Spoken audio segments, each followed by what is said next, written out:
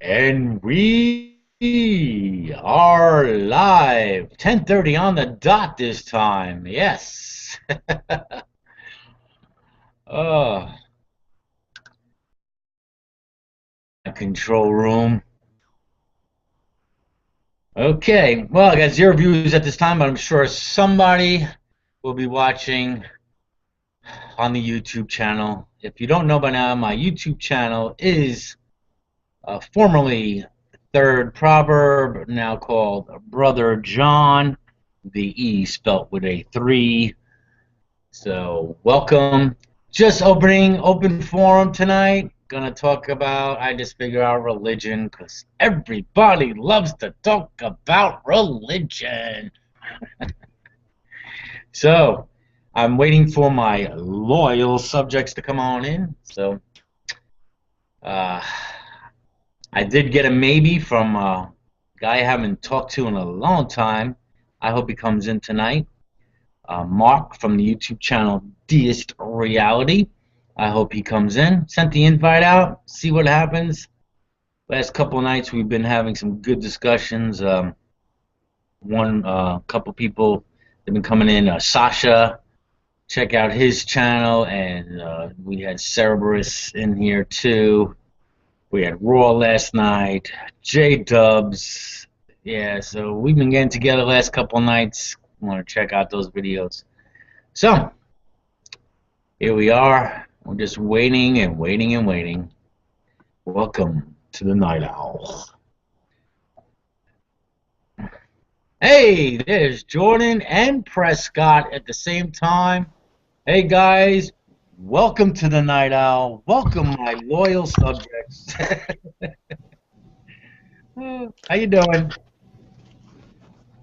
I'm in a cheery mood today. Jordan, you look like you came from karate class. What is it? Or chef class, or you were cooking or something. No mic yet. Okay. I'm trying. I gotta figure out. Wait, I gotta put him on the big screen. What? I'm trying to figure out what's that on his robe now. He looks like, yeah. Oh, it's a hoodie. It's a hoodie. Okay. And you can hear me all right. I hear you, Prescott. How you doing, man? I'm fine. Lying in bed? I turned the light out and I heard the dongle on my mail app and saw that you were going to do this, and I thought, no. Here I am. I'm here to suck you in. I know it's becoming a habit here almost every night. It is. Actually. Yeah. Mhm. Anyway, how are things going? Pretty good. Yeah. I mean, good. Can't complain. Well, that's good. What about Jordan? Or still no mic?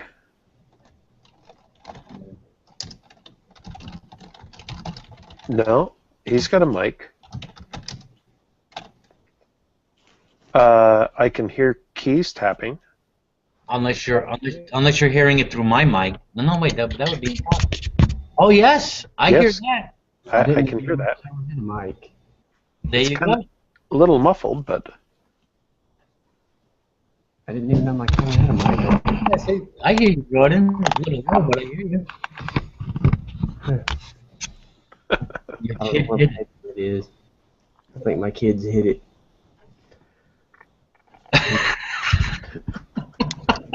This is too far. Is it your laptop? Do I know? Oh, I hear you. I mean, you're a little low, but I hear you. yeah. Jordan's like, where's the microphone? His kid's a spy. He's hiding microphone. Hiding bugs throughout the house. Oh, let me check this mail here. I think. Okay, that's me. So, what's new, man? Anything you want to talk about?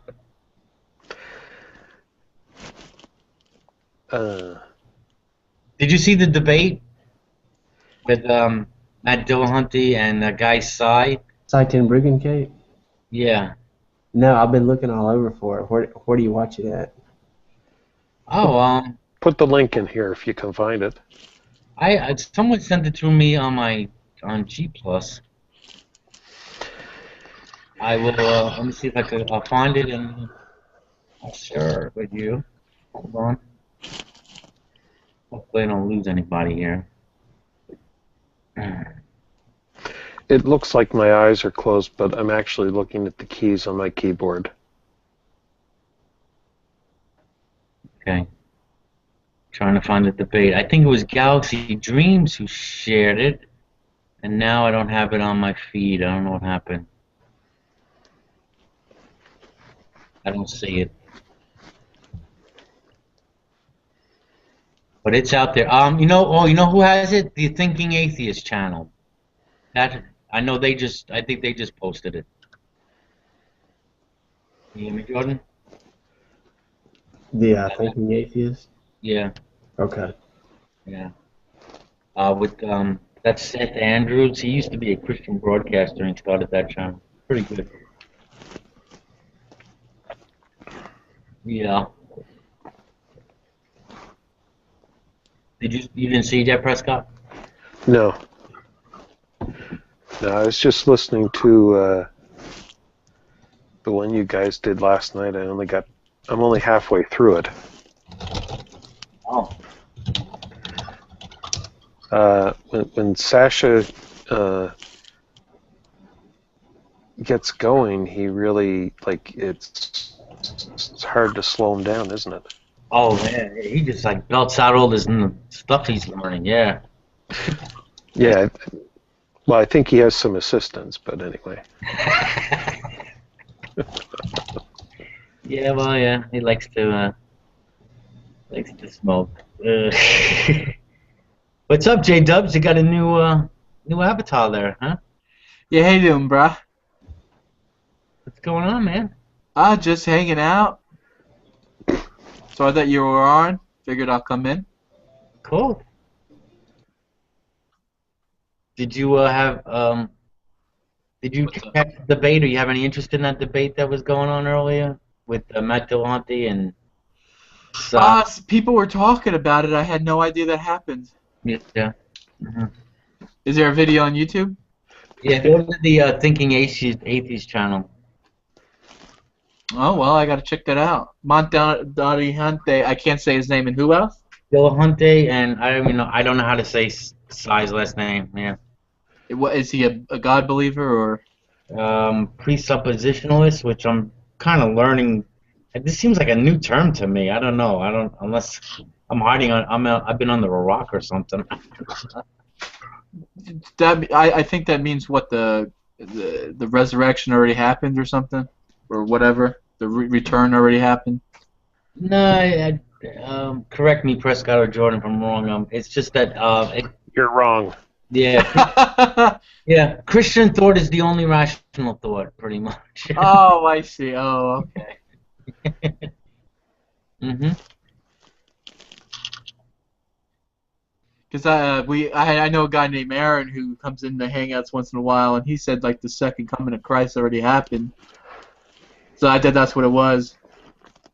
No. Oh boy, what can you do?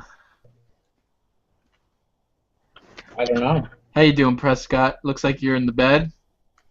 I am. And up until a few minutes ago, the light was out. So what happened? John brought you in the room, woke you up? Yeah. John, come on. Busting the guy's balls, man. Hey, no one told him to answer the invite. Hey. No. Hey, I'm one of those guys that if I see a click button anywhere on a website page, I have to hit it.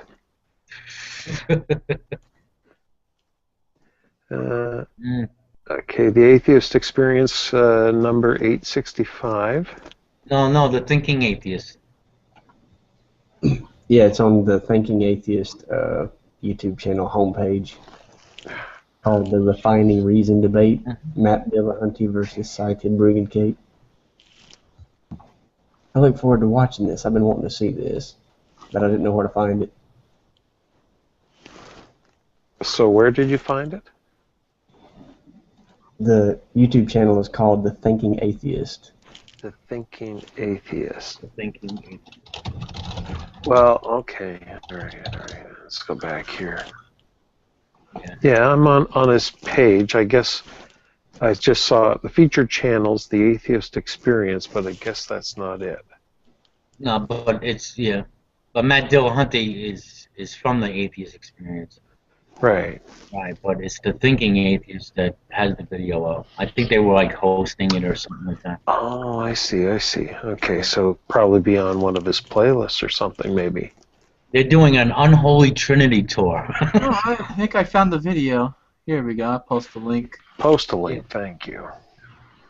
Yeah. Hey, Mark. What's up, man? Long time no see. How's it going, Sean? I'm going good. How are you? Good. I'm new to all this, so I don't That's necessarily get a little dark there. Yeah. You're new to the Hangouts, huh? This is the first time doing it. I've had a lot of your invitations. Yeah, I was hoping to get you into one of these rooms one time. I don't have anything particularly to talk about today. I just figured I'd throw out religion, and that'd be a lot of bait, enough bait to get a lot of people in. I hope I don't. Wait a minute. You still there? I'm still here. Oh, all right. If you need some assistance. Are you seeing me now, or do you have my avatar type thing? I see you. If you want, go up to the top of the screen. If you hit that little camera thing, it'll put your avatar on if you don't want to be seen. Oh yeah. There all you right. go. Cool. There you go. And there's like a little thing that looks like a telephone signal. If you lower it, you can lower the bandwidth, and you can, if you're getting a little lag, it'll help you out. Oh, all right. Thank you. Oh, I didn't know that either. Okay, thanks. Oh, cool. Wow, what a Yeah, great man, way. I'm glad you're here, Mark, and I hope you really come around more often. So, we need more deists in the community. Yeah, I hear you. I can always use some good deists or new deists. Ah. So what exactly is your position, just so I know? God's off on Pluto watching X-Files? No, I just believe there's intelligence behind the design. I'm a deist because I follow deism, the path of understanding the creator of all, whatever that may be. Sounds good. So you reject any claims of like a personal deity, like he interacts with us? I don't reject that for myself, but I can only go by what I know to be true for myself. I can't prove it, so I call it a faith. I'm forced to call it a faith because I can't prove my personal revelations that come to me 24/7. Okay, fair enough. In the form of people like you. That's right. You guys have some truths, I'm sure, that I'll be blessed with, and I consider all things that I interact with as a potential revelation. Welcome to the room. Hey, Colin. Walden. What's going on, man? Hello, all. How you doing this evening? Speaking of potential revelation. It's not me, that's for sure. You never know. Might be potential problems, but So, what do we got? What kind of titles do we have? Religious titles. So, what are we dealing with? I know, John. Are you still a deist? Yeah, I like the term modern deism, but I've been reading the Tao Te Ching a lot lately. I'm kind of getting towards that kind of thought. I wouldn't, say I'm a Taoist or anything, but, pantheism, I don't know, or pandeism, I don't know, all the freaking labels. I know, there's so many labels. well, I don't know now. But now between Brother Three and you, sorry, I don't know your name yet, and my mouse isn't. DeistReality, there you are. DeistReality. Yeah, between now you guys and Shanna, that makes 3 whole deists in the world that I know. So the group is growing by leaps and bounds. Well, Jordan too. Jordan, right? You consider yourself a deist now? Still? Yeah, pretty much. Oh my God, 4. Crap. We're We need to taking build a over church. the world. You know, I think of us all as deists. I think we all believe we all come from something. Is there somebody who believes we come from nothing out there? Well, what do you mean by that? By nothing? I mean, absolutely nothing. Well, I am an atheist. I mean, I used to be a Christian. I am an atheist. So yeah, I mean, I as close to that as you can get, and by that I guess I mean that and I'm not a physicist nor am I a cosmologist, but I suppose since we can't seem to get any farther back than the Big Bang at the moment in terms of being able to know anything, I sort of stop there. But if that's what you want to call nothing, then I would say yes, and whatever's beyond that, I don't know. So yeah, I don't know either. None of us knows, but I mean, it's interesting why you give yourself the title of atheist when God, sorry. You know, I look at atheist putting the A in front of theism.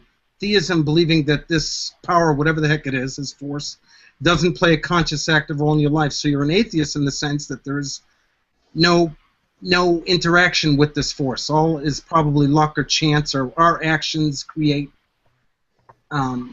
positive or negative actions for us. So there's no. Do you believe there's intelligence behind the design? No, not Okay. necessarily. Not necessarily.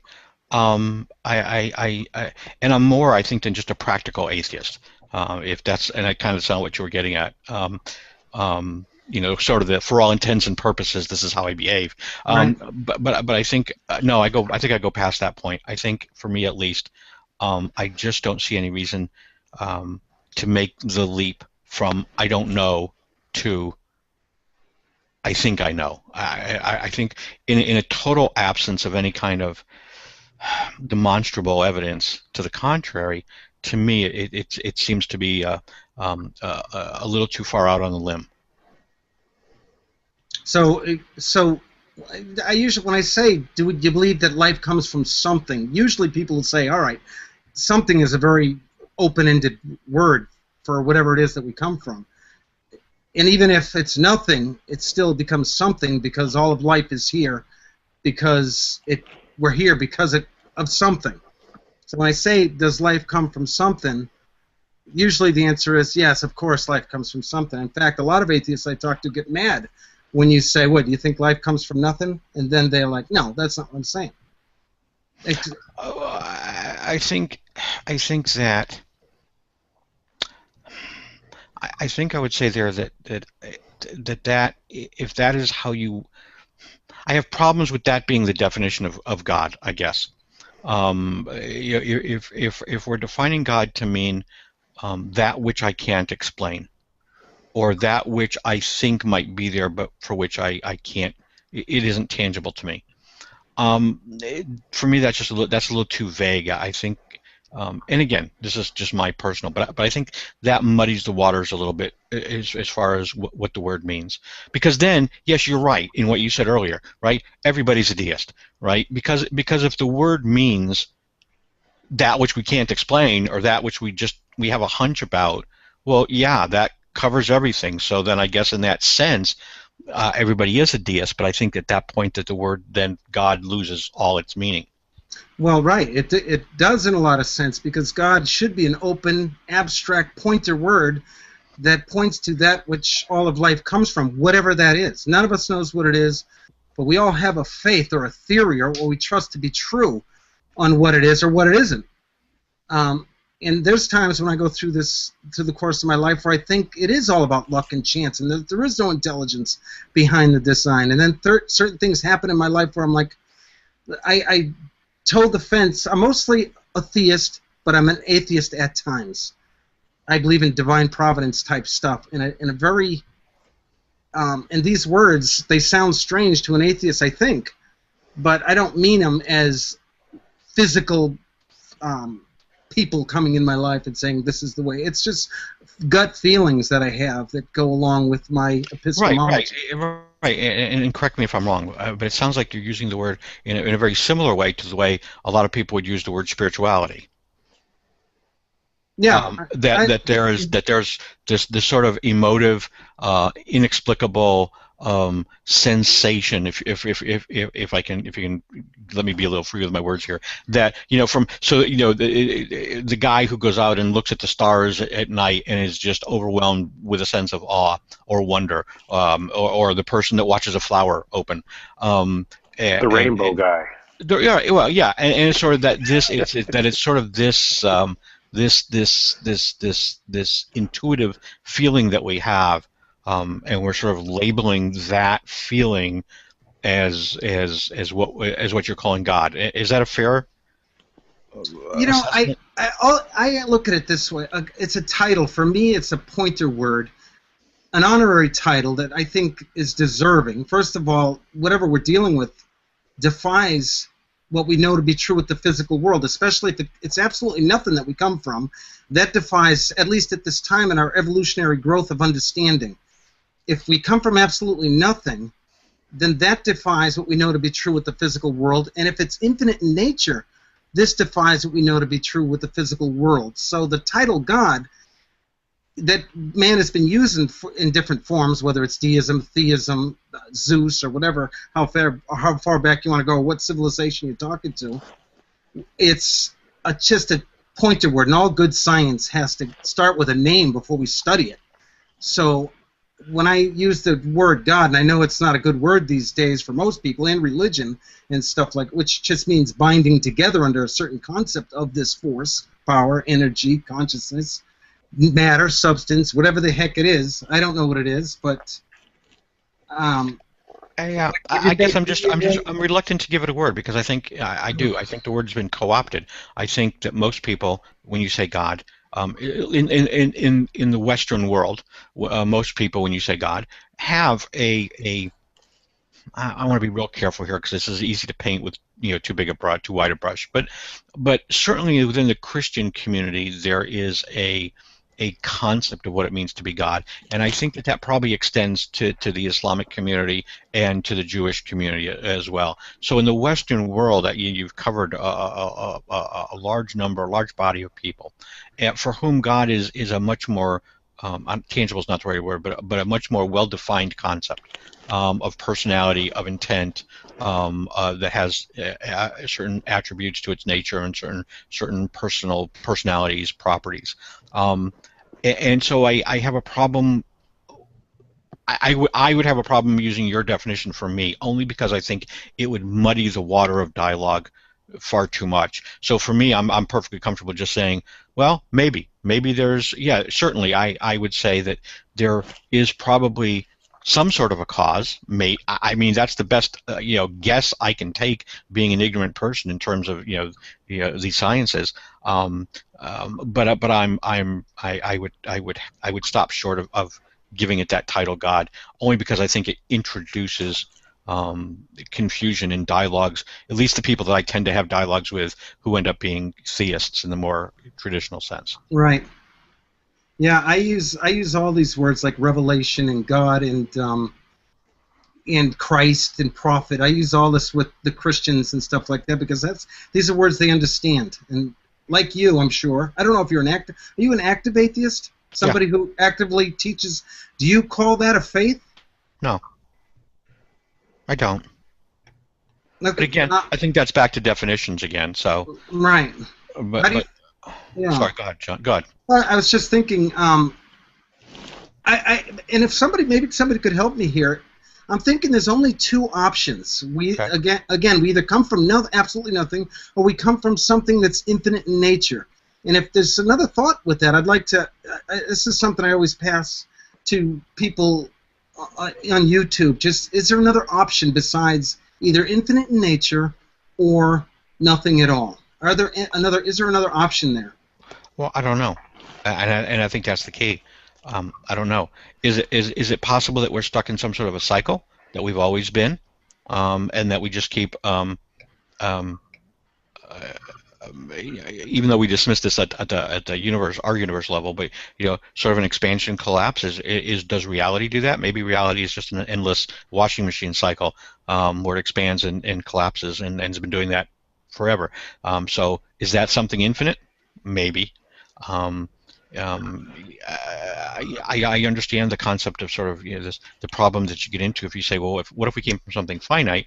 You get into the infinite regress, because then this person says, well, where'd that come from? But I think that, again, even asking those questions, right? So even when you say, let's say something created us, okay?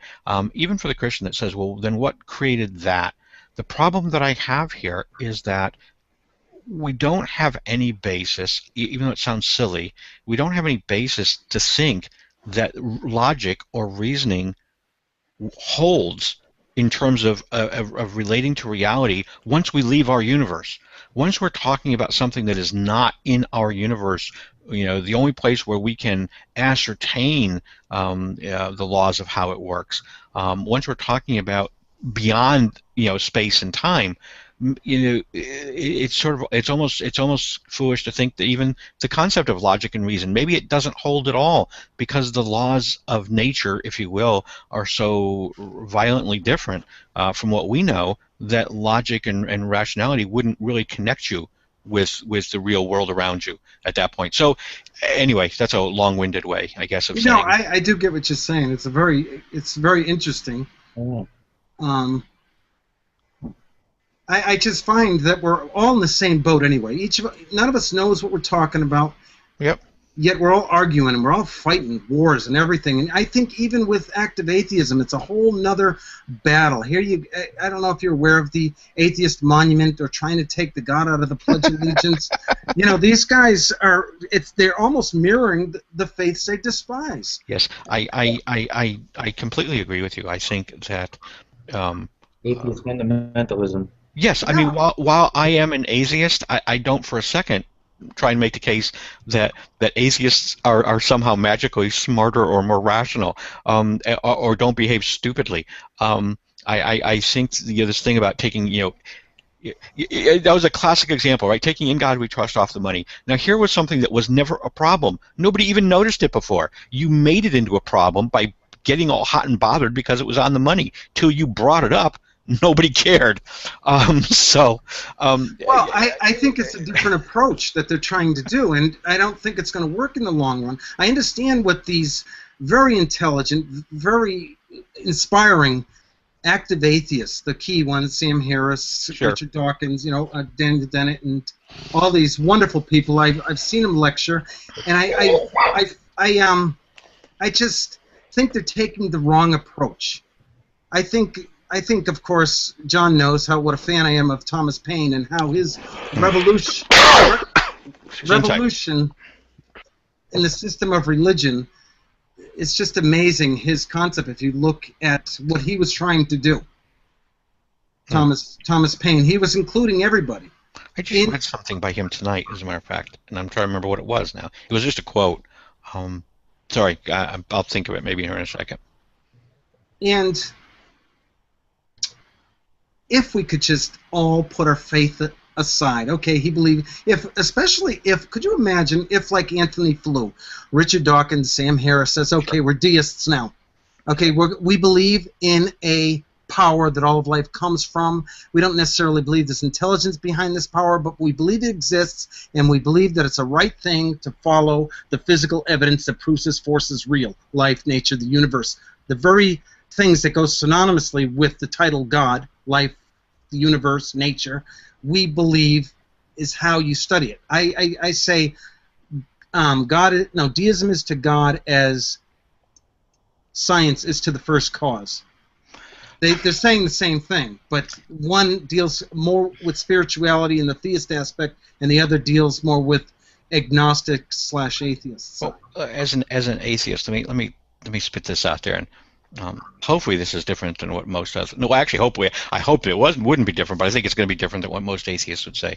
I think there is a presumption on the part of the atheist community that logic and reason and science, but logic and reason, let's just say, is the only tool set with which that a person should use in their life when viewing anything. And I think that is faulty. I think that there is no mandate. It's like using only one side of your brain.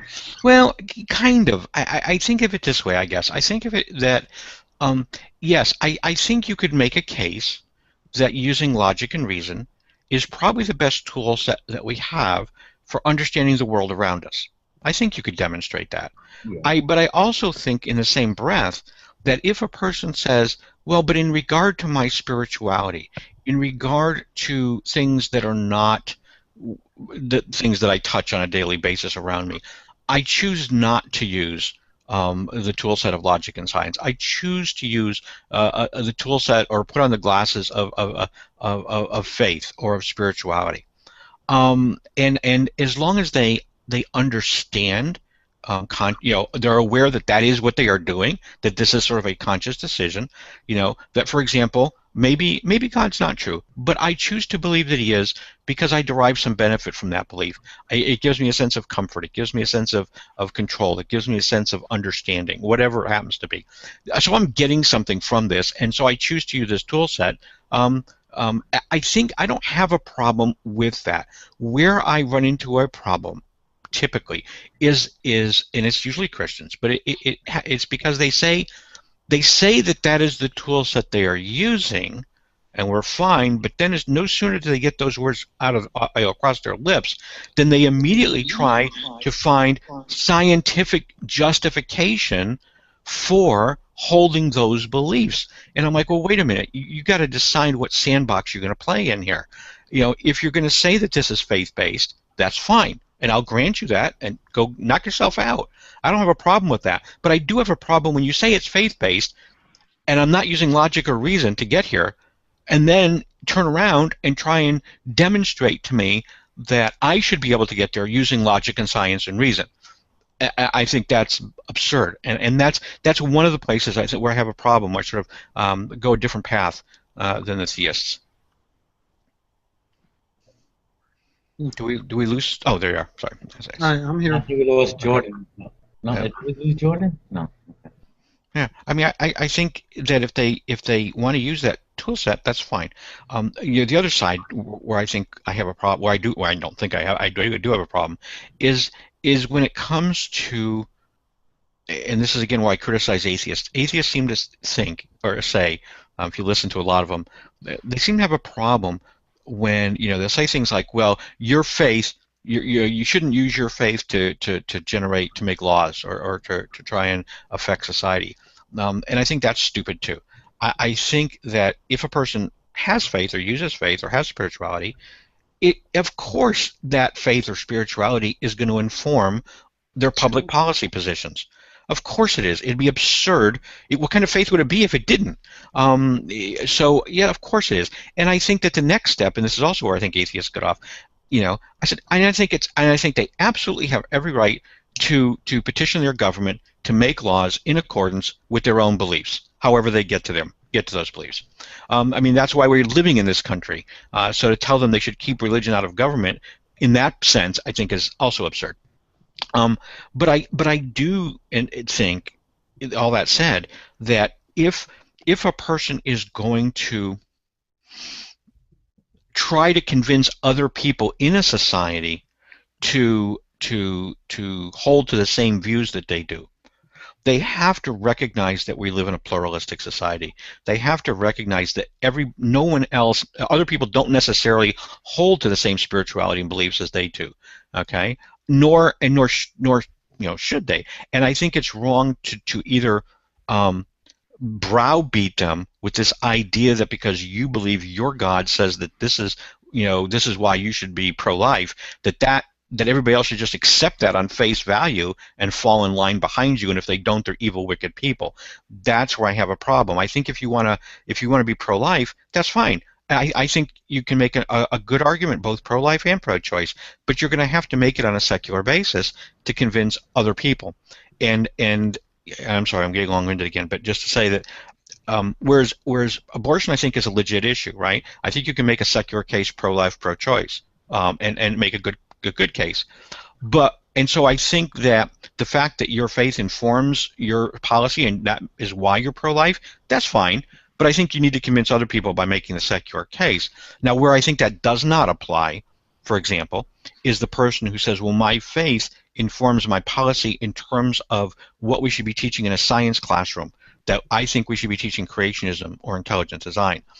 I think there we have a real problem because there is no secular case to be made there. It's not science. If it's not science, teach it in another class, but this is like trying to argue to teach astrology in an astronomy class. It doesn't, there is no secular case to be made. So in that area, then I think the people that have a religious or a spiritual reason for holding that position, that's fine. They're entitled to hold it. But I think they're out of line if they try to make that public policy at that point. Sorry about that. Wow, I got one. I would disagree with at least a portion of that. I hope so, because I talked for a long time. Yeah, I think if a lawmaker, I mean, sure, their religious beliefs is going to affect how they feel about things, but if they ever try to pass a law with there only being a religious reason, they should just lose their office. That's un-American. By definition. No, but that's what I'm saying. No, we don't disagree there. That's what I'm saying. There needs to be secular reasons for the laws that we make, even though the populace in general, there may be people that hold that position for religious reasons, but I think if you're going to petition the government to make a law, you have to do it on the basis of secular reasons, not personal religious ones. I agree to a certain extent, but sometimes, like the atheists will call themselves secular, and I'm talking about active atheism here, people who want to take the God out of the Pledge of Allegiance. Those people are imposing their religious views on us, on the rest of society. And listen, and here's why, because at the bottom, I think what we're all arguing about, is there intelligence behind the design or is there not? I don't care either way. I go both ways in the court. For me, it's a feeling. Some days I go and I think, you know what, maybe there isn't no intelligence behind the design. I'm dead, I'm buried, and that's the end. And other days, it makes me, and I must say, it makes you feel good to at least think there might be something more. And for myself, and I'm totally of faith here. I'm not telling anybody to believe this. It's a revelation for myself. I base it on the fact that we are dealing with something that defies space and time. We are dealing, and that's why we've been contemplating it. Very intelligent minds have been contemplating it forever. But when you see our existence, do you guys believe in absolutes? Oh, God. Do I have to answer that absolutely? Nah, yeah, right. I say that because I get that every time. I got it from my brother-in-law the other day, or a couple of weeks ago, and he's saying, Mark, I don't believe in absolutes. And I'm thinking, okay, well, are we talking right now? Because if you don't believe in absolutes, why are we even talking? Because this is for me, it's a very real conversation. I live life as a very real thing. So if you don't believe in absolutes, then I guess I don't really. Why? What's the point of talking if it's not? Absolutes in what? Can you give me a topic? Yeah, you and me are talking right now digitally. This is a fact. I can prove it by myself with all my 5 senses. I believe I can prove it with you. I think you would testify that this is very real. And how many people? We got 1, 2, 3, 4, 5, 6 people here. I think that we can get these guys to agree that this is a very real moment and it's absolute. That's science. That's science at its best, isn't it? Okay, sure. I would buy that. All right, for anything that it matters, yeah, I would agree with you. All right, so this very real moment when we all sit back in our chairs and we contemplate how we got here, our mothers and fathers, their mothers and fathers, and we go back a trillion, billion, infinity, I would say. God being a pointer word for whatever the hell it is. Okay. Do you know what I mean? And I think what the atheist should do is stand up and recognize this word, which really is not that big of a... It is in a lot of ways, because if I put myself in the atheist shoes, then I'm saying, okay, if I accept this word, then I know all these people are going to think I believe there's intelligence behind the design, and I don't necessarily believe that. So I'm being hypocritical if I use this word. Right, Colin was saying that the word God is very attached to Western thought, Judeo-Christian thought. That's the problem. Right. Well, we live in Western, and we want to get rid of these Trinitarian Christians, don't we? Even if we don't, I think that. And this is a good point. I had this conversation with somebody yesterday, and we were talking about hangouts with certain people, right? Both sides, both camps have certain people that are just incalcitrant, and they're obnoxious and they're aggressive, right? We both have them. When you talk to somebody like that, at least from my perspective, I have to choose my words extraordinarily carefully. And whereas if I'm talking to somebody like you, all right, and we just met, but I get the sense when I'm talking with you, I'm much more relaxed about the words I use because I get the sense that if you understand that word differently and we sort of realize that in the conversation, that you will give me the opportunity to go back and to restate or to clarify what I mean by that word. Yeah, I agree. Where there are other people, and the problem is that if I use a word like faith is a great word. If I use a word like faith with a lot of people, they pick that up like a baseball bat. And they're going to pummel me with that until the world ends. I hear and they will never give me a chance to explain what I mean by that. And I think the sad part of that for me is that it freezes us. It stops us from having meaningful dialogue.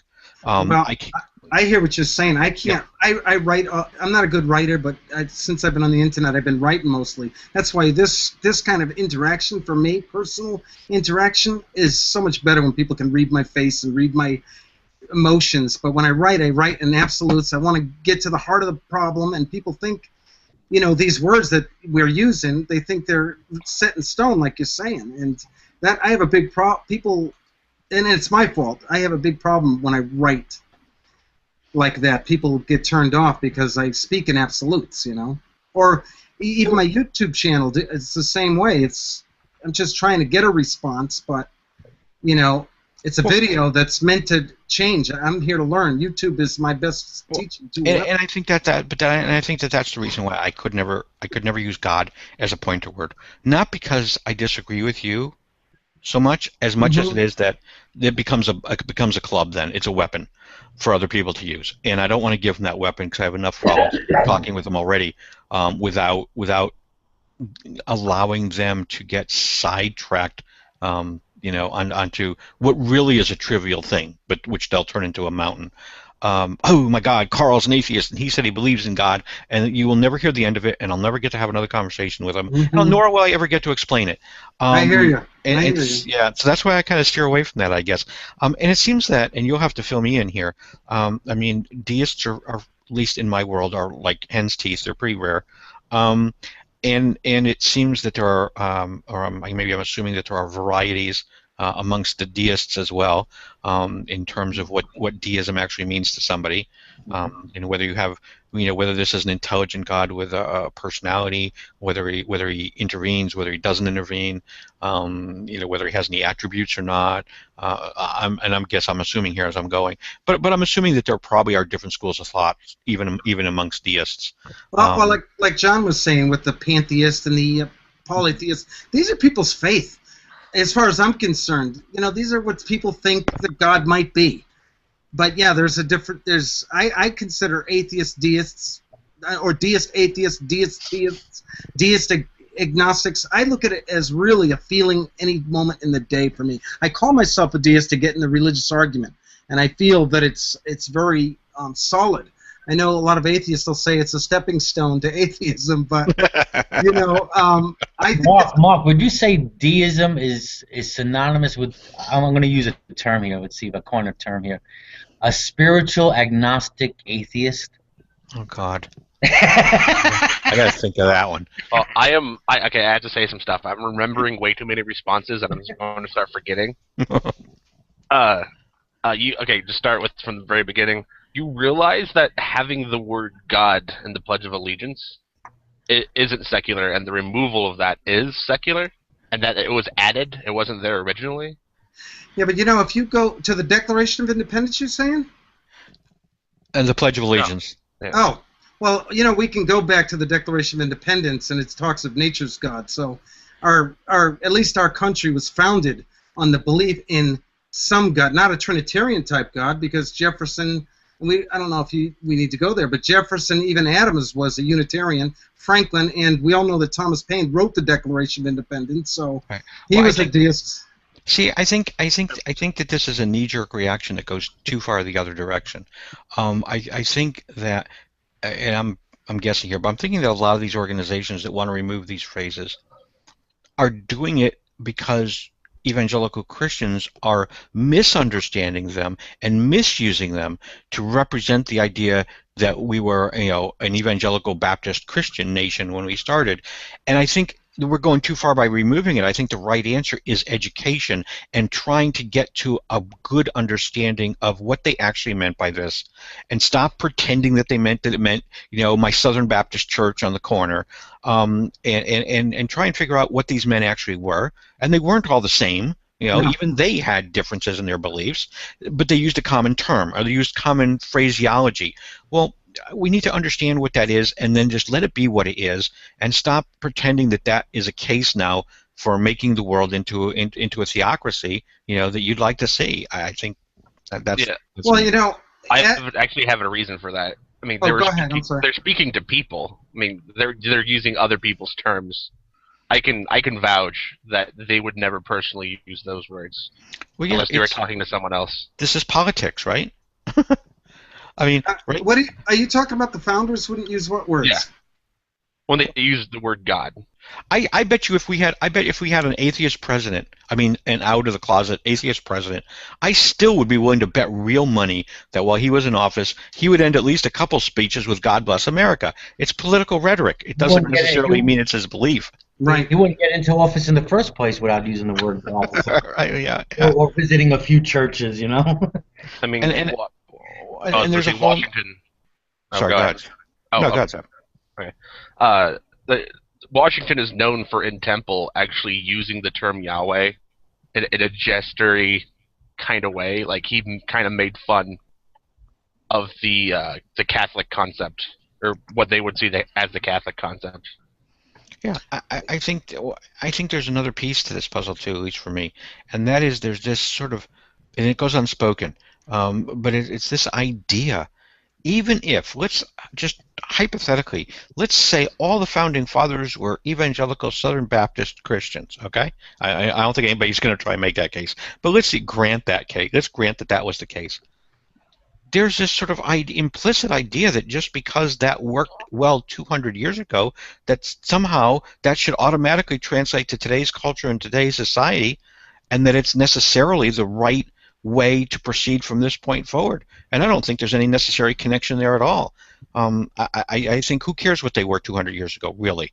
We need to make a government and a society based on what we have in front of us now. And it may incorporate parts of that still work, but it may also need to incorporate pieces that are totally different, simply because they didn't live in our world. Yeah. Yeah, but the world we live in is very similar to their world. And back to monarchy, we're still under the same economical system that if you didn't have this fear of God, and I don't mean just the Trinitarian, Jewish, Islamic fear of God. For myself, I do have a feeling that I might be judged, and I don't know if it's true or not, but I go through this life telling my kids that don't hurt anything you didn't create, and if you're gonna have to kill it, do it for a good reason. I have this fear. This is at least the belief in God. I'm not saying it's the only place you get morals. But for a lot of us, there's morals to be found with the belief in an intelligence behind the design. More so, and I'm only talking about in this economy that we're set up with, having the theist mindset rather than the atheist mindset that really is, if I was, and I'm not saying all atheists would be like this, and I'm not judging their moral character, but if you're in a situation where there is no intelligence behind the design, and this is it. This is my life, and I don't know if you can get what I'm saying. I have nobody to answer to, right. And if somebody dies in the process, well, that's part of evolution. That's part of the food chain. And I'm sorry you had to die, but I'm going to live as long as I can because I want to survive to the very end as long as I can. Well, I think that, and this might sound really bad. I do think that selfishness is not the bad thing that we make it out to be. I think that we all, I would argue it's pretty hard to find anything that's an altruistic act. I think everything that we do at some point is based on selfishness. Now that selfishness might express itself in terms of, for example, all right, let's say I'm insecure at some level, and I want my friends and my family to think of me as a good father. Therefore, I behave in a certain way with my children, and I try to put food on the table, and I try to do all these things and so those things are seen as good things, but really the motivation for them might very well just be, I want people to like me or to respect me. It's a selfish motivation, nonetheless.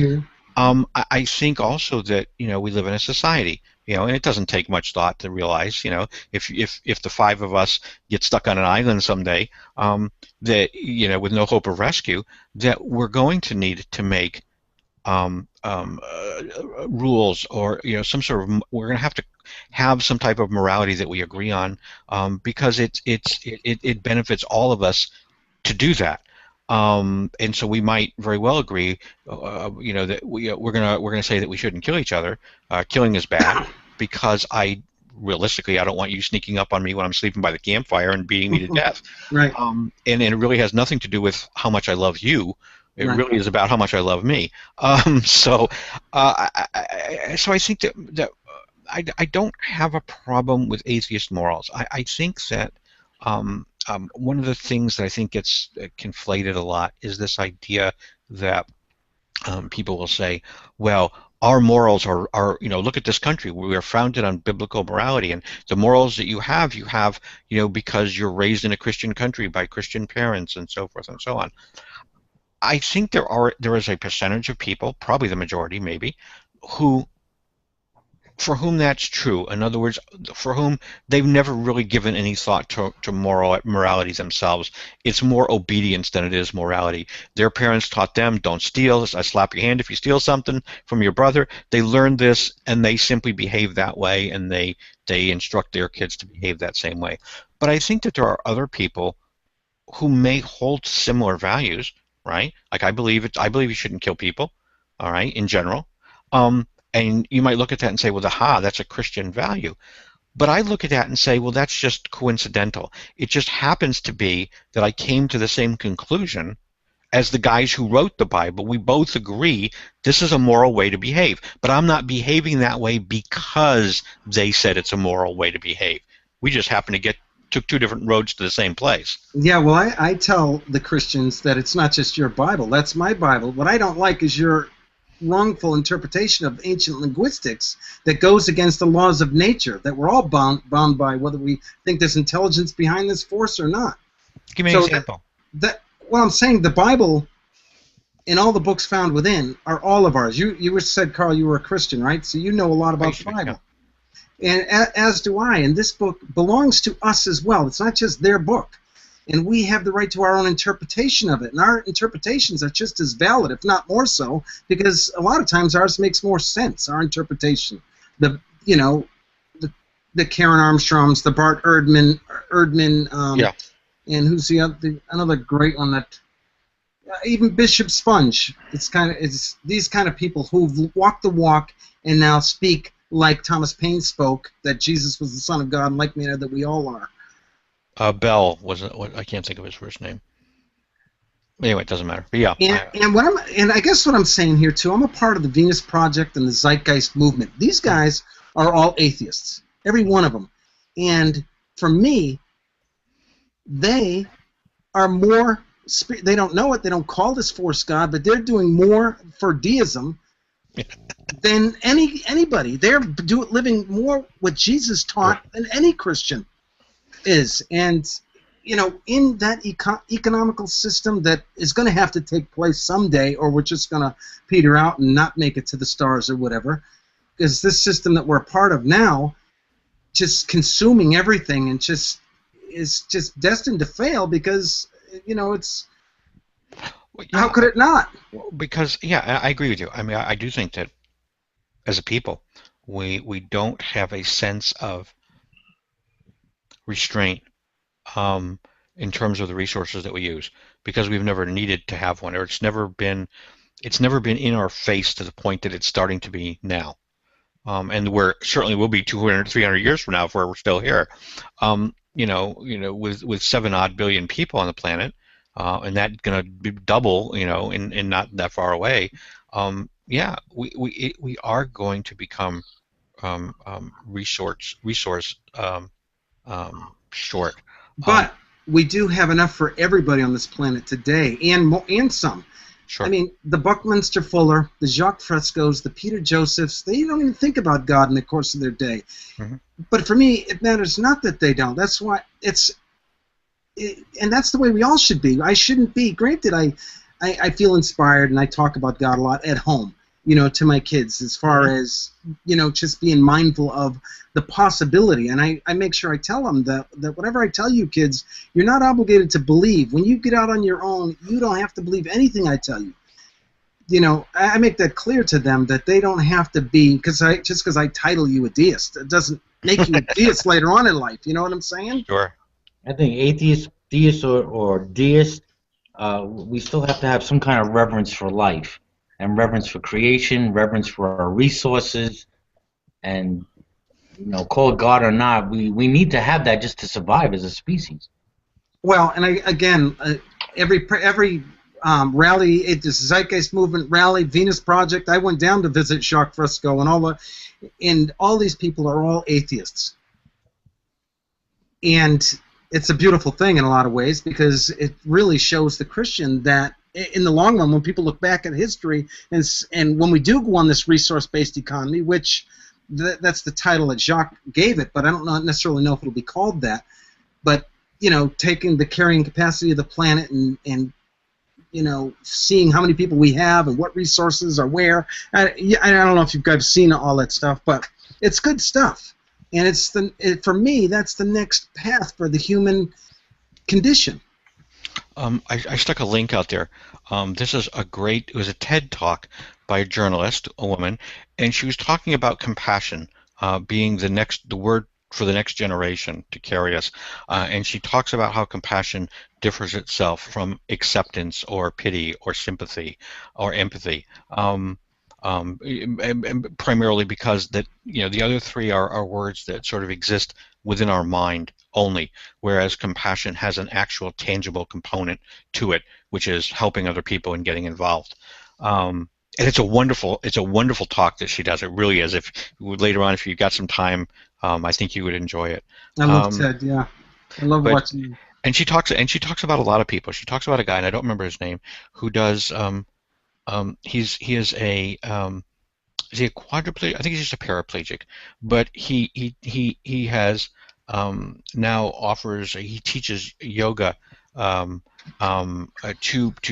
veterans coming back from war that have lost a limb or limbs. And it is to me, and of course he talks about himself, and he says he doesn't think about himself as being handicapped at all.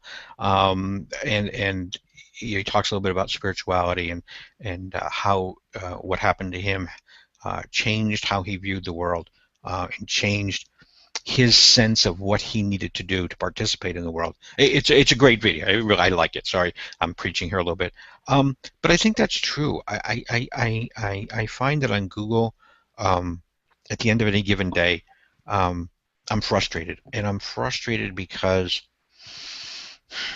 while I enjoy a debate like anybody else, I really do. I mean, I really do. But I also realize that at the end, it's like I'm not really accomplishing anything. I'm not doing anything. This is mental gymnastics, and I sort of I appease my conscience a little bit by telling myself that, well, somebody could be watching this and this might make an impact. Sort of, and I don't think this is untrue, but for example, there's the guy that goes and builds a house for the poor. Okay, he can see the tangible results of his effort right then and there. Whereas I think a lot of times people that engage in dialogue and debate and conversations may never see the result of their participation, but this is their niche, and hopefully somebody's going to hear that, somebody's going to pass it on to the next generation, and at some point in our society, it'll have just as much impact as the guy that's building a house.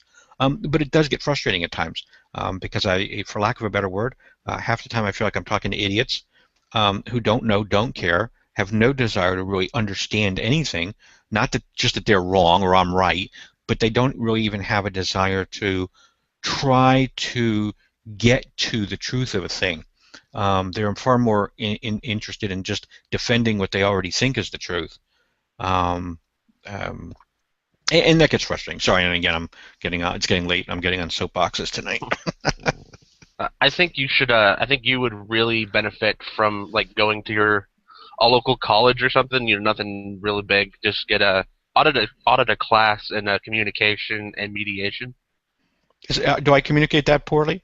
No. No, what I'm saying is it's like what I've been doing with G-Man and a couple other people. You just kind of you hold a long-term conversation. He might be talking about something else, but then just bring up a small point, and let him think about it, and then do that again a little later. And like G-Man's been changing. I don't buy that. I mean, I know people say that he has, and to be honest, I haven't been watching recently, but I don't buy it. For me, it was like, you remember when he did this whole thing about I'm an atheist now, right? The chocolate atheist. There were a bunch of people that ran to his defense and gave him the benefit of the doubt. And I wasn't one of them. And I was there. I was going, you know what though? Here's why. It had nothing to do with his previous behavior, really. It had more to do with just experientially. Christians don't become atheists like that. You don't have somebody yelling and screaming about how God is going to make them burn in hell tonight, and then tomorrow morning wake up and now you're an atheist. It just doesn't happen. Anybody that I've ever known that's made that transition, it is a transition that takes place over time. And I've never seen everybody I've seen that's made that transition. They get quieter and more circumspect the more they think about this, and the more they wonder about their own position. They don't get, Hey, Carlton, did you see my post in kind of response to those shirts and mug things you were putting out? No, what did you say? I haven't seen that. What did you tell me? Well, I tried to put it on the same, tried to use the Zazzle, but it wasn't letting me go through, so I just had to put my own thing together. So I put a shirt together, and because I did respond to one of the posts. Which one? With the first product you put out, that first thing you were making. Oh, that was probably the meanest. Was that the hat, the G-Man hat? Yeah. Okay. Yeah, I know you were saying it was supposed to. Part of it was supposed to go to a charity. Yeah. Oh, I remember you said, why not just donate money to the charity? Right. Well, the thing is, no. My response was I put a post. I thought maybe you should have got it, but I made a shirt and it says "I love G-Man drama." Yes, I did see that.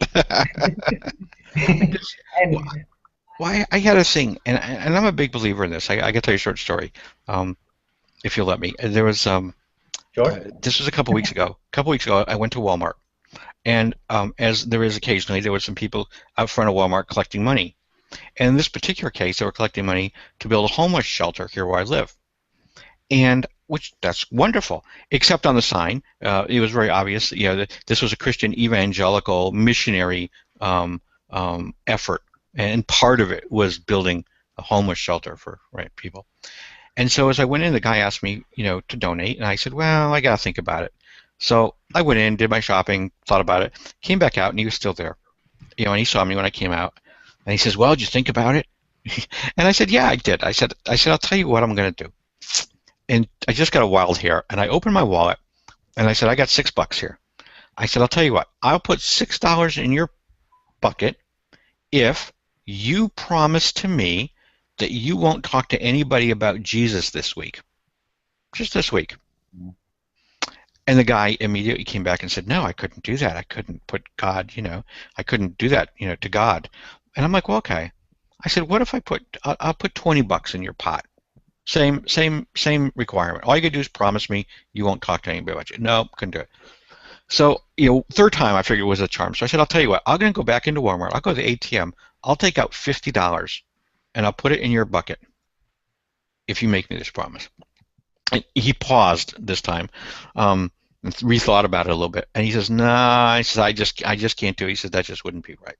And I said, "Okay, fine." Put the money in my wallet and went to my car. Well, drove home, and I got on Google Hangouts, and I got found a hangout with a group of people, and I retold the story, and I said, "I remember that." Yeah, you told me. Were you there? And I said, here's my quandary. I said, there's a part of me that was, at least initially, I thought, well, this is very noble. This guy is standing up for what he believes in, and he's not going to bend or cave on his beliefs just to get me to put money in his pot. Mm-hmm. But then there was another part of me that said, well, it would be noble if he was the one getting the money and he was turning it down because he wouldn't want to give up his beliefs. But that's not really what's happening here. What's happening here is he's throwing somebody else under the bus so that he can hold on to his beliefs. In other words, he's denying this guy that has no roof over his head $50 to help build a house for him so he can be true to what he thinks are the dictates of his God or his morality. Mm-hmm. And I said, how can an act be moral if in order to do that you have to harm an innocent bystander? And so we had this long discussion. I'm sorry. So we had this long discussion. Everybody had different opinions. The Christians in the room had some interesting answers. One of the girls was like him. She wouldn't have done that. She was like, I would have trusted God to put money in a bucket. I'm like, okay, magic. The next person I thought was better, more honest. They were Christian. They said, oh no, hell no. They said I would have made you the promise. I just would have lied to you. They said, if I'm going to be in trouble for doing something wrong anyway, I might as well lie to you and get the other guy some money. So I'm like, I like that. All right, that's a good answer. But then in the end was, I talked to a few people there, and I took the $50 and I donated it to somebody online who needed money for housing, because again, I felt like I didn't want to be guilty of the same thing, which was sort of playing this mental game with this guy, and as a result of his answer, I'm not giving money to somebody else. I remember saying in that conversation to that guy, though, denying Christ, and you should be able to relate to this, as you were a Christian and I was a Christian, to deny the name of Christ would be the biggest blasphemy, and that nothing can be worse than that. Even having to not take the money and maybe feed somebody. Well, but I didn't ask him to deny Christ. Got to be careful, because I heard that answer when he gave it. Yeah. Because I didn't ask him to deny that you're a Christian or deny God. All I said was don't evangelize anybody for a week. And but what if God was telling him during the week to go preach to somebody, and he would have to now say, I can't, God, I made his promise to this atheist because he gave $50. Well, how do you reconcile that? And here was my question to Tracy at the time. I said, how do you reconcile that with Jesus' own statement that he said, as you do it to the least of these, my brethren, you do it to me. And they, his disciples even said, when did we see you hungry and not give you food? When did we see you thirsty and not give you drink? Yeah, and that was his response. So to me, that almost seems to fly in the face of that advice. Jesus also said, if you deny me before men, I'm going to deny you before my Father.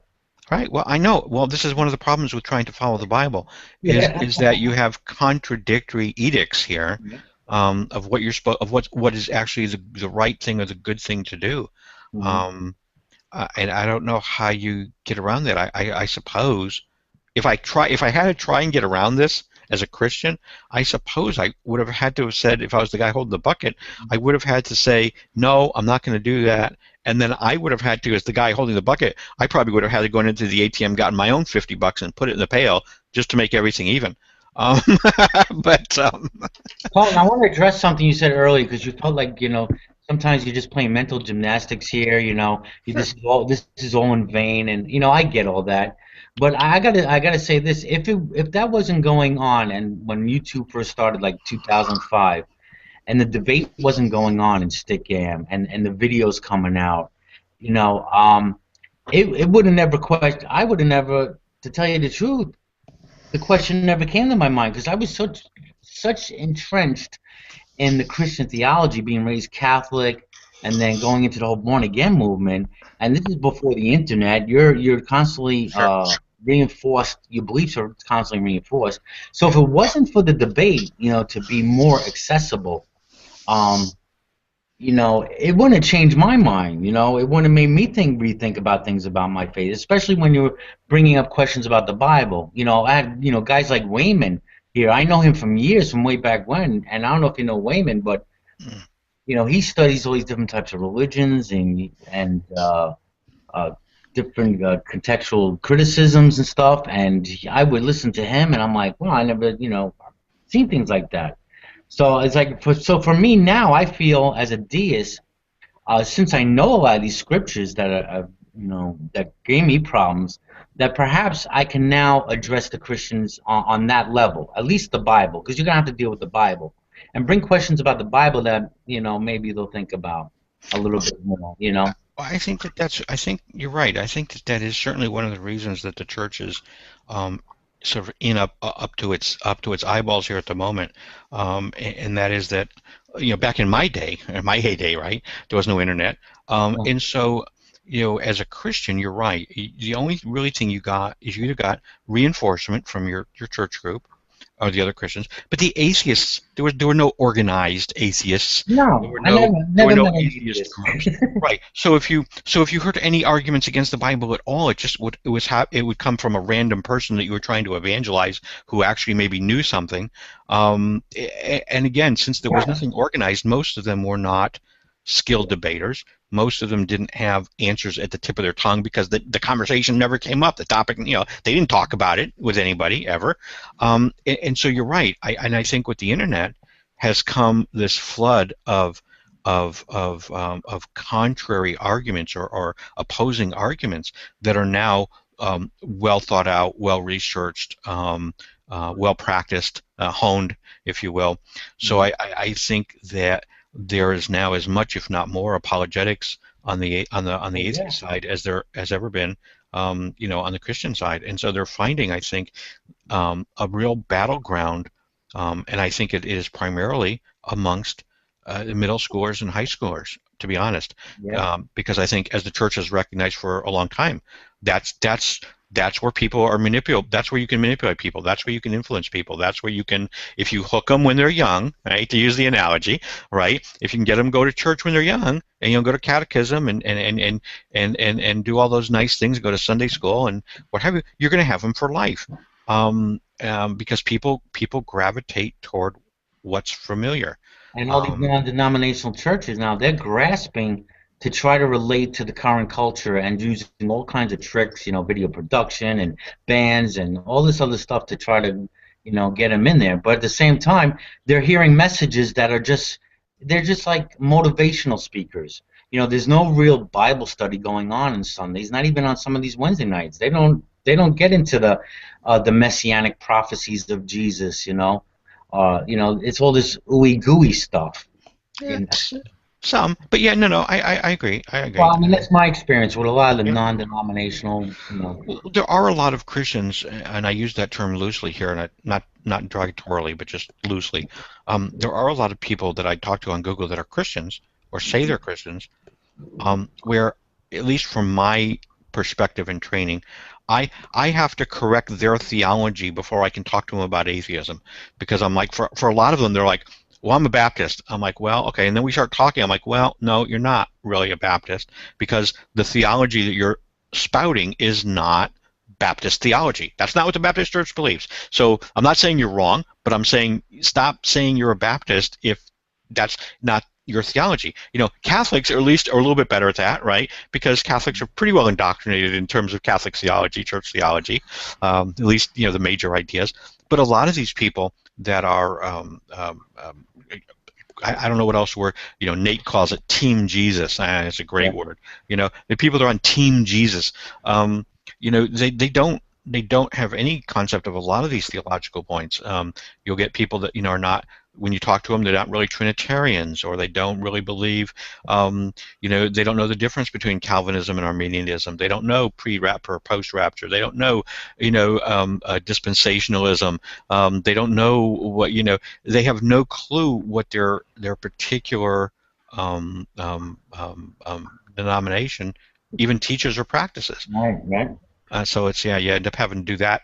I always feel guilty doing that. I'm like, no, let me explain to you what you believe, and then let's go back to square one. The question is to ask him, why do you believe it? And that was the important thing. It's not so much what I believe, but why, and really dig into it. I had this kind of conversation with my mother today, and she's like nearing 80 years old. She's very was raised Italian Catholic. Yeah. So that's all entrenched to her. Was given a lot of ritual, a lot of dues to do. Right now, currently, she goes to it's a non-denominational church, and she sees a lot of things going on she don't agree with, and she says, well, I'm more Catholic. I said, well, no, you're not. You're not Catholic. You don't go to the Catholic Church. You're not. You're not going to confession. Yeah, I don't believe in the confession. I see you're not Catholic. But I like praying to my Saint Jude, you know. Well, yeah, that's kind of funny. I mean, it is. I mean, Catholicism a lot of times is it almost sounds like Judaism. You know, it's like there's more atheists in Catholicism than there are Catholics. It sort of becomes a cultural band, armband that you put on. You know, I'm Catholic. Do you go to church? No. When's the last time you went to confession? Never. You know, it's like, okay, so what part of Catholic are you again? I was asking her, what is a Christian? And she really had, a tough time. I mean, I'll admit, she's not the brightest, bulb in the shade. But she's 80 years old. Give her a break. I hope the Jehovah's Witnesses stop coming to my door when I'm 80, because I'm going to be really tired of it by then. Well, you got to remember, I know her my whole life. So. Well, now see that's where we're different. It's like when I was a Christian, that was what I focused on, was evangelizing Jehovah's Witnesses and Mormons, and so I spent my whole 25 odd years as a Christian doing apologetics, at least in terms of Jehovah's and Mormons. So, and it's kind of the same thing. There was this big Twitter discussion. It was probably on Google at the time too. When Romney was running, the big question was, well, is Romney a Christian? He's a Mormon. Is he a Christian? And I had half the people there going, well, yeah, if he says he's a Christian, he's a Christian. And I'm like, well, then what is? This is like God, right, John? This is like God. It's like, you got to tell me what the word Christian means then in your head, okay? Because when I think of it, I'm thinking of Orthodox Christianity, and that there are at least some core tenets to that. There's some differentiators there, but there are some core tenets to it too. Mormon theology is polytheistic. Christianity is monotheistic. So let's just start right there with the big one. Then how do you? I guess you can just self-identify as a Christian if you want, and of course, I don't blame Romney for doing it, because he's trying to pull over all the conservative Christian vote. But back to the main tenets. You have Jehovah's Witnesses now. Now, that gets to a tricky, because they don't adhere to Jesus, the Trinity, or Jesus being God. But are they Christians? They're trying to follow Jesus close, and they seem to do a lot of. It seems they do a lot of better job as far as the evangelizing thing going. It kind of all boils down to your definition. There were. That was the whole purpose, if I remember, of Council of Nicaea, was you had the people back in the third century, who did not believe in the Trinity. They were non-Trinitarians. Christianity hasn't always been Trinitarian only. But at some point the Catholic Church said, this is doctrine, this is dogma, this is what it means to be Christian, and so ever since then, we assume that if you say you're a Christian, you're a Trinitarian. But the Jehovah's Witnesses aren't. Yeah, you had so many ideas of who Jesus Christ was for the first couple of 100 years. Right. And so while I would have disagreed vehemently with the Jehovah's Witnesses as a Christian, certainly now, kind of looking at it with a different perspective, I have to say that I still think their interpretation of Scripture is wrong. I still think their view is incorrect.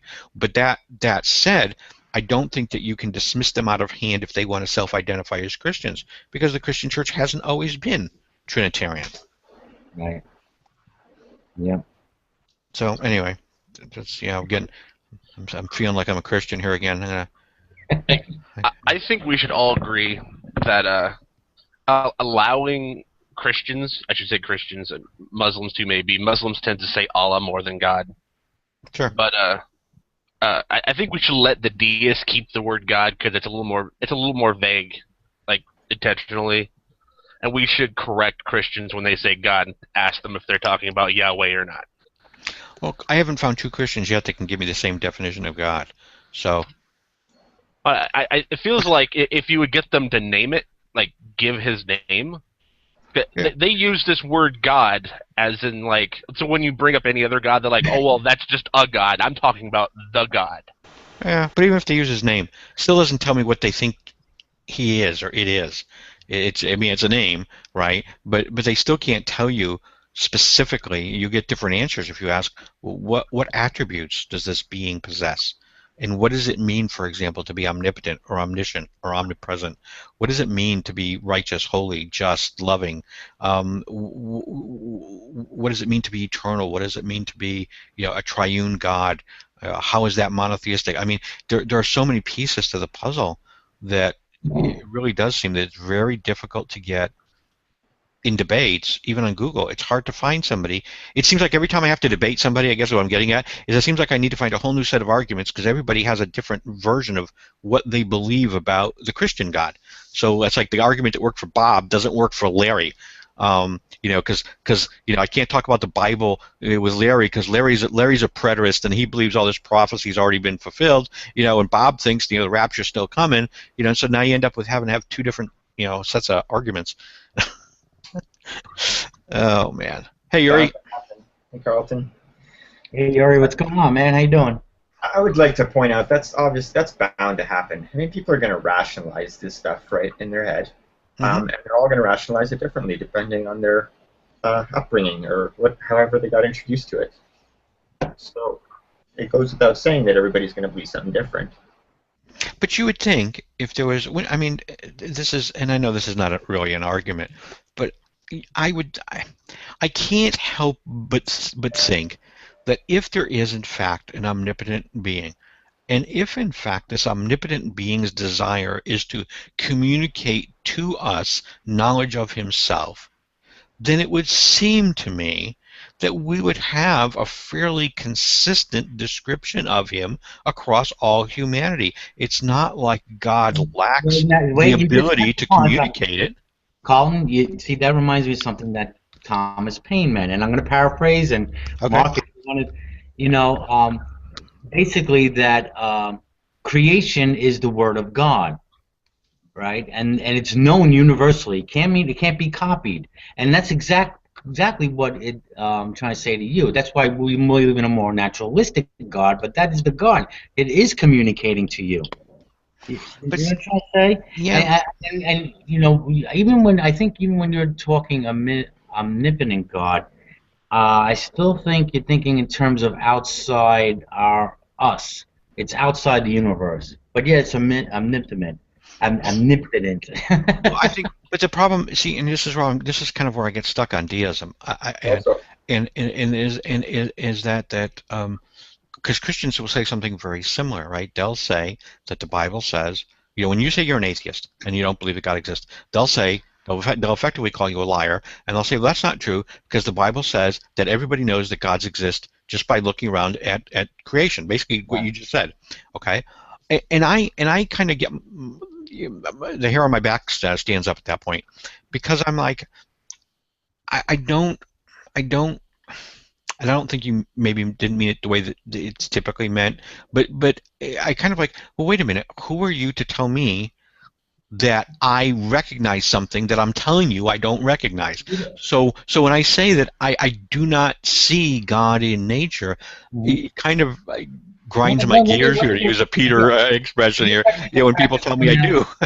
Let's use a practical analogy. Okay. You're just listening to the radio, right? You don't see a face, but you hear a voice. The voice is communicating to you. It's the same thing. The creation is communicating to us. We're fighting about the face, what the face behind it looks like. But see, that's the part that's where I differ. See, it's like the guy on the radio, right? Yeah, I would agree that there's somebody communicating to me, but I have some sort of evidence. I mean, I agree that I hear a voice on the radio communicating, but I don't agree that I think that nature is communicating to me at all.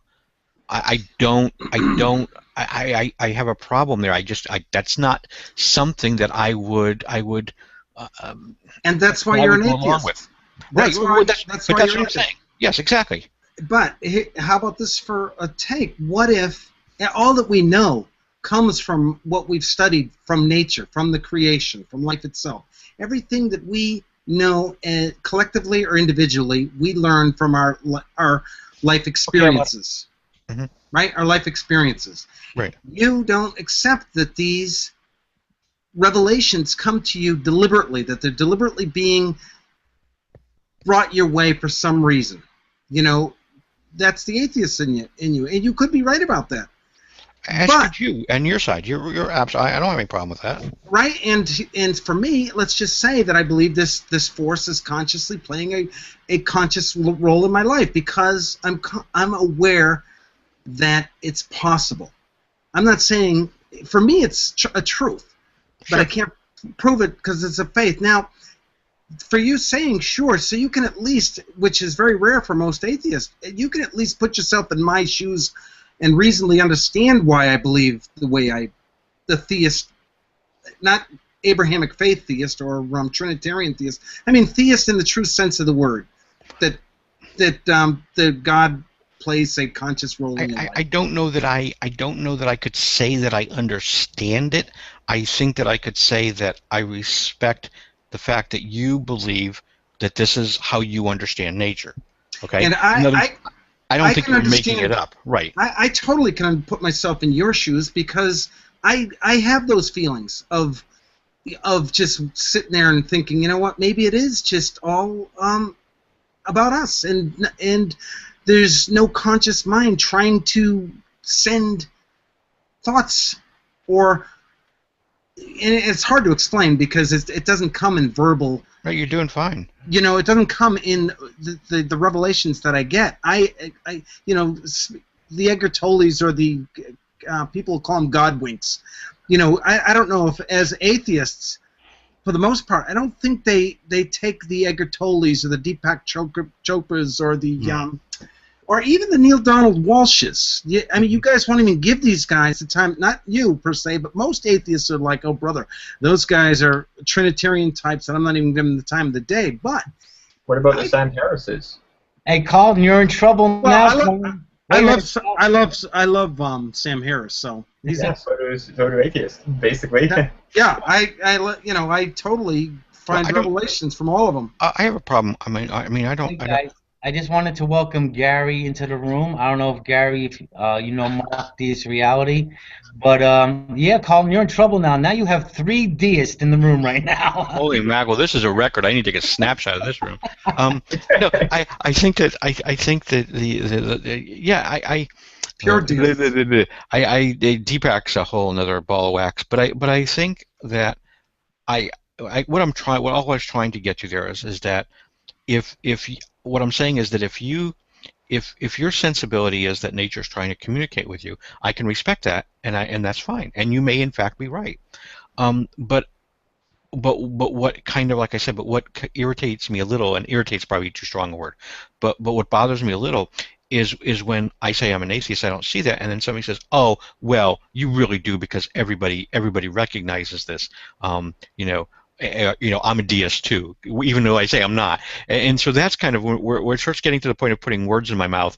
Then I'm like, well, no. This is, and I'm probably overly sensitive, because as an ex-Christian, I can't tell you how many times a day I hear somebody tell me, well, you aren't a real Christian then. And I'm like, well, for me, I said, that leaves only a couple possibilities when you say that to me. Either it must mean that I'm just lying to you, okay? Obvious, that's the first one. And I take offense at that, because usually this is being said 10 minutes into a discussion with somebody I don't know. So you're either calling me a liar for no apparent reason other than you want to.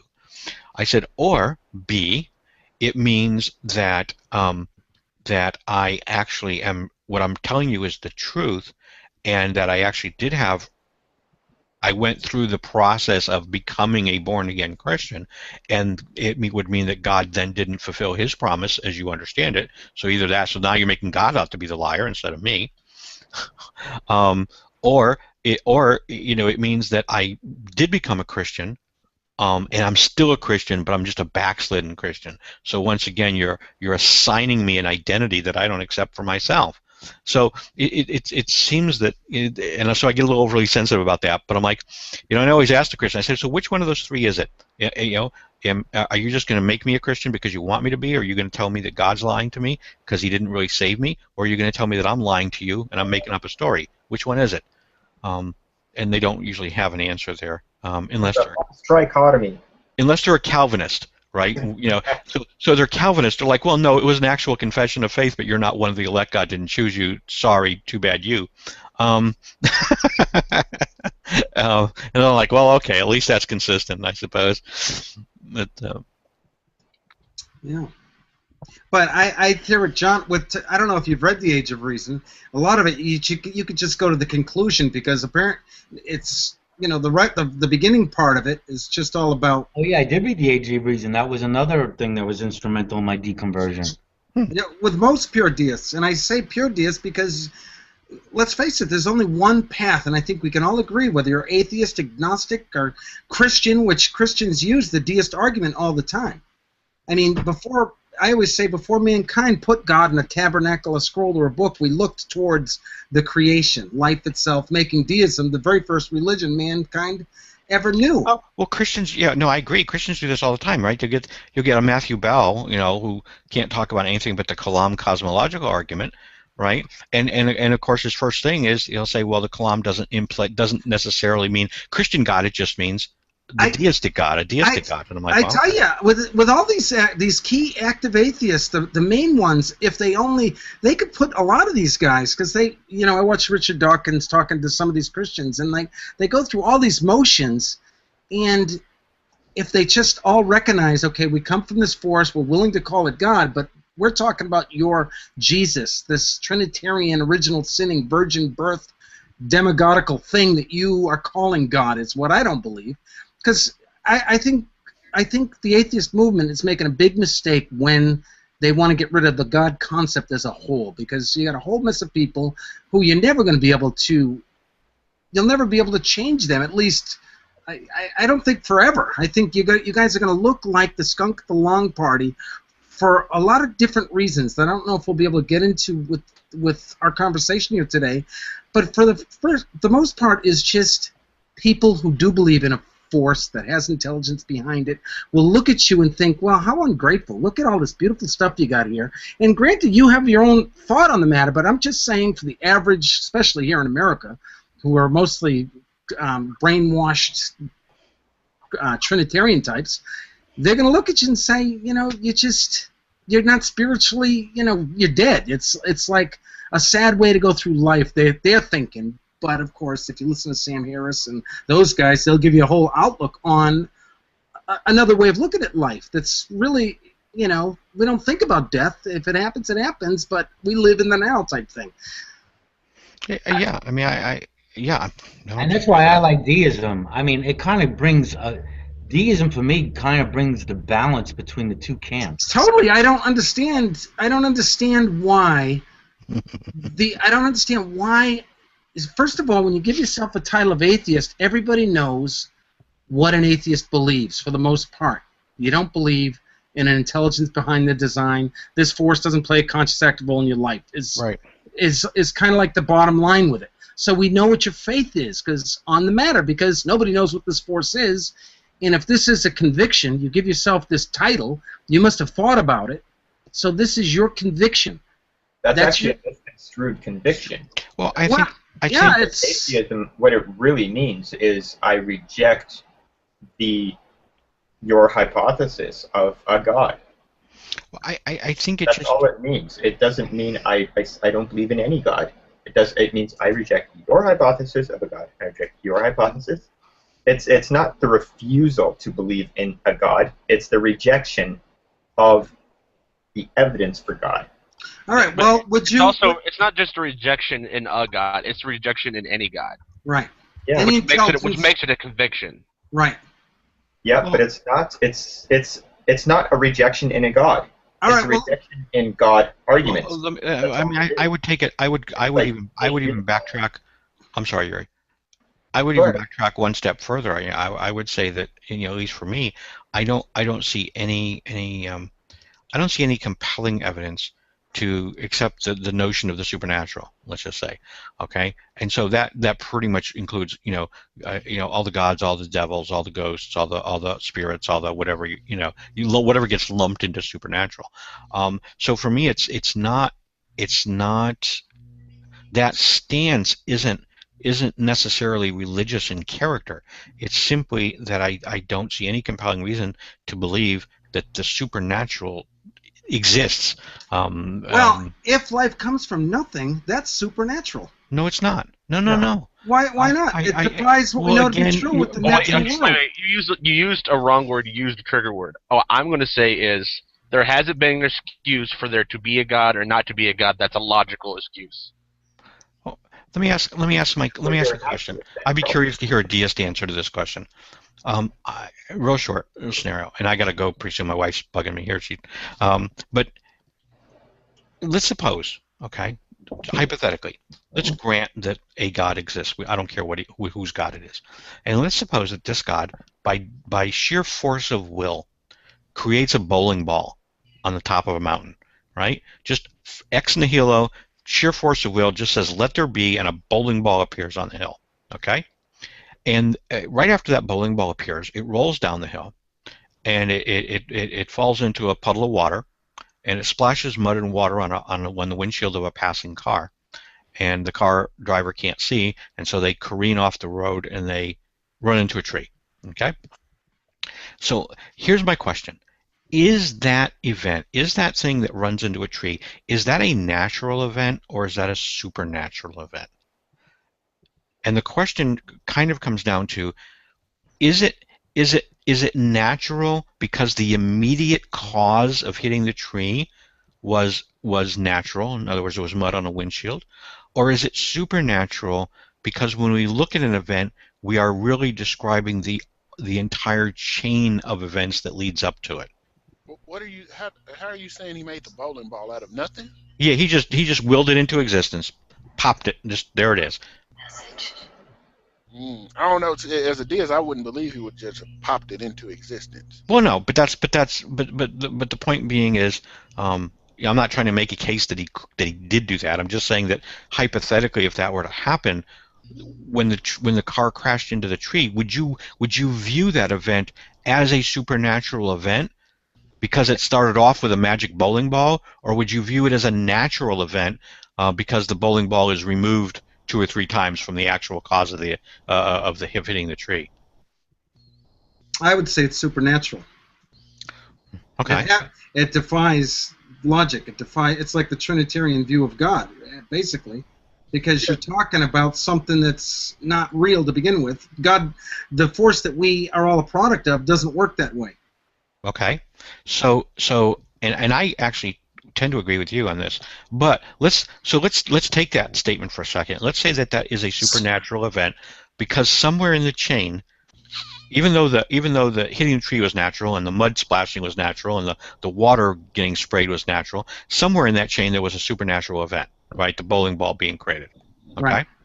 So now, wouldn't it be rational to say then that there is nothing natural in your world? Because if you go back far enough, all of reality for you begins with a creation by some type of a God. That the initial start of everything that is was supernatural, and therefore by the same line of logic, everything that happens right down to me putting my pen down on my desk is a supernatural event because it has in its chain, at the very beginning at least, a supernatural component to it. But couldn't God just govern the natural world? Why would he have to be supernatural?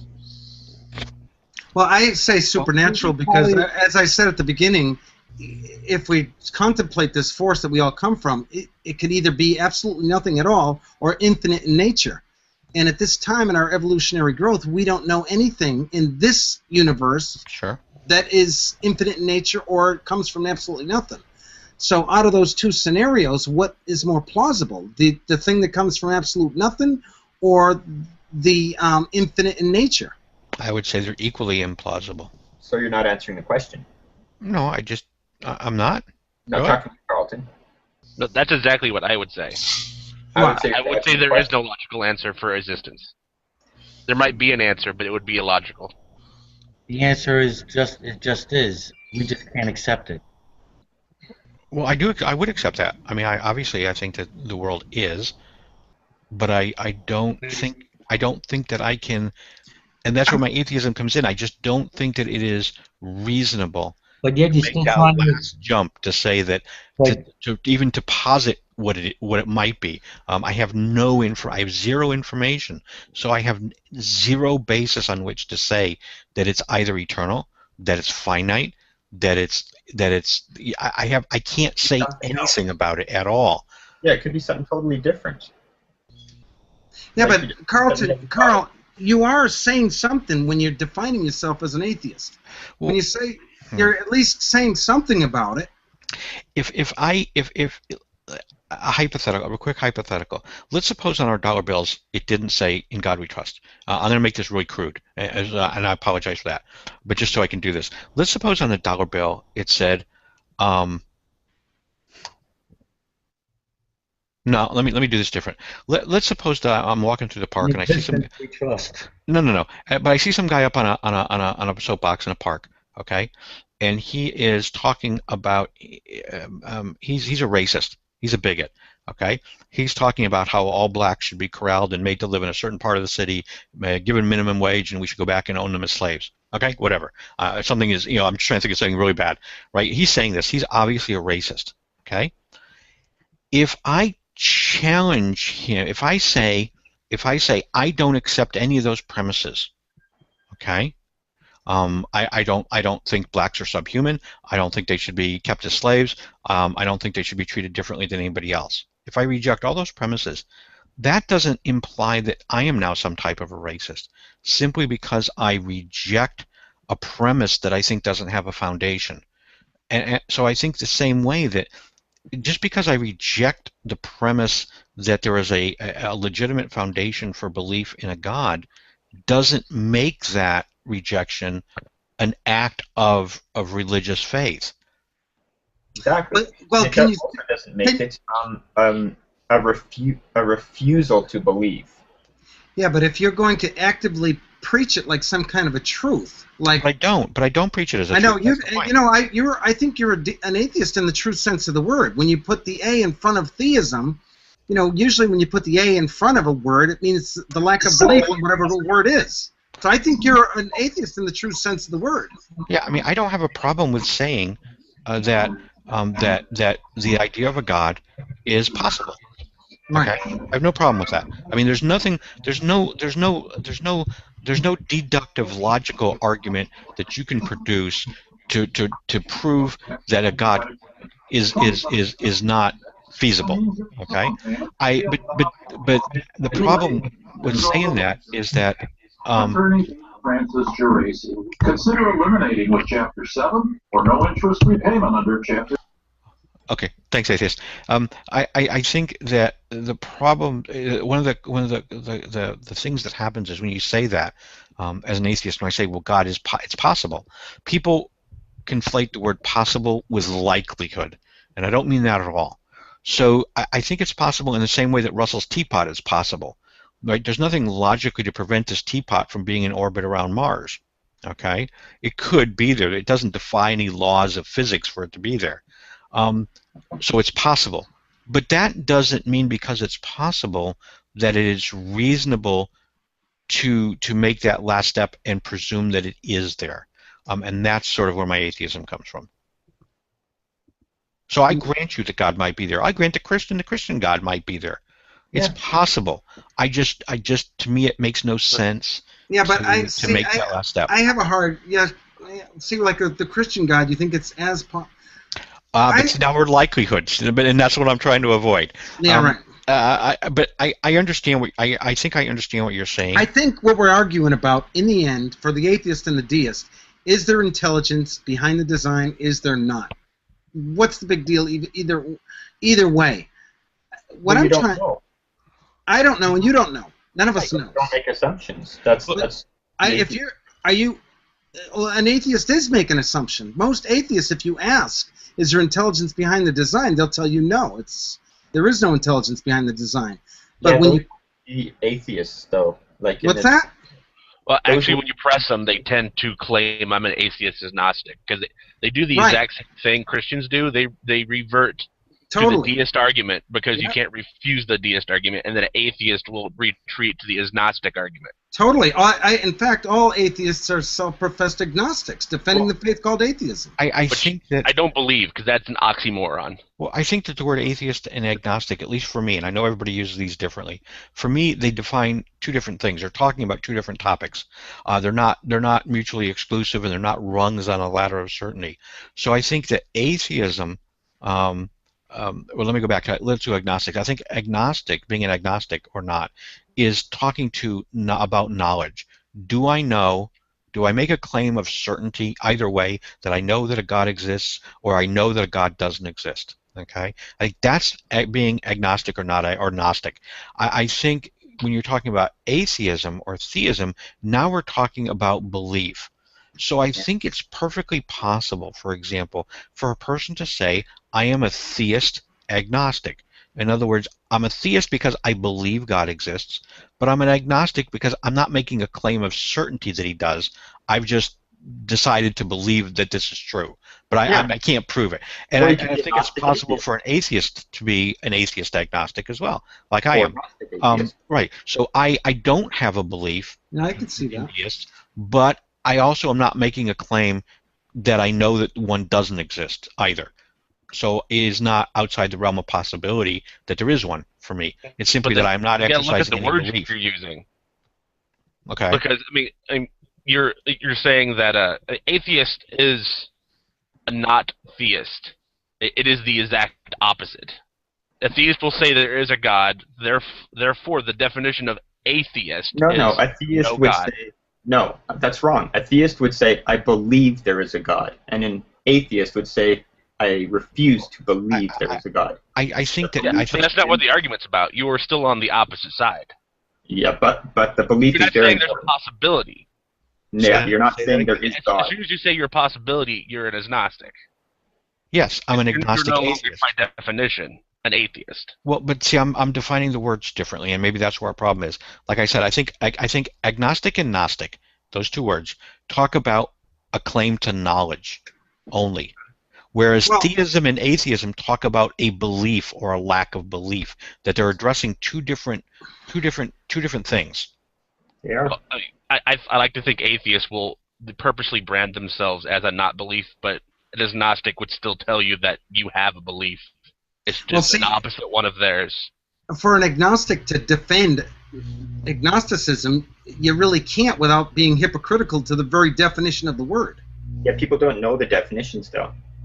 I know, but that's why I think, for the most part, the Richard Dawkins and the Sam Harris of the world grasped onto the atheist title is because to defend agnosticism, you're not supposed to know one way or the other, so you're not supposed to really, you could, like Robert Ingersoll is a great example of an agnostic that really kept it neutral when he talked about Abrahamic faiths. I don't know. But I think you're blurring the lines when they're saying they don't know if there's a God, but they also don't hold a belief in a God, because you can still not know but believe. Yes, exactly. That's what I was saying. So you would be a theist agnostic. Yeah. And there's nothing wrong with that. Like, they're totally different concepts. I would argue, I mean, if you really asked me what my opinion was that I couldn't prove, my opinion, which I keep to myself, is that everybody is a theist agnostic and or an atheist agnostic. That it makes no sense to say that you know, because there is no tool set with which to know. That's why the deist title for me is a great title, because I could go through in the course of the day, like I was saying earlier, those are more of my feelings at any given time. Atheism, agnosticism, or theism. I totally agree with all views on that, and I can be either or at any moment in the course of a day. So that's why I'm thinking that to unite under it, I think more atheists should talk to deists. Truthfully, I think we should all find common ground and go after these Abrahamic faiths that are destined. I shouldn't say that are destined to destroy us, but they really have created a lot of havoc in our history. I agree. And they're still doing it. Guys, I've thoroughly enjoyed this hangout, but I gotta go. Gotta get up tomorrow morning for work. I hope you guys will add me to your list there, and I'll be happy to have another one of these anytime at all. This has been thoroughly one of the more enjoyable hangouts that I've had the pleasure of being in. So you're in my God circles, and that's why you got the invite. I'm in the God circle. Okay. My God circle, yeah. But it's more nice meeting you. since I'm finding more and more deists, I think you might be seeing some deist rooms popping up more and more. Shanna and I, just before I go, Shanna and I, she always tells me that she's gonna convert me into a deist, and I joke with Shanna because I tell you, here's the problem with deism, and I'm teasing Shanna, but I say here's the problem though. When Shanna is in a group in a hangout, right?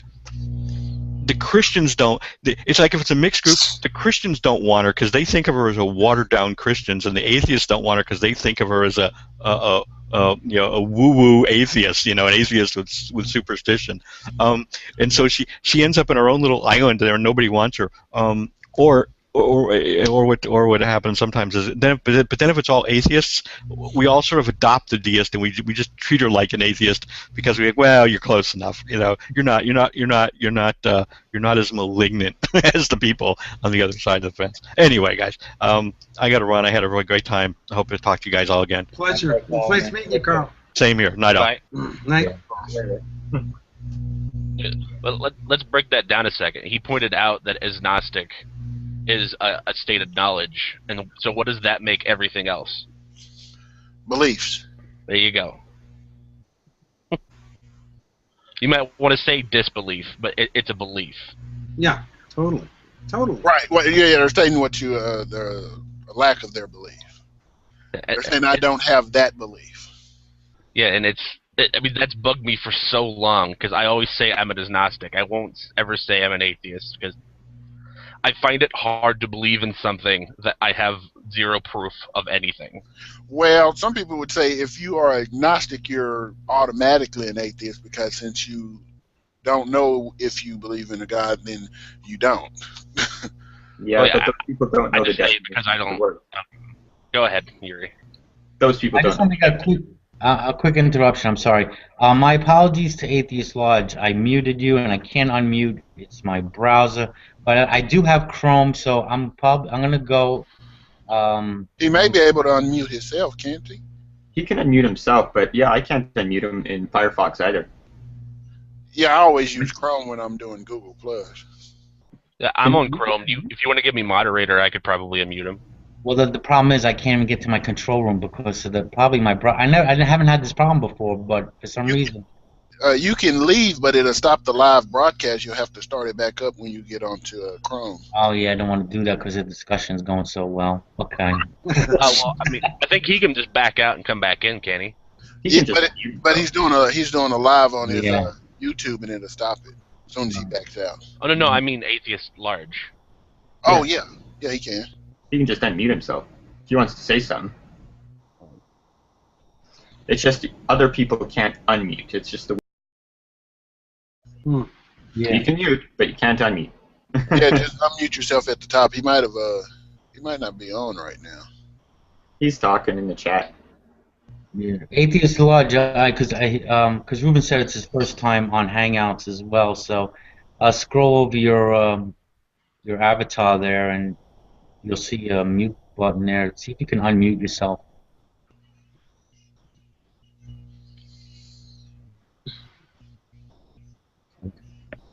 I thought he was hearing us. Yeah, he probably took off. Okay. Next time he says something. All right. Sorry for the interruption. Sorry I killed the flow. I hope I didn't kill it. No, that was good. That was. Yeah, it was fun. I would say those people just look up the definitions. It's very simple. You can't get it wrong if you just. The definition for a deist I think is wrong. I think it's always misrepresented.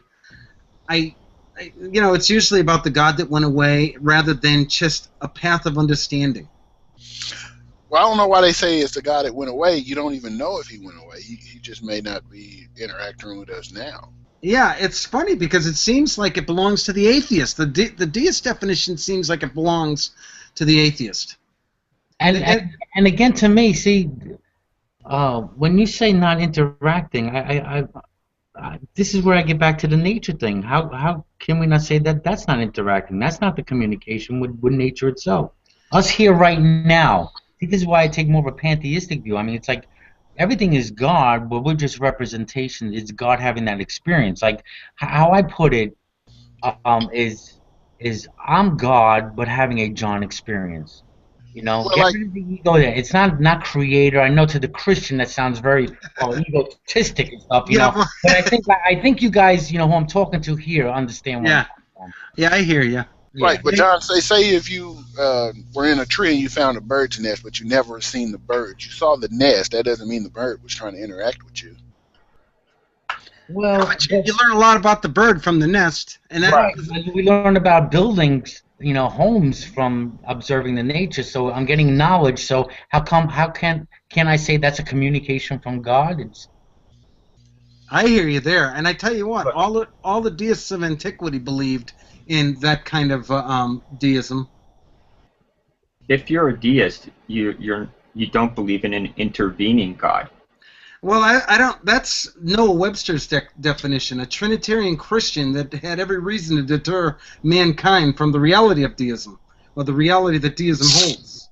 So you shouldn't trust their definition.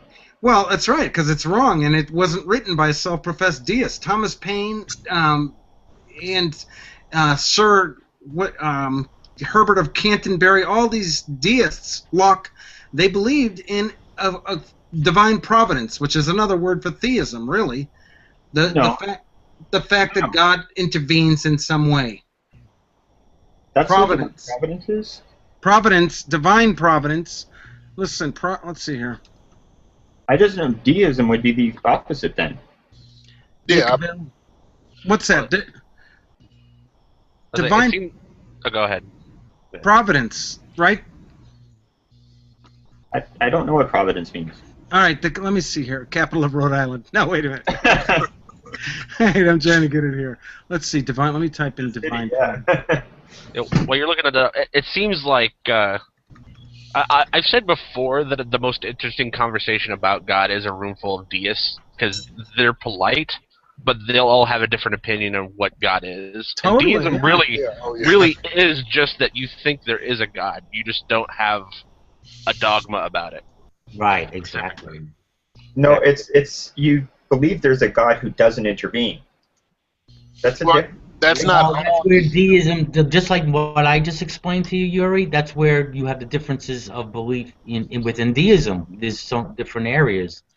Listen, if you're going to say a God that doesn't intervene, then you got to not call Thomas Paine a deist, because he totally believed in an intervening God. He called God the Almighty Lecturer. He called God his friend, personal friend.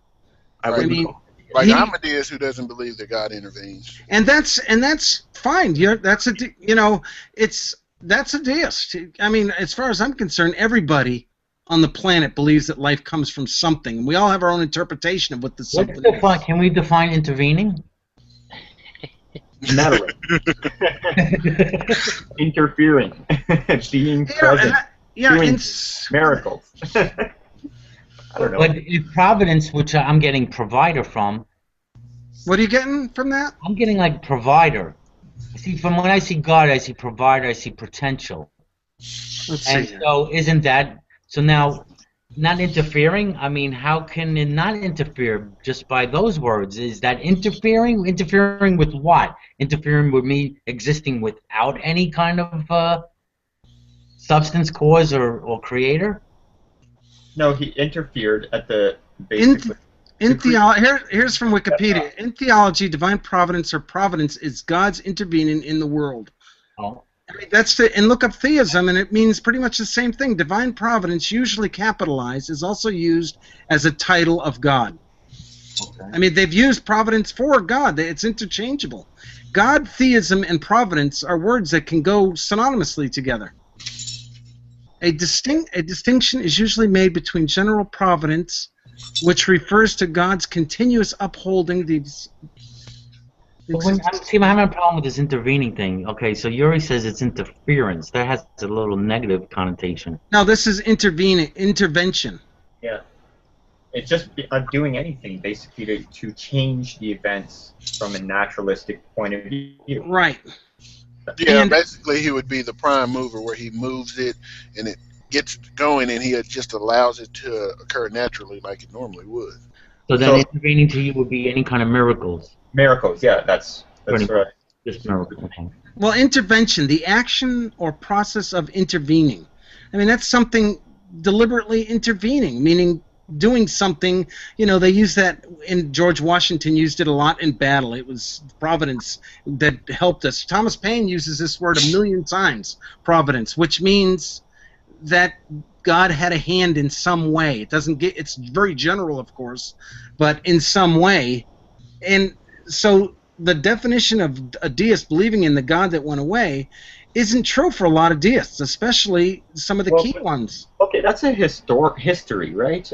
Nowadays, there's deist means something different. This is like 100 years ago, 200 years ago, or whatever. I get that argument a lot. Why are some words not, you know? This is why we're coming up with terms like I come up with a term modern deism. People come up with spiritual deism. I for a month I was a Christian deist, and I was like, that does make no sense, you know. Yeah. Well, I think a deist could be an atheist. What I'm getting at, I think we're all deists, and some are atheists, some are agnostics, some are theists, and we're getting wrapped up in we're bickering over this power that all of life comes from. Some of them feel a need to honor. Like AtheistAtLarge, he made the comment, and I say it all the time. We're all agnostic. We just have our own leanings, our own little biases and stuff, you know. Yeah, right. We'll definitely have to do a deist video. Well, somebody we're doing it right now. We're doing it live. Yeah. It's just confusing. And again, the definition of the God that went away, I get that on in Facebook on these deist sites. They constantly telling me that, you know, I'm not a deist because type in define deism in a Google search. Define atheism in a Google search, and the first thing it'll define it for you. Okay, and then just copy and paste that into whatever people are talking about. So you're using the word wrong. This is the way the word is recognized now. I know, but you know what? I've studied the history of it, and I know you're probably saying that the history isn't the same, but I have the same beliefs as Thomas Paine does. I read his writings, and every time they're very similar. So if he can call him, what am I going to call myself if not a deist? You know, I totally believe what he believed, and he told us that every person is a deist in the first article of his creed. Deism, from the Latin word deus, is the belief in God. And there we rest. Right, we have no other. So what? You're a theist. I am, yeah. But I'm a deist first and foremost. Theism is my faith. Deism is not a faith. It's about a path of understanding. It's that no reasonable person will deny. No, it's about faith. You think so, huh? The Wikipedia definition there, okay? Well, you know, you can go by Wikipedia, but most of those people are. Most of Urban Dictionary. Doesn't matter. They all have the same definition. The words are used differently nowadays, so you can get stuck, you know, and use Shakespearean terms or, you know, King James, you know, whatever. Well, this first line it doesn't even. Yeah, I'm sorry, you're right. But listen, theism doesn't describe my path of understanding God. Deism does, and that's going to the physical evidence that proves this force is real. So that definition, it may be true for some deists, but it's not true for all deists. Okay, DeistReality. In your opinion, what's the difference between a deist and a theist? A difference between a deist and a deist follows the path of deism, and a deism is. What's the difference between a deism and theism? Here, this is. There's a big difference. Theism is a belief that God plays a conscious active role in your life, and deism is just a belief in a path of understanding, which is going to the physical evidence that proves this force is real, which is life itself. The true word of God is the creation we behold. But wouldn't you add with theism? It's about the written works. It's about the written revelations. It's about. No, it's not. It's just about the belief in a God. Yeah, I thought theism would be. It's about the written works. Yeah. What is it? Yeah, I thought. Oh, sorry. Here's theism from my Apple. Belief in the existence of God or gods, especially one as creator of the universe, intervening. There's that word again, like providence, right? Intervening in it and sustaining a personal relationship to his creatures. You know, I believe that to a certain extent, but there are times when I don't. Right, so would I, but I think the difference with theism, they get that from books, but we don't have to. You know what I'm saying? Or you could get it from multiple sources. It's not a dogma as far as, it has to be a certain scripture. But that's not the difference. I think that's the major difference there with The difference for me would be attributes. Theism is a God with attributes, and deism is a God without attributes. That's the public opinion of what the words mean. But theism, break down the word, belief in God, and that's it. That's all it means. What's that? The deism, belief in God? No, theism. Well, it doesn't hold true to any Bible or anything. Just belief in God. That's what the word. It's belief in a specific God, though. Theism. No, it doesn't. Wait, you might be correct there. As far as I think it's a matter of one is Latin and another is. Deism's Latin and theism's Greek. But they both mean God. Right. But they have changed, like you're saying. They have changed. The words have changed. I hear what you're saying about theism. That I am, and I do get that a lot. But I still want to define myself as a deist because I want people to know that I'm following a path of understanding more so than my faith on the matter. And how else do you say that to people that simplifies it? I think deism. If you believe in a God, you're a theist. Right.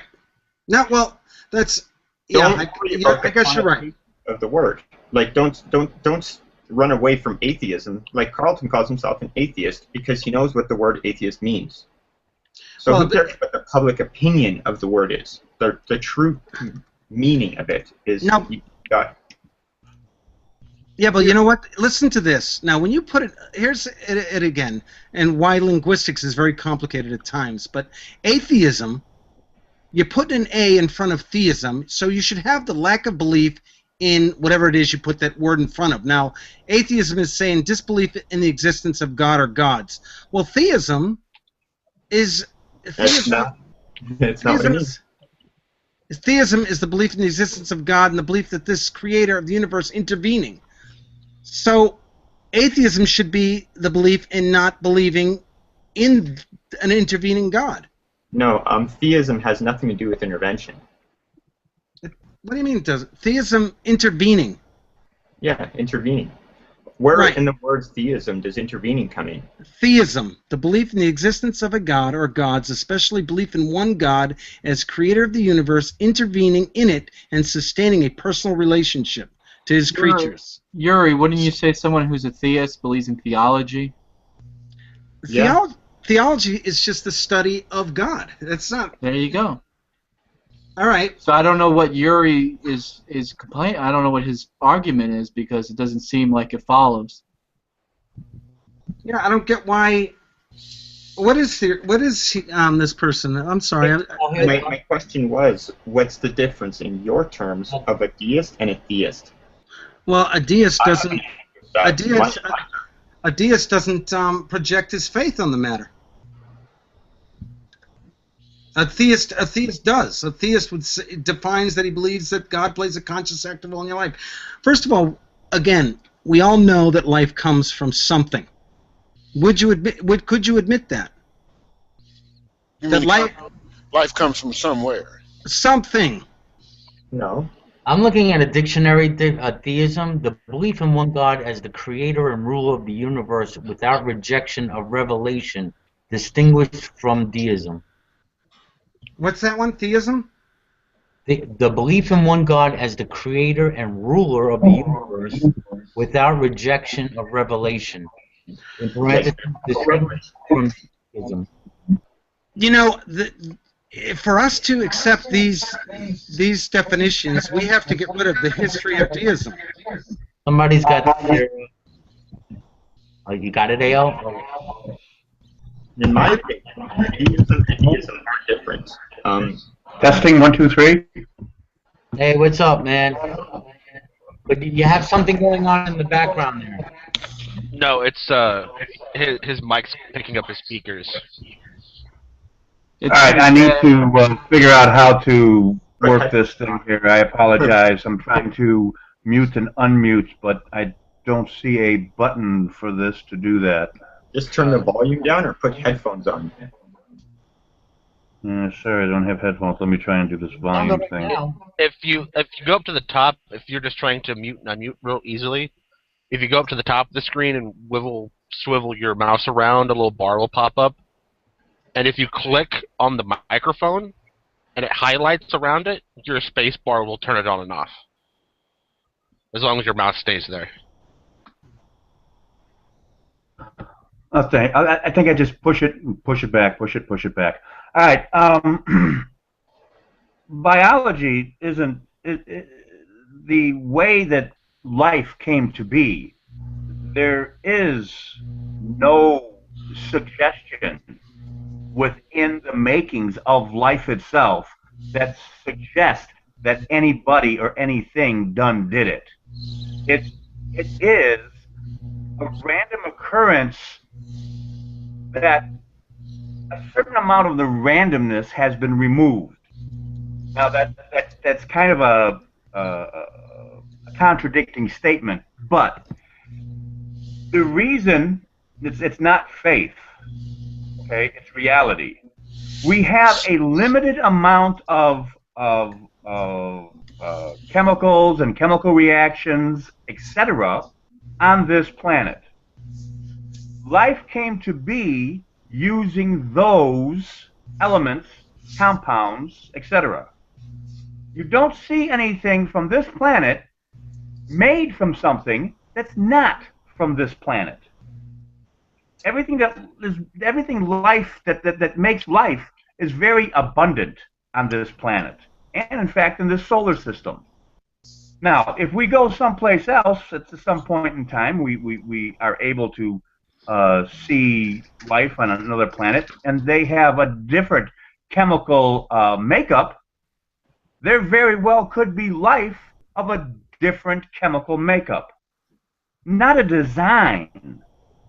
Life is brought about by the reactions of chemicals that have certain properties when they meet other chemicals.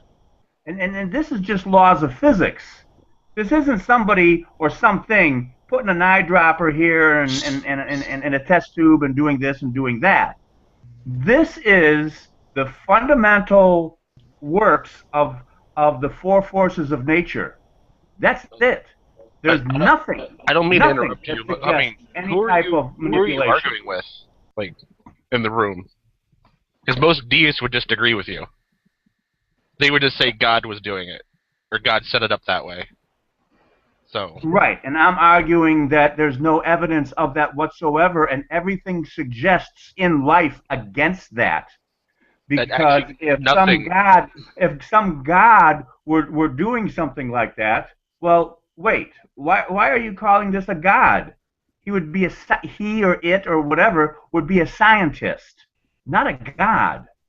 This is a failing of mankind, of consciousness itself, to deem some type of creator a God. There would be no godliness to just making something. We're doing all kinds of things all the time, making things happen.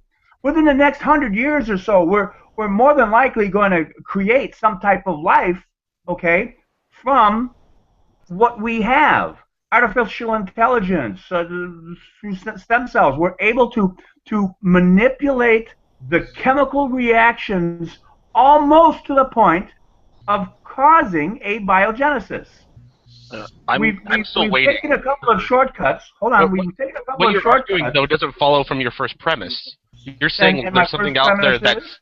You said that there's stuff out there in biology and in the universe, I'll generalize it a little bit more, that goes against that idea, and I would say that there isn't anything going against anything out there. Otherwise, the argument would be over.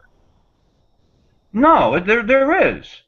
Because I am limited, because biology is limited to the elements and compounds and chemical reactions that are abundant for it. This in itself suggests that a randomness does this, but again, there's this randomness that is a limited randomness because we don't have unlimited space and we don't have unlimited physics. We don't have unlimited chemicals and whatever. We don't have all the elements on our planet. We don't have all the natures of physics on our planet to suggest that something is using everything in the soup to do things. There is the possibility of life, okay, probability of life, other places using other elements as the foundation instead of carbon, silicon, or germanium could be used for life. We've seen recently arsenic replacing chemical reactions in life forms in a bacteria in a pond someplace in New Mexico. Okay, so we don't have all of everything, or we don't have, okay, something that doesn't exist on this planet, but yet a life form has that in it. That a life form only has a certain element or compound or chemical reaction in it that is found no place else on Earth. What about consciousness? If we had that, then we could make the possible suggestion that somebody transplanted something or somebody made something. But when you have, when you're only using the soup mix that you have, okay, and we know that's a very limited soup mix, then you're throwing out the window the possibility that somebody came by and did it. If you're going to manipulate DNA, if you're going to manipulate the genetics and the compounds and the soup and stuff like that, there will be specific markers. Okay. They're not there. I still don't. You're presuming the lack of something saying that it happened is the same thing as saying same thing as saying it says it didn't happen. Yeah, it sounds like an argument from ignorance. No, it sounds like a very logical argument. In my opinion, science doesn't actually say no, it's not there. Science actually remains neutral. You go about your day assuming it's not there because science hasn't proved it yet, but it's actually neutral. No, right. It's the assumption that there isn't. No, not only that. It's just that everything, you can tell that we're related. All life on Earth is related. If there were two different forms of life on Earth, then you could say something like it's not proof that there's no creator. Disagree with that. It's evidence towards that is all he's saying. Yeah, it's evidence towards nothing. It's just evidence towards there just being one kind of life on the Earth. Yeah. On the it's Earth. Nothing more than that. Yes, which and then is, we could say there's another type of life somewhere else, but that's just an argument saying that there's some type of life somewhere else. It doesn't say anything beyond that. Yeah, what are you calling life, though? Yeah, no, you're confusing. Now you're talking about life on Earth, the same type of life on Earth. I'm sorry. Are you talking? There is no same type of life on Earth that you're suggesting. Seeing a caterpillar form in a chrysalis and turning into a butterfly and morphing into a butterfly is some kind of science fiction voodoo nonsense, okay, if we didn't study it, okay? If all of a sudden you see a bunch of pods and people coming out of pods and shit like that, then you can say that we all are the same kind of life. No, we're not, okay? We are different variations and extreme variations. You've got that little bug, that water bug, that can withstand 300 degrees Fahrenheit and near absolute zero and the lack of atmosphere in space. But they're all has the same metabolism as we do. Yeah, and realize, no, no matter metabolism. You can name anything in science, and the deists and the agnostics in the room would agree with 99% of its water. So it has a different metabolism. Right, but they're all biological life forms. Right. But it is carbon-based. Okay. Not only carbon-based, but the proteins look very similar. Yes, yes, and we have genetics, and the genetics we share the more simpler, earlier genes with this thing. Okay, so we see that there's no we can specifically take apart the genome, and if there was something that was impregnated, implanted, or somehow cultivated, it would leave a marker. It's not there.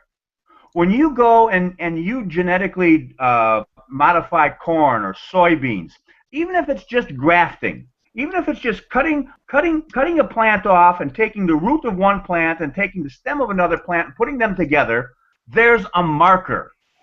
Nothing like that is shown.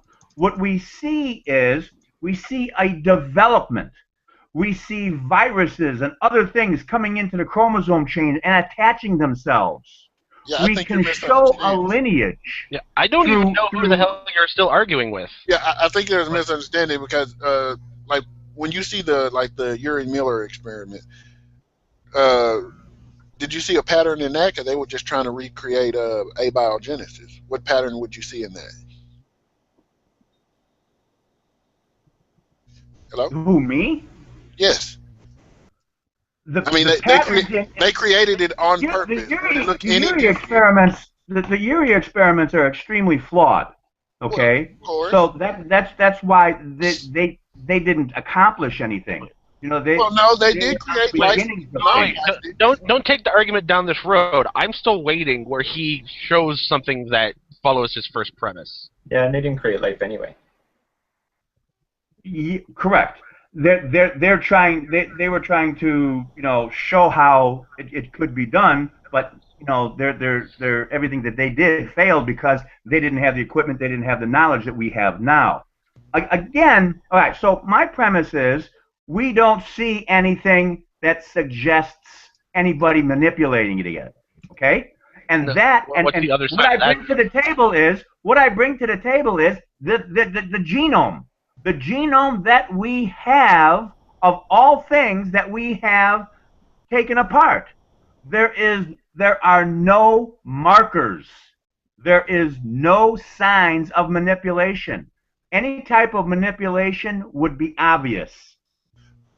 Why are you looking for manipulation? You wouldn't expect there to be a natural flow?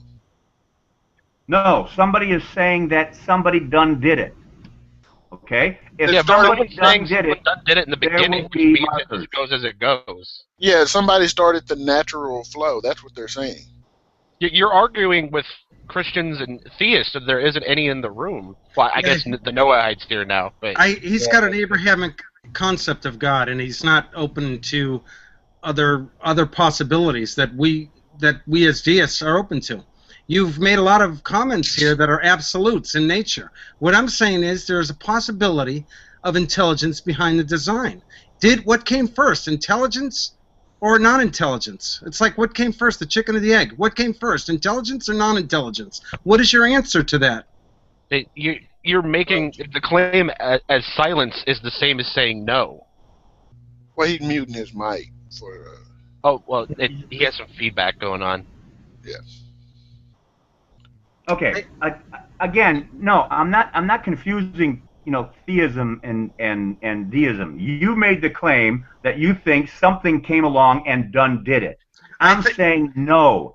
There are no markers that suggest that. But why we don't expect to find intelligence is yes. Non-intelligence comes before intelligence.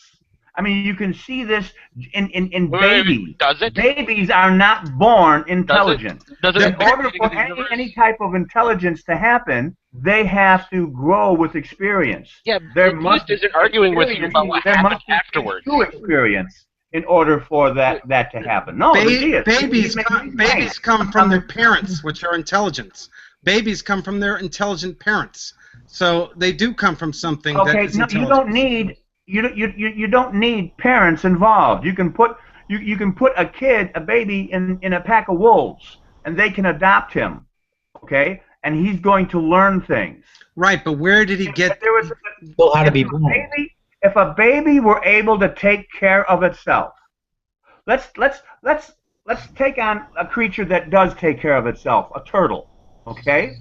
A turtle gains a certain amount of intelligence that is because it is inherent to it to do certain things, to feed itself, etc. It learns not to do this or not to do that. That's a show of intelligence. Okay? Not much. It's not much compared to us, but it is a sign of intelligence. I'm still wondering, who are you arguing with? You don't need somebody necessarily to show you. You can learn things on your own.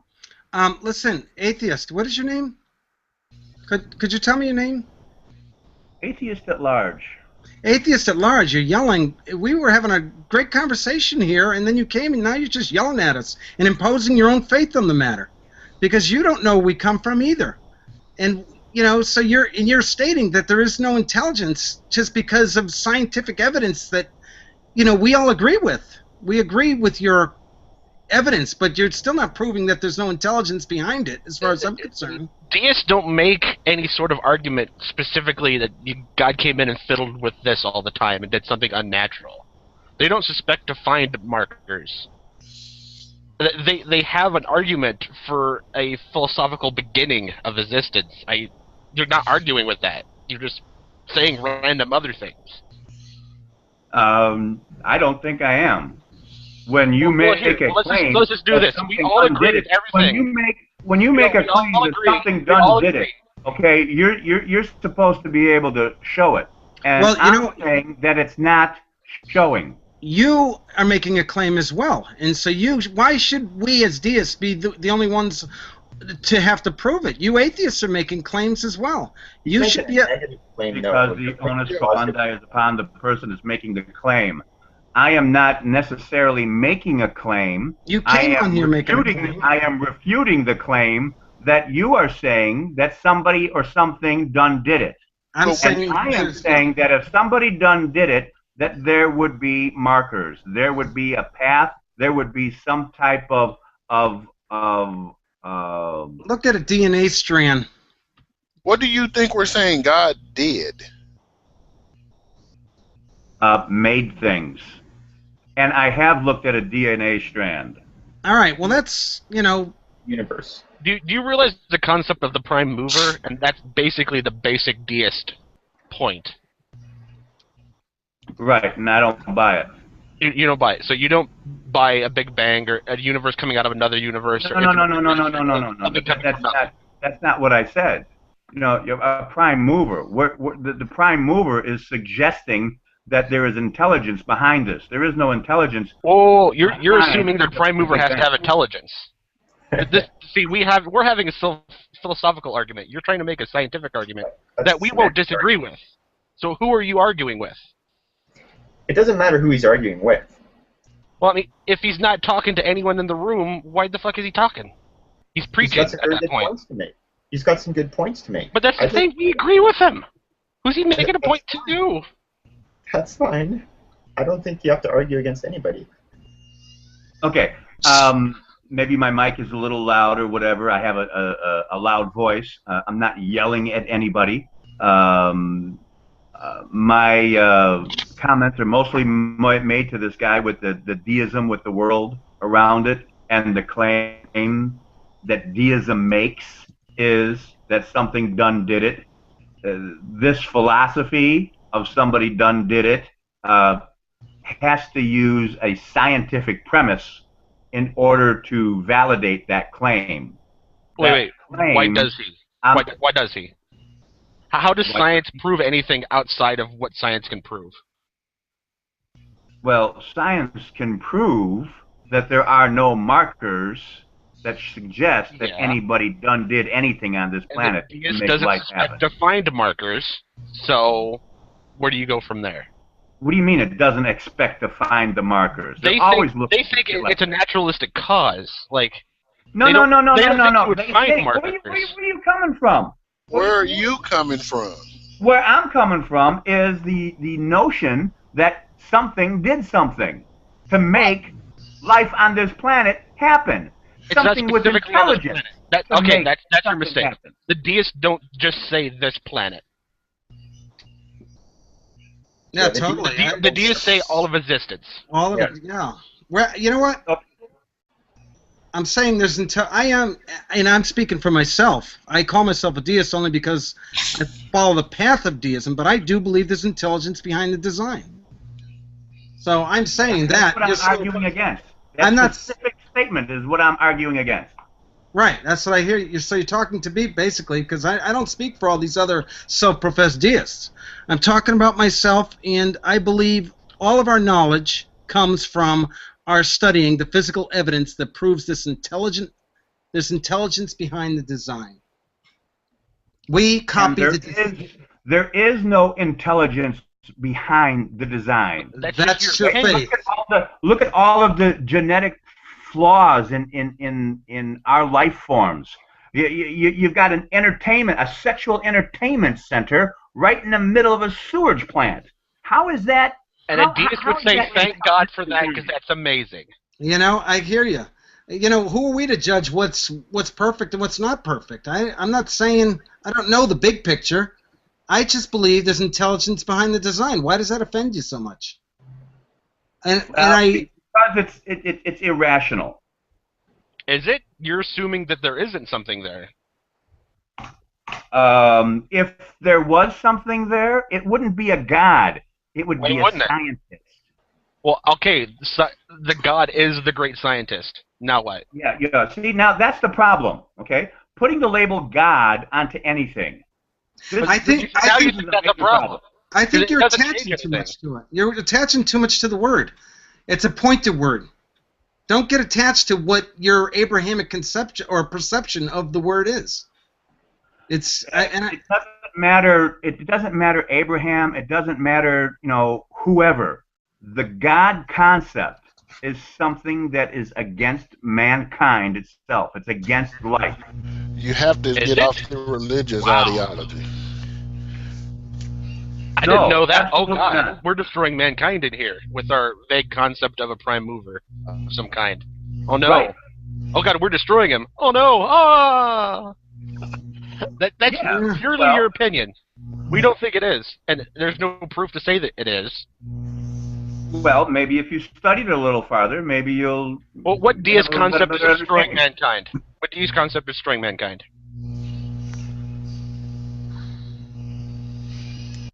And if you're making such a statement, then your burden of proof is up to you to prove it. You're the one making the absolute statement that there's no intelligence behind the design, so prove it.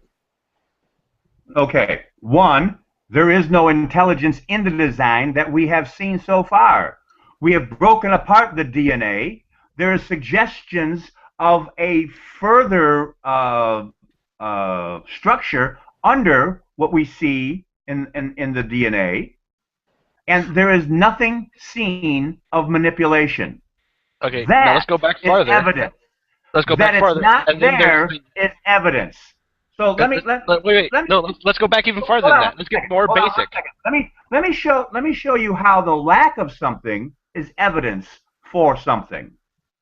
Person comes in and says, "Hey, this guy was shot. I saw him across the window, across the courtyard. I saw him get shot in the face by somebody else." The cops go over there and they don't find a bullet.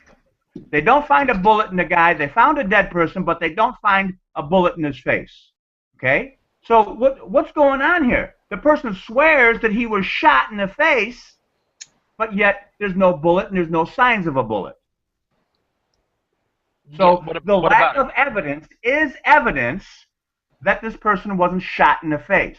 So you're assuming that outside of existence. The lack of manipulation, the lack of any type of markers, the lack of something obvious to the way things are, okay, shows that nobody manipulated it. Now you're trying to spread this out into the universe and physics and everything. I'm trying to put this down to something a lot smaller, to life itself that we know of. If we want to get into the physics and we want to get into the quantum mechanics of things, yeah, but I'm not going to say I'm going to be the first to admit that we've got an awful lot of studying to do, but there's no signs of any manipulation and there's nobody that can say that something has manipulated something, because we just don't even know what dark matter and dark energy is yet. But that's the thing. I see. I'm not even a deist. You're arguing with it as a Gnostic. I'm just going to sit here and tell you that you're making claims about agents working inside reality, which doesn't actually have any bearing on if there's intelligence or a prime mover.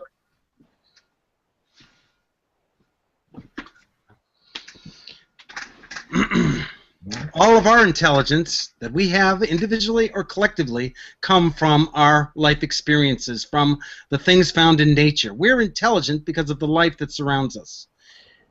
And this doesn't prove intelligence at all. This doesn't prove it either. I'm just telling the atheist here, or the atheist, that I believe there's intelligence. And I watch a lot of atheist lectures and videos, and for me, it confirms my faith. I'm at least honest enough to call what I believe a faith. You can't, and what you're talking right here, atheist, is faith. It's your faith that there's no intelligence behind the design. Absolutely not. Because nobody knows what it is that life comes from. So for you to make assertions that there is no intelligence, you're stating your faith in the matter. Wrong. And I have faith in nothing. Make sure you understand that. You realize a faith in nothing is a faith that there is nothing. Wrong. Let's not play word games. You have a proof? You're playing a word game right there. I'm just playing your game. And let's not try and playing your game. Play around word games. Just made a word game, and I'm just playing along with you. No, you're not. Yeah. Well, what is Gnostic? Define as Gnostic for me, atheist. As Gnostic? I've never heard of as Gnostic. Agnostic. Agnostic. You're truly asking me that you just had this conversation going over this? You want to scroll up and see what I wrote on the side? No, I try not to pay attention to the side argument. It's usually a different argument over there.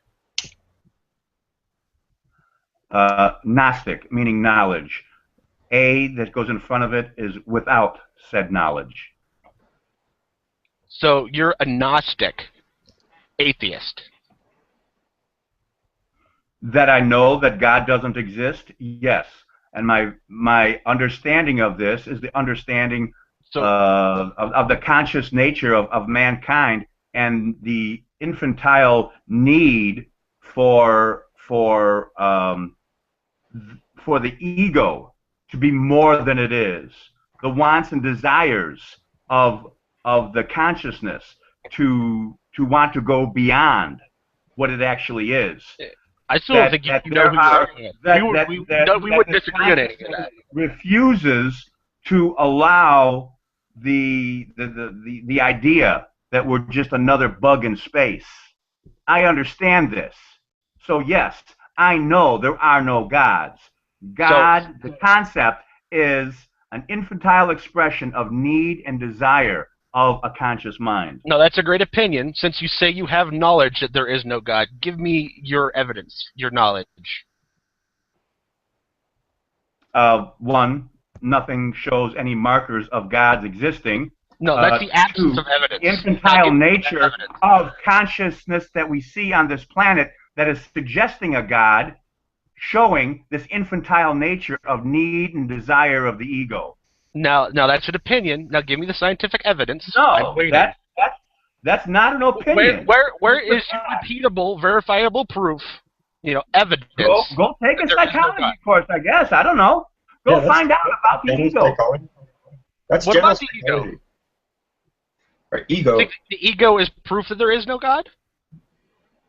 No. Well, I'm waiting for his proof that there is no God. He said the ego is evidence for there not being a God. Is it? Does it actually say? Is the theory on the ego saying there is no God? No, of course not. Of course not. How is it evidence that there is no God? We're not saying there is no God. How is it evidence there is no God? He's giving evidence that there is no God. Because no, of course. He has no evidence. He's saying he's a Gnostic, so he knows there is no God. I'm waiting for his scientific evidence. You can know something without any evidence at all. No, that makes it a belief. No, you can. That's what a belief is. Without evidence. Read me any definition you want to find on belief. Man, Cerberus, I don't know how you could do this, man. How are you today, man? I'm apparently on your side today. At least they want to put me there. Can you believe he actually had the nerve to say he had evidence that there is no God? Yes, and I not only say that, I've been standing by it, but you I know are refusing. You're refusing to acknowledge that there can be a lack of something to be used as evidence for a lack of something. Again, that's all the analogy with somebody seeing somebody shot in the face and there's no bullet wounds, etc., but yet the person is dead. No, these things happen. Yeah, that doesn't even have bearing on this. Happen. Why are you even bringing that up? You're saying silence. For an analogy that perhaps somebody might understand where I'm coming from. How is silence? How is a silence on any subject proof of something being no, a negative? Silence is just silence. Nobody's saying proof except for you. He just said he's agnostic, which means he has proof. No, it doesn't. So it's not. They're saying agnostic, saying you have knowledge, doesn't mean there's no evidence. Knowledge doesn't mean proof. I have What knowledge is of knowledge? a lot of things. What do you think knowledge is? What I think knowledge.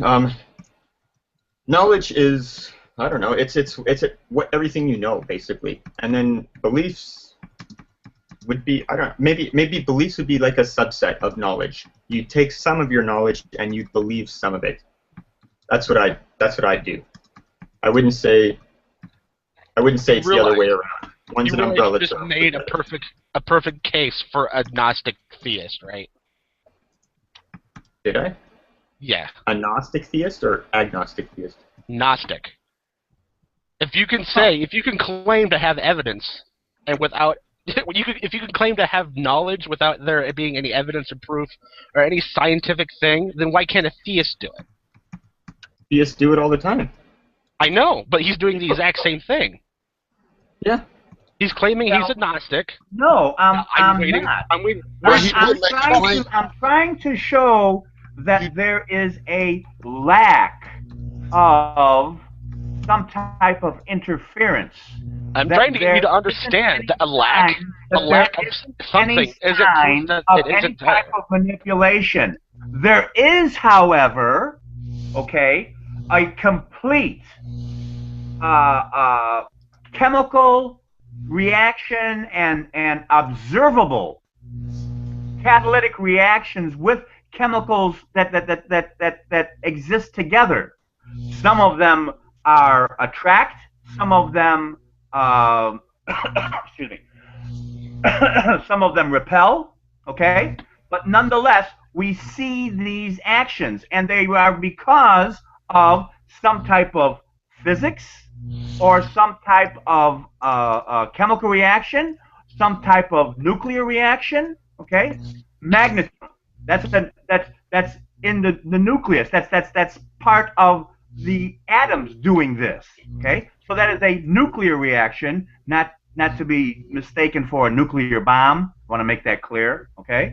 But it is a nuclear reaction versus a physical reaction in, well, and somebody was actually a physics major, that goes against the claim for a physical nature to it. However, I'm still waiting on how that actually says that there is no possibility of a prime mover. Cerebus, nobody's said proof except for you. Okay, like science doesn't. But see, that's what I care about. Actually, science does. That's what science is. No, science says this is the best. Science makes a hypothesis, does some experiments, makes a theory with those experiments. I am waiting for an experiment that talks about a prime mover or no prime mover. I don't think there is a logical answer. I don't think you could actually ever give me a logical answer. I'm waiting for the one that he says he has. There is no reason to make the claim. This is only your wants and desires. I'm not making a claim. I'm asking how do you make a different claim? There is nothing to suggest this except a weakened consciousness, a weak ego that cannot accept the reality that they're just bugs in space like everybody else, that they're not the strongest, that they're not the alpha male or alpha female. It is all insecurity. You're still trying to argue with a theist or deist. I'm an agnostic. I'm waiting for your proof. I just gave it to you. I just gave it to you. Which of your proof shows that there is no God? Your ego. My ego shows there is no God. How does it do that? By you denying that you are a bug in space like everything else. Am I denying that? I just said I was. That you have to suggest that there is something I'm not suggesting. Wait. That's what he's not understanding. I'm not suggesting anything. Made everything happen, and intelligence made everything happening. You still think I'm a theist? None of that. There are no signs of that. And there is no signs for you. I didn't say science. I said signs. There are no signs. Signs are that everything fits. Time out. Everything fits. Time out. Because of the relative nature of the four forces of nature. All right, go ahead. I had to mute him now. You know, now I remember AtheistAtLarge. What's up, y'all? I tried to give everybody a chance to speak in my room, you know, when we're having these discussions, and I know Gary out there is trying to get a word in edgewise. Thank you, John. Okay. AtheistAtLarge, let me ask you this, because I heard you say this earlier in the conversation. You were saying that there could be life on other planets, right? Hello? Is he there? Wait a minute, I have to... Who are you talking to? AtheistAtLarge. Unfortunately, I had to mute him because he wasn't listening to me, and now I can't unmute him because of the problem I'm having with the controls. So, well, he's unmuted. Are you unmuted, AtheistAtLarge? No, I muted him. Remember, I had that problem before, so I guess I pushed the trigger too fast. Well, I keep seeing his mic toggle on and off. It looks like it's off. He's got control of it. Okay. How you doing, Idol Smasher? Maybe wait, Gary. Maybe you just hold on a second. Hold on, please. Hold on. Yeah, but hi, Idol Smasher. Gary. Yeah, maybe you just want to make a comment. I don't know. Yeah, he was saying that he thought that there could be life on another planet somewhere else in the universe. I would ask him, does he have any evidence that there's life on another planet? Why would he believe that? And he doesn't have any evidence for it. Why would you make the claim? You have evidence that there's life on another planet? He says yes in the text. Water exists and heat. You see the chat? For the viewers, I'll try to read the chat. Again, my apologies for I had to mute your atheist. How does water and heat explain that there's life on other planets? If you think water and heat are the source of life, basic elements, then yeah. Well, let's make the distinction here, though. I mean, he's talking about the possibility of life, and Gary is asking for his proof that there is life. There is a difference there. Because that's what we're saying. There's a possibility that there is a God, and he's saying there is no God at all, period. And he doesn't have any evidence. He only has the possibility of one. He's been spitting out evidence for like the last hour. But he's been spitting out evidence that well, negative evidence is evidence. He's not saying he's not spitting out any evidence or any study that says there is no God. Yeah. Intelligence behind the design. He's not showing any evidence that there isn't some form of intelligence behind the design. Not talking about intelligence behind the design. Well, yeah, we are. When we're talking about God, that's what our bottom line is. If intelligence is... Yeah, but he's more local to life on Earth, right? But he doesn't seem to understand that he can spew off all the scientific stuff he wants, and we would all agree with him. It's just it doesn't prove anything. Yeah, it doesn't prove. Well, of course, it doesn't prove anything. Science doesn't prove anything about a God or not a God. Not yet. That's but my point. Eventually, that's what his claim was, that there's no God. Science is outside that's fine. You're agreeing with me then. He straight out claimed that he's a Gnostic. The thing is how, I don't know, in very basic terms for me, it's just that, science is just trying to explain how, and we're really more discussing philosophically of the whys. And since science is not going to answer the whys. Yeah, but maybe someday they will be able to. Who knows? Maybe someday they will find that there is no intelligence, and then they'll win the conversation. But until then, we have to deal with a host of people that are, and I can understand his anger for sure. I know what he's thinking of us, but I don't think he knows our journey as well. He puts us in an Abrahamic pile and assumes that anybody who believes in God is delusional, like Richard Dawkins will tell you. And he's saying to show intelligence, and I would say I have no proof. I'm an agnostic. I know, but I'm talking to what he's typing. Right. I hear you. I'll smash your talk. The most fascinating thing to me is that whether you see intelligence or don't in the data itself never changes. Isn't that interesting? Yeah.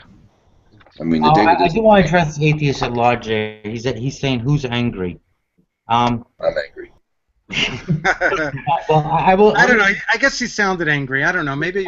Let me. I think AL. I do remember you from the Stickam days, and those days I was a Christian, and I remember listening to you and stuff, and like you said before, it might just be your voice and your microphone, but if you were hearing, and I'm not, the perception is that it's angry because you're talking over. It could just be your voice again. So there's a perception of you being angry, and you did scream at him a lot of times. And I'm wondering now that you mention it, if I wasn't when I used to do Stickam on those atheist sites, if he wasn't the one who booted me off way back when. Come to think of it. Oh no, we have his no. Voice is sounding familiar. No Christian. No, I shouldn't. I shouldn't say that. I agreed with a lot of stuff he was saying totally. I understand his anger too. This non-anger or whatever. But he was spewing his faith, and he should at least. Everybody hates that word, but it's his theory. What he trusts to be true that he cannot prove. Just like I can't prove that there's intelligence behind the design, nor do I care to anybody else.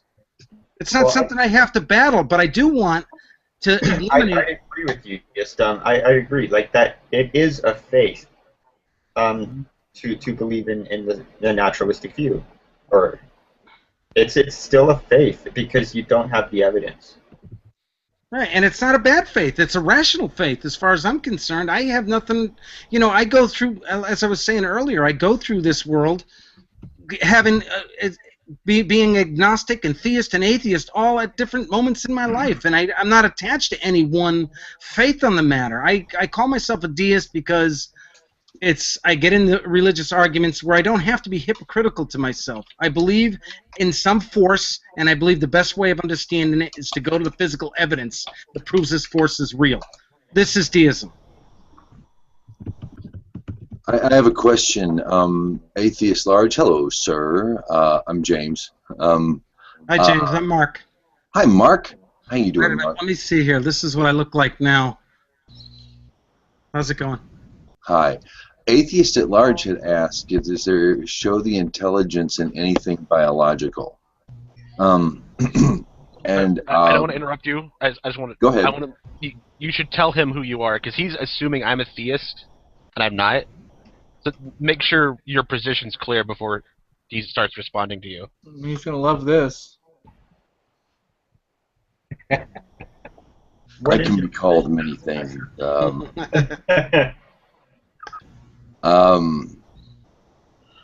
Noach. That's what I am. I'm Ben Noach, a B'nai Noach, a Noachide.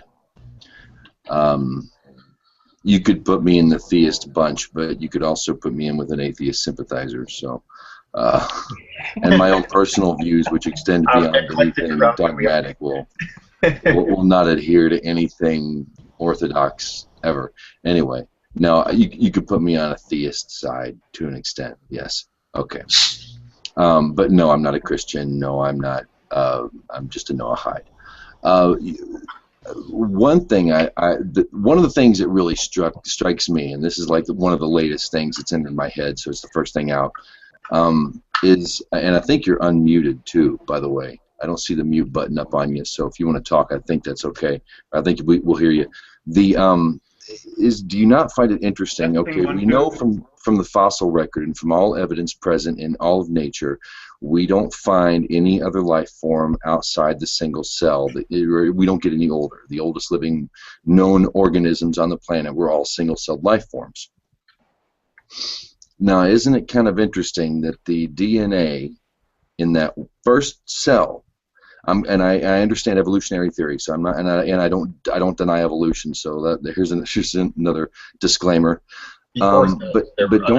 But don't you think it's? I mean, it's just interesting that all the information on that one cell, all the information in that one DNA, from that one cell, that single cell organism, bacteria, whatever it was, had enough information in it to eventually create an intelligence that could not only observe the DNA itself, but could decode it. See, that's like that, and in my opinion, that's that's a proof or an evidence that would sway me toward an intelligent. The bacteria. One, because the DNA doesn't write itself, and there's no evidence that it can ever write itself. And two, that it creates intelligence that enables itself to be decoded. Yeah, on the thing on the DNA, you're saying that the information is in the DNA. DNA is information. There's not information in it. Well, a book is merely wood pulp. Yes. A phone book is wood pulp. Where's the information in wood pulp, right? I mean, how logical do you think?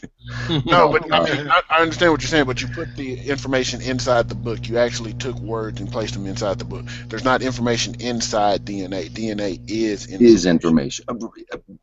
I don't agree. I don't know the right words, but I think you understand what I'm saying, and I have had beer, ladies and gentlemen. I understand. Yuri, you don't agree that DNA is information? You think there's information inside of it? Yeah, I think it goes down. It keeps going down. Particle, you can go even further if you had the right. You know, as far as we can go out into space with our microscopes, not microscopes, our scopes, the farther we can go the other way as well, depending on how far do you want to break it down. Right, you're looking at strings of DNA, and they react to each other. There's not information inside of it like you would think information inside of a computer. You would think the way I described it, I've actually described it to James before, is if you look up at the moon and you can tell that it's a half moon, a crescent moon, or a full moon, that there's no information inside the moon, but you can draw information from what you see from the moon. That's the same way. That's the same way DNA is. Just because you can look at the moon and draw information from it doesn't mean that there's information inside of it. True, but DNA transmits information. No. It's transmitted information. No. It doesn't transmit anything. Am I okay? I think I'm on now. Yes. You've got the wrong understanding of what you're looking at. Okay, you don't. I'm not saying I'm a geneticist, all right, but you have clearly no concept of the understanding of what DNA is, how DNA came about. That's protein. It's encoded protein. From what you have just described, from what you have just said, what? You don't have a clue. Why? The earlier cell. What is DNA? I don't want to know where I'm wrong. Tell me what's right. Where did I go? Hold on, dude. Hold on. Let me try to explain myself and make my point. All right. This is not. I'm not calling you a moron. I'm not calling you an idiot. I'm calling you just that you have a lack of knowledge, and I have an extreme lack of knowledge as well. So I'm not calling you any names. Thanks. I'm just trying to help you out here. Okay. What is it then? If I lost all concept of DNA, please enlighten me. Okay. So the concept of a single cell that came about, that made everything, is not the going theory. Okay, there is a new theory that there was actually life that came about in more than one area, and it had a different, the two, let's say two singular cells that came about through abiogenesis combined at some point in time, and now we only see the beginning from that point on. And because it happens so early in the process, that there is no there's no way of telling until we get some more evidence to suggest. But this is I have to say, this is more of a hypothesis than a theory. Okay, so the earliest cell that there would be, that there is no evidence of now, because we have so many millions, hundreds of millions of years of genetic manipulation, okay, every time a cell divides, new information is being written. It's being written in the next cell. Okay? Could it not be extrapolated? You're going to have to determine, what do you mean? What do you mean by extrapolated? What No, it'd be copied. Yeah, self-replicating molecules. They would copy. Yeah, extrapolating. That's what I'm saying. Yeah. Okay, right. Okay, that's. I just want to thank you. All right. Okay, so that is where the writing comes in, where they are being duplicated. The DNA is being duplicated. Now, the parent cell can make a mistake, and the offspring will show that mistake. So there is new information. Those mistakes are not necessarily harmful. And we see that in such things as nylon-eating bacteria, that this new outcome from a bacteria is not detrimental to itself, that it is not a detrimental change. Many theists will try to argue, Ken Ham and whatever, will try to argue that there are never any positive changes, and that's absolutely wrong. There are much fewer positive changes than there are negative changes. However, that still happens. There is a process within the genetics that tries to stop errors, but it doesn't always work. These errors, when they become beneficial, are continually promoted, because that offspring is more adaptive to the environment, because it has this extra special thing about it that its parents don't have. That doesn't mean that its parents die off, because its parents can be munching on red algae, and they can't munch on green algae because it's toxic, but their offspring like green algae. So now they're not in competition, so they both survive. As other things come in, whether it's radiation, whatever, to change the biology, the genetics even more, you see additional changes. This is how the genetics grow. Each time you have these mistakes, each time you have these new abilities, each time you have some type of influence through radiation or through something else. Can you wrap it up, man? I mean, you got on a diatribe there, man. Let's give other people. Yeah, well, I'm trying to give you 6 years of genetics in 5 minutes. Well, let's try to make it 2 minutes. I mean, do you understand what I'm talking about? Yeah, do you understand where you had the flaw? You specifically said that, you know, you were suggesting that the cell that started everything was basically the same genome as that we have now. Okay. And so that is far from the case. Well, I will say that the oldest living life forms we know of are single-celled. No, and according to all evolution. Really? Really? We have an old... Go ahead. I'm shutting up now. Before single cells, cells would be the only thing that would fossilize. But before cells, there were protocells. That's just what we call them: protobacteria, protocells. And they were, and what atheist is right. They think that there are two different forms of life. There is a protein-based life and RNA, nucleotide. Right, but we don't have evidence of this. Which symbiotically, they got together and boom, boom. Is there evidence of this? I've never heard of like them finding a fossilized protocell. It does solve the chicken and egg problem. But we haven't witnessed it. Oh, there's no evidence. Yeah. What do you mean it solves the chicken and the egg? Well, because you need nucleotides to generate proteins, and you need proteins or peptides at least to generate nucleotides. And so, which came first? So there's a possibility they both evolved at the same time. Peptides are easy to make, so are nucleotides. They just kind of form spontaneously almost under certain conditions. And you just get a couple of them together, and if you form a barrier around them, then you've got a protocell. That's all you need. From that evolves the protobacterium. From that evolves a single-celled organism, which is also, it's like way, way, way below a bacterium. Millions of years later, bacteria come along. Billions of years, maybe. Then eukaryotes and all that multicellular life come along. More billions of years later. It takes a long friggin' time.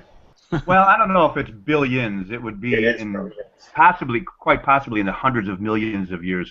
The thing is, with the early stages of life, any type of change would have been an extremely dramatic change, and things would have happened quite quickly.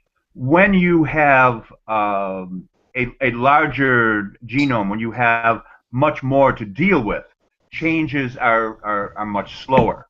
But when you've got the most simplest of these organisms, change can happen quite quickly. When the lipid layer would attach to a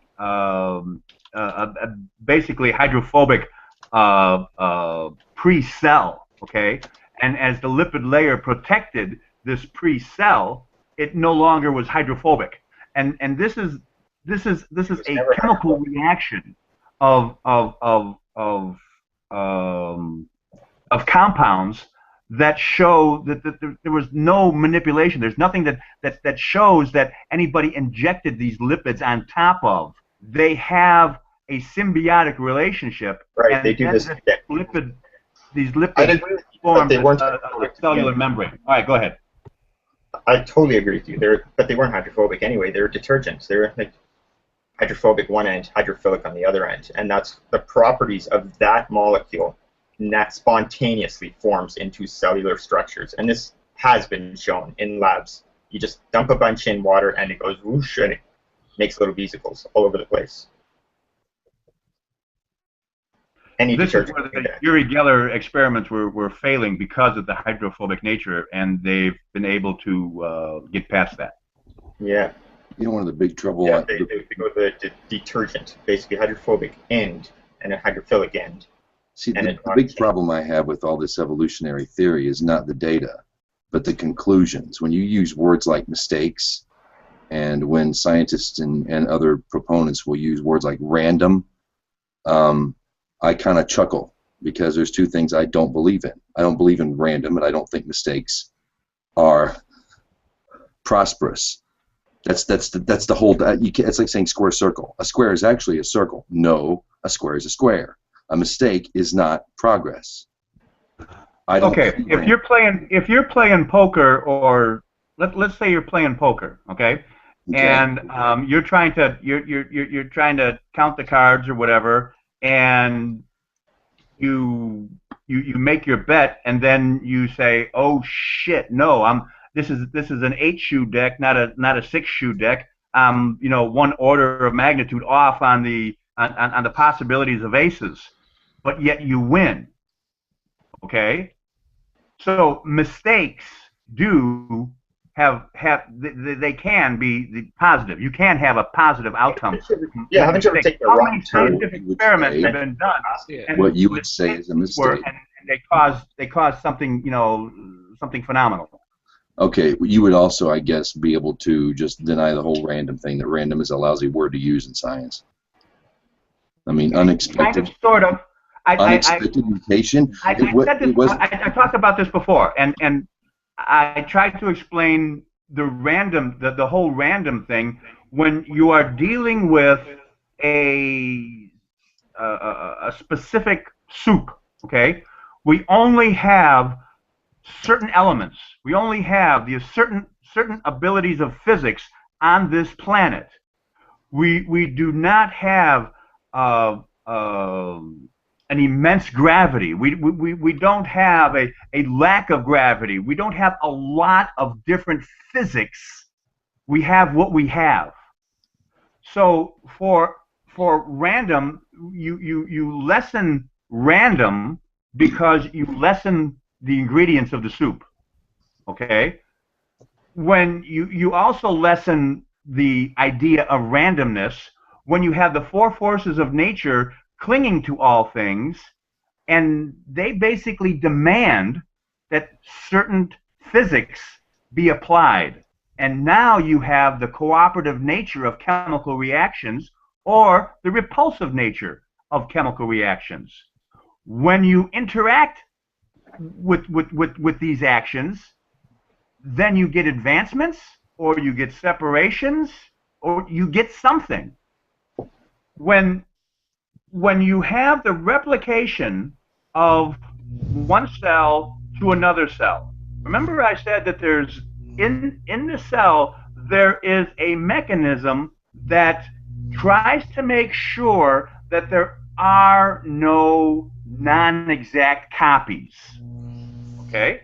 So if there is a copy that is non-exact, then that is a mistake. You mean they have natural selection driving the changes, so they're not completely. There are error checking proteins and there's error checking proteins tagged onto the polymerase itself. Like it's one big bundle. It's a synthesis of nucleotides and an error checker in one.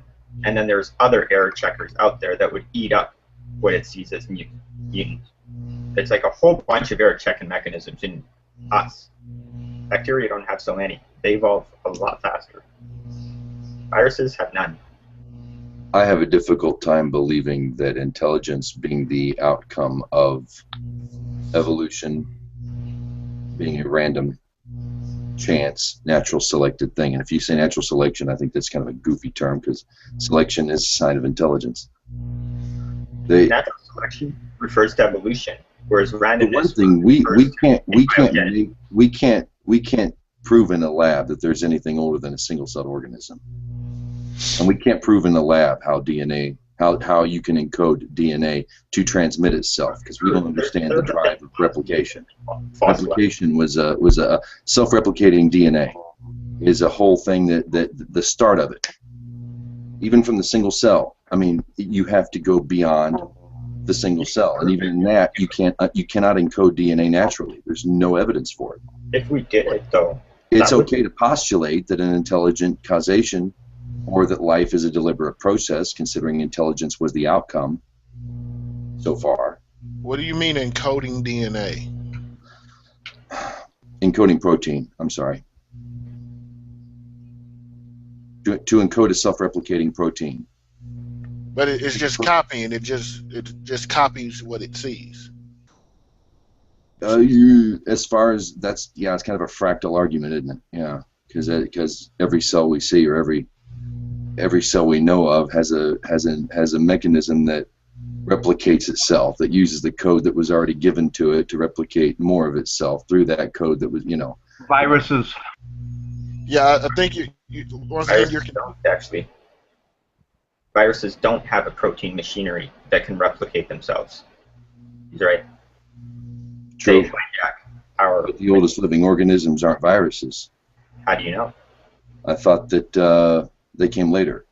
I thought in the theory. I don't know. No, I don't know any of this stuff. I'm just going by.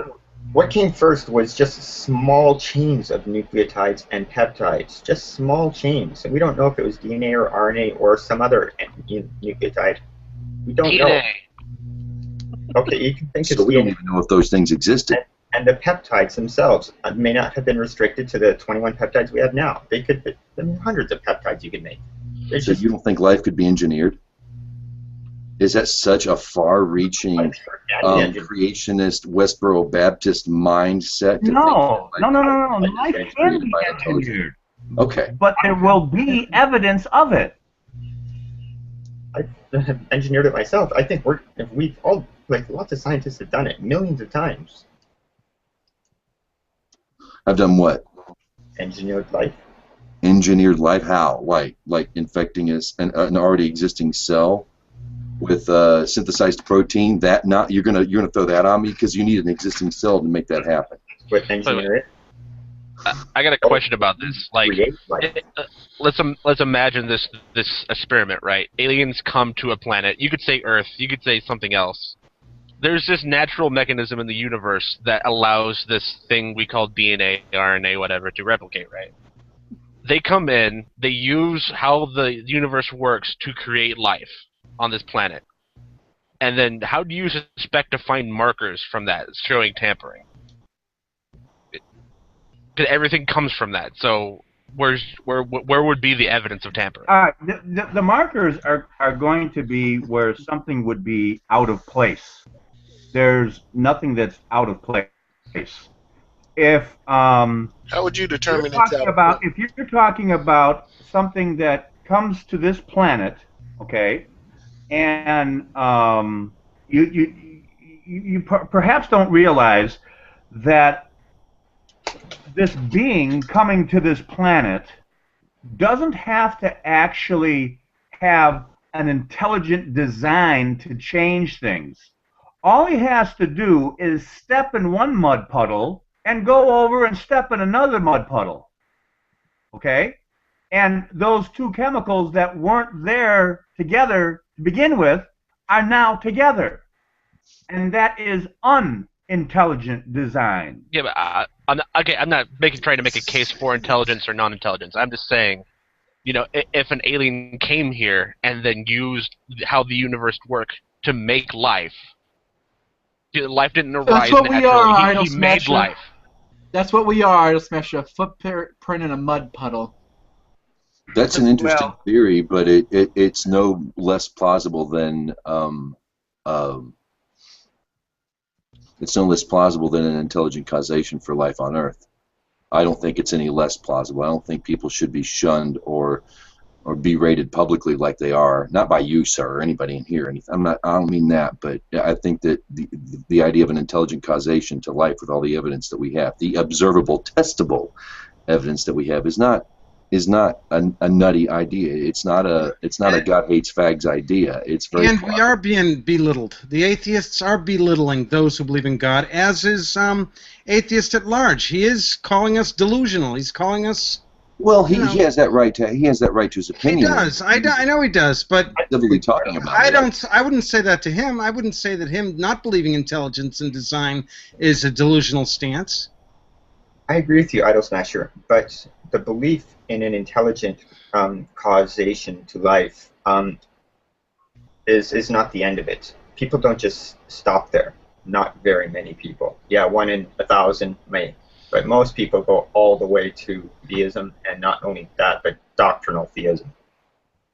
And impose their beliefs. Yeah, well, if we can learn to discuss it on a purely, if we can get the people who really, I mean, I think people when they come up when creation science, and I'm not dogging it by any means. Science is science, but when a creationist loudmouth, you know what I'm talking about, is interested enough to watch the videos and try to come up with their own ideas of it, at least they're interested. And if we could find a dialogue where we could just say the word intelligence and leave it at that, it might allow science to open doors that have been shut for so long by social convention. Maybe we could start looking into other ideas because abiogenesis isn't panning out. We can't. It's not social convention, though. Science can't. What good is science if it's not taught to the masses? I mean, Galileo didn't hide his telescope right now. What it means it's not up for a vote or what? We're talking, and this is science. If it's but it took Galileo publicly exposing his telescope to the world to change it. He didn't keep it to himself. If we can, open a dialogue on it, if we can learn. Creationism. There's no science. There's no testing. There's no evidence. There's no extrapolation. All there is wants and desires. There is no science in creationism.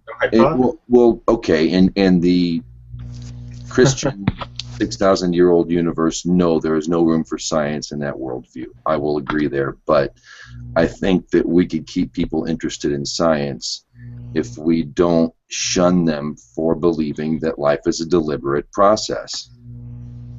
Right. I mean, because the data won't change. If we all look at the same data and half the people say that it's like Plinko on Price is Right, and the other half will say this is a directed thing, is so long as the data isn't skewed, I think that people should be free to. We might, we're turning people off of science when we hound them about how stupid they are for not being atheist, and it turns people off. To be deists or even theists, but honestly, if they were theists, they don't get shunned. Like in the deists that you guys are, they wouldn't get shunned because they stop. You know, at where you stop. We're a rare breed. Yeah, because a more deist sense of God, hence, they want to figure out how God did it. They have a lust for the knowledge. That's good. Yeah. Let's find a way to get him some water. Yeah, well, I think Thomas Paine had it right on when he was trying to. His Age of Reason was really trying to show these guys the proper way of understanding the Bible. It's, as I was saying earlier, it's not a bad book. It's their interpretation of it that we need to put them in their place. And it is a book of dreams and revelations from people who never dreamed the dream or received the revelation. So we have a right to say when they tell us that Jesus is the Son of God and God incarnated, we have a right to put them in their place and say that's goes against the laws of nature. We don't have to believe it. In fact, it goes against everything we know. Everything we know to be true. Yeah. And if we're talking about a force that all of life comes from, we're talking about, in the end, we're talking about absolute truth, aren't we? We're talking about whatever it is. I don't know what it is, whether it's a non-intelligence or intelligence, matter, substance, I don't know. But whatever it is, everybody's a product of it. And when these Trinitarian and Jews say that they're the chosen people, Islam pushes their crap, we need to be able to group together atheists, deists, and theists. I'm going to throw those guys in the group too. I don't mean the Abrahamic types. We need to come up with a plan to gently put them in their place. Yeah, I agree. That's not going to happen. It can happen. It's happening gradually anyway with the internet. Information at the click of a button is happening. I think people naturally go towards truth. And people should be put down for completely stupid, illogical ideas that make no logical sense from one point to the other. Yeah, you should point that out for them. Yeah, there's too many people that out. You have a lessening. We can see a lessening. Maybe in an overall picture of the world, okay? But we're not seeing it in this country, all right? Take a look at all of these politicians and what they're trying to do. Now, they're probably helping our cause because more and more people are thinking that they're batshit crazy. But they are being reelected. Rick Perry is being reelected. Yeah, that's amazing. It boggles my mind. I can't even think of all of the nutbags that are in office, okay? Totally. And they are being reelected. And what's their key word there? God. And if you don't believe in God, okay, then you're the enemy, right? Yeah, but it's Texas. Yeah, but you know what? I think a deist would have more of a chance to get elected than an atheist. If somebody was a self-professed deist and when I think they'd have a better chance than an atheist. But they don't know what a deist is. All right, no, and the definitions, of course, as we were talking, are confusing in their own right. And all you have to do is say the word God. This is why I have a major problem with God, okay? We've got 3 billion people on the planet that suggest God is, a beardy man in a sky that watches you beat off every morning and says, no, you're going to hell, no, you're going to heaven. And not all of them. Wait a minute. It's not. I don't think there's that. You would be real surprised. Well, yeah, but 3 billion, that's less than half the population. Well, anyway, let's make the clarification. What you're saying is you don't actually have a problem with God. You have a problem with what people say God's doing. Yeah, it's religions. He has a problem with religions because But listen, what is religion but binding together? It's grouping together under a common understanding of this power. Isn't that what we want to do? We want to have... No, it's not coming together. Religion is a pathway that is designed for the replication of these ideas according to a person's idea. Right, is a mimetic virus. Or interpretation. Mimetic virus. It's in our existence now, and we should stamp it out if we can. It's like polio or smallpox. Well, I'd be up for calling it a different name as long as I could keep my opinion, but... Yeah, but you're not in a religion. Yeah, I really do want deism to be the #1 religion of the world. Deism isn't a religion, though. Then you need to start up some rituals. No, I don't need it. No, I'm talking about grouping together. Listen to this. Could you imagine a world... Yeah, but then you don't understand human psychology. You know, like Yuri is saying, you need this. Mankind needs a social interaction with each other. You take a look at social experiments. Take a look at the animal kingdom, wolves and coyotes and other animals. That there's a social structure there. The higher the intelligence, the more of a social structure that is needed in order for it to benefit the organism. Once we start getting into this fundamentalism, if this fundamentalism took over, you would see our species, go to shit. Atheist at large, you're a fundamentalist atheist. You push atheism like it's some kind of truth. You got to be kidding me when you're talking about fundamentalism. You are an active atheist pushing your faith on matters of this power that all of life comes from. Well, that's what it sounds like to me. Let's not start an argument. We were getting nice here. To reveal something that has a meaning of truth to it that you don't buy. That's it. Your wants and your desires are suggesting something against what I'm suggesting. That's it. And I agreed with a lot what you said. You're very intelligent, and I'm blessed to even be a part of your world. Trust me, I was listening to everything you said, and you're very intelligent. And I agreed with a lot of what you said. I just myself, and I will be doing the work. It's not like I'm totally trapped in this faith of mine. I do look all the time. I'm constantly constantly contemplating this power that all of life comes from. All right, I call it God because I think it's right to at least honor this force. I don't know what it is, but I think it's right to give it a sacred title. You know, I think all of our principles, first of all, come from this power that we study, that we learn, that we grow. All our sciences come from whatever the hell it is, whether it's intelligence or non-intelligence. So I think before we can know for sure that it's not intelligent, I know in your mind it is, but for myself, I think we should at least... You should put a lowercase g on it, and I could put a capital G on it, and then I think we'll get along like that. I don't think... DeistReality. You should imagine the world. You will not get along. I'm so sorry. I could get along with... What do you mean we won't get along? I can get along with a lot of theists. Let me tell you something. If you've seen my channel, I know John has. You have to see some of the videos I do, and I know I dog atheism as well. And I would love to sit down with atheists and face-to-face and talk to them. But I think there's a way we can get these people out of this nasty fog of faith that clouds their mind from the reality of what is. And it is science. It's about science. Science is the tool. If we're going to find out what this force is, science is our best way of ascertaining. But we can't forget there is some metaphysics involved. There's some supernatural stuff here. Come on, man. Listen. All right, listen. Don't get metaphysics in here. All right, listen to I want to address one thing to you really quick, okay? Now, you're saying that science is going to be the key to this. Right.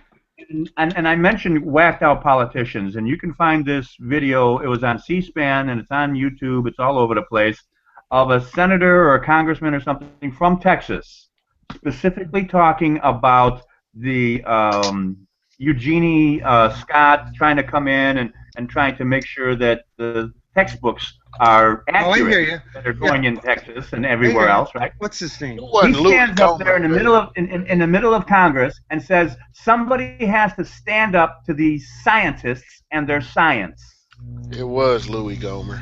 Yeah, well, you know what? Those guys are going to fall to the wayside. I hate to say it. The next generations, they're not going to be it's happening now, and they're hating it. I follow a lot of these Trinitarian Christians, and they're falling to the wayside, and they know it. Yeah, they're kicking hard through death row. They totally are, and they deserve to go. Their whole since the beginning, since monarchy, they've been pushing this freaking faith down everybody's throat. Now everybody knows how to read the book, and now they're coming up with all kinds of this creation science and stuff. Listen, it's not even their fault. I mean, look what it took to get people to believe that. It took about 1,000 years of rape and pillaging. I know, but at this stage in the game, you think with this stage, rape and pillaging, but burning people alive and doing all kinds of things. If you disagree with me, what happened in the Dark Ages? You were thrown on a slab of stone in the middle of the town square, and somebody took a side that they were cutting wheat with in the morning and split your guts open from your sternum down to your pelvic. Yeah, they've slowed us down. They've slowed society down for sure. They've killed a lot of our rebels and bright people that we'll never even know about. You know, there's probably tons of Galileos in that group that they fucking killed just because of their own thoughts on the matter. Why do you think they killed Jews? Why do you think Jews are so good with science? Well, that would be because of their understanding that they can't go carrying things around with them like tools when everybody is persecuting them, you know. So what they do is they learn things. What they can carry around is what's in their head. That's why you have a mentality that is shown to Jews and why Jews are so smart. And for some reason Asians have that as well. We've lost that, and I think that we've lost that because of the Abrahamic faiths, suggesting that you don't take pride in yourself and you don't take pride in your work. And this has removed a work ethic of doing, you know, taking pride in your work. You know, give the glory to God. Well, I can make a piece of shit, and you can chair. You can fall on your ass, and I give the glory to God. We gotta laugh that you fell on your ass. You can at least give the Jews, or I should say the Noahites too, since there are Noahites in the room, credit. Right? They don't go around denying science and forcing their beliefs or their rules on people that aren't Jews. Well, I beg to differ. Depends on. I was in New York talking to some black Hebrew Israelites who think they're the real Jews. No. Don't mix those up with Jews and no. Well, whatever. They're not Jews and they're not. No, that's something totally different. Hey, listen. They make a great claim about the black man being the Jews. I don't. You know, they at least believe it wholeheartedly, and they can make a good claim that we've. I don't know. I'm just saying. Too. And then in New York City, there's white Jews as well that constantly think that they're the chosen people. So they think. Look at Israel even today. They're still defending. Jesus was white. It's Nordic. I've seen the paintings. Jews believe they're the chosen people, but they don't go around forcing their beliefs down your throat. That's because they want to keep them to themselves. They want to keep with each other. They don't want to have more people into their group. Who are the guys on the 7-Eleven street corner we get out here in the West preaching? Those are the Hebrews too. There's Christian. Are they? There's Christian. The Star of David. Red and white. Are they white? Red and white. No, they're not. They're black. By their dialect and appearance, I would say they're the American Negro folk variety. Yes, sir. They're either black Hebrew Israelites or there's Christians also that are dressed like that as well. That they make some valid claims, and the thing of it is they believe it wholeheartedly. And Jews weren't white originally. No, they weren't. Yeah, they're not Moors, are they? We can get that out in the open real quick. They were desert-dwelling brown folk. That's North invasion. I think that's referring to you. I wanted to comment to that as well. Semites are not white. This Jesus person would have been a Jew, and he's not white. Period. All right, well, let's get back to how would we help these people break free from this stuff. I mean, I was at Memorial Day. We had the big parade, small town parade.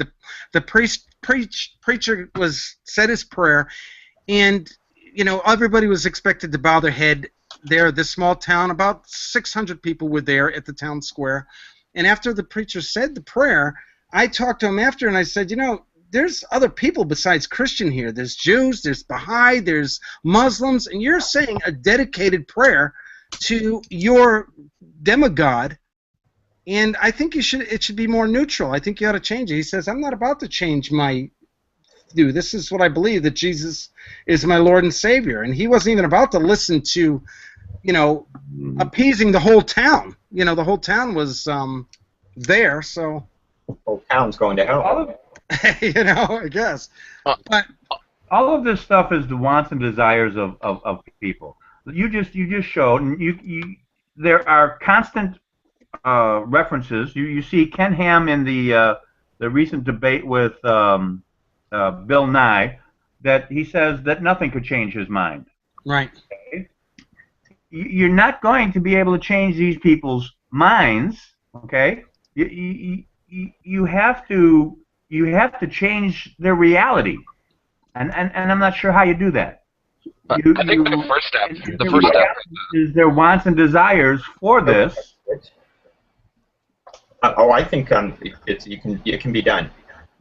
Just as a nation, all you've got to do is start shunning idiocy. Basically, complete illogical. If everybody did that, right, then these things would die out, or they wouldn't die out. They'd be smaller and smaller and smaller, and be reserved to small communities, and they would have no power. Okay, but you're going on a slippery slope here, Yuri. I mean, where does it end? Where does denying people their wants and desires? Where does it end? Where do our freedom stop? I'm with you. I understand. It's just that I have to interject this slippery slope idea. And here's the deal. Here's the thing. Again, all of us realize that we come from something. None of us knows what it is. None of us. We shouldn't be imposing our faith. Yet we do know that we come from something, and if we can prove that this something is real, then there must be a path of understanding that is equally as self-evident as this something is, whatever it is. And the best way is to go to the physical evidence that proves it is. And what is that but the collective whole of everything? So now you're preaching. Now, I know I am, but listen to this now. If we could teach these people who already call this force God, if we could teach them that life is a sacred text from God, metaphorically speaking, instead of these books, wouldn't it be great if they would, or why would we care that they're taking care of... You're still using this word God, and you're putting people in a direction towards some type of belief system that somebody is going to interpret and make their people follow them that want to believe what this guy's interpretation is. Well, your interpretation, you're giving yours, though. We all are giving our own interpretation. But my interpretation is based on evidence and rational ideas. I think mine is too. I don't see as a rational idea. I don't see now we're getting a little off topic here, and with the notion of God, okay, and you deists think that whatever, but I think what we should do, what your agenda is to specifically go after a God in the hairy man, God in the sky that like I said before, watches you jack off in the morning or afternoon or whatever, and then controls and tells people go to hell and whatever. So if we mention that's your interpretation of God, not mine, and not others. No. What he's trying to suggest is that is the interpretation of God. Atheist at large. What have I said though? I've only said that something exists in the best way. You're just adding your preaching of God. Actually, it seems like he was purposefully not adding what he believed and to what he was saying. Like he was No, trying to I avoid took the it. exact opposite. Listen, I was took the just exact opposite. I'm saying, listen, we all agree. Let's, if we can we agree that life comes from something? Just and it doesn't matter. You can all have your own interpretation of this. We don't need to even go that far. Okay, it's not that far. It's like with this belief system, we can tear apart the Abrahamic faiths by showing. Let's show Christians and Muslims, especially Christians, where what is being said in the Old Testament. Where I don't think that you'll get a Christian alive that doesn't know the story of Genesis and Adam and Eve. However, they don't know what the Jews were actually writing. Well, ancient Hebrews. There was already a society that existed. Okay, Adama means just earthling. That's all it means. It doesn't mean a specific person. Now, if you can get the Christians to understand that, I think you have a beginning, a foundation. You know how to do that? Somebody has bastardized these things yet again in this game of telephone, okay, and get them back to where the beginnings are. And then show that pre-exists with Hinduism, with Adami and Heva, and with a totally different creation story. I think that Christians need to go back to the Jews because the Jews get it. I know you don't believe that, and if you give me a few minutes, I could probably tell you, but the Jews get it. Yeah, but listen, the Jews are still waiting for a Messiah. The Baha'is are waiting for a Messiah. The Muslims they're all waiting for a Messiah, and the Messiahs are themselves. We're the ones who are supposed to be taking away the sins of the world because we're the only ones who can. Right. That's what the Jews say. The Jews are waiting for a Messiah. They're not really preoccupied with Messiah like Christians are. Well, they Orthodox Jews are. Yeah, maybe some are. Everybody's waiting for these prophets, and the truth of it is we're all have the ability to receive personal revelations, whether you know it or not. Whether you take it as atheistic, luck, chance, or theist, whatever way you take these personal revelations that each of us get, it matters not. We shouldn't be waiting for like the religions have been doing. The Jews, Jesus comes, so now everybody leaves the Jews and they're fighting there. Then you get the Muslims, Muhammad comes, and then you get Baha'i, Joseph Smith, and all these people they're all waiting for somebody. And the truth of it is, we got to help ourselves. No, here and now. Well, they're waiting for eternal life and then don't care about the present day. Yeah, totally. Christians can care less about the planet. They think this is hell anyway. Half of them are waiting for this glory land they're supposed to be getting. That's what Rome taught them. That's what Rome and it took about 1,000 years of brainwashing. But when I say brainwashing, I mean like raping and pillaging. And it took 1,000 years, and it's damaged us. I think as Westerners, I think it's damaged us.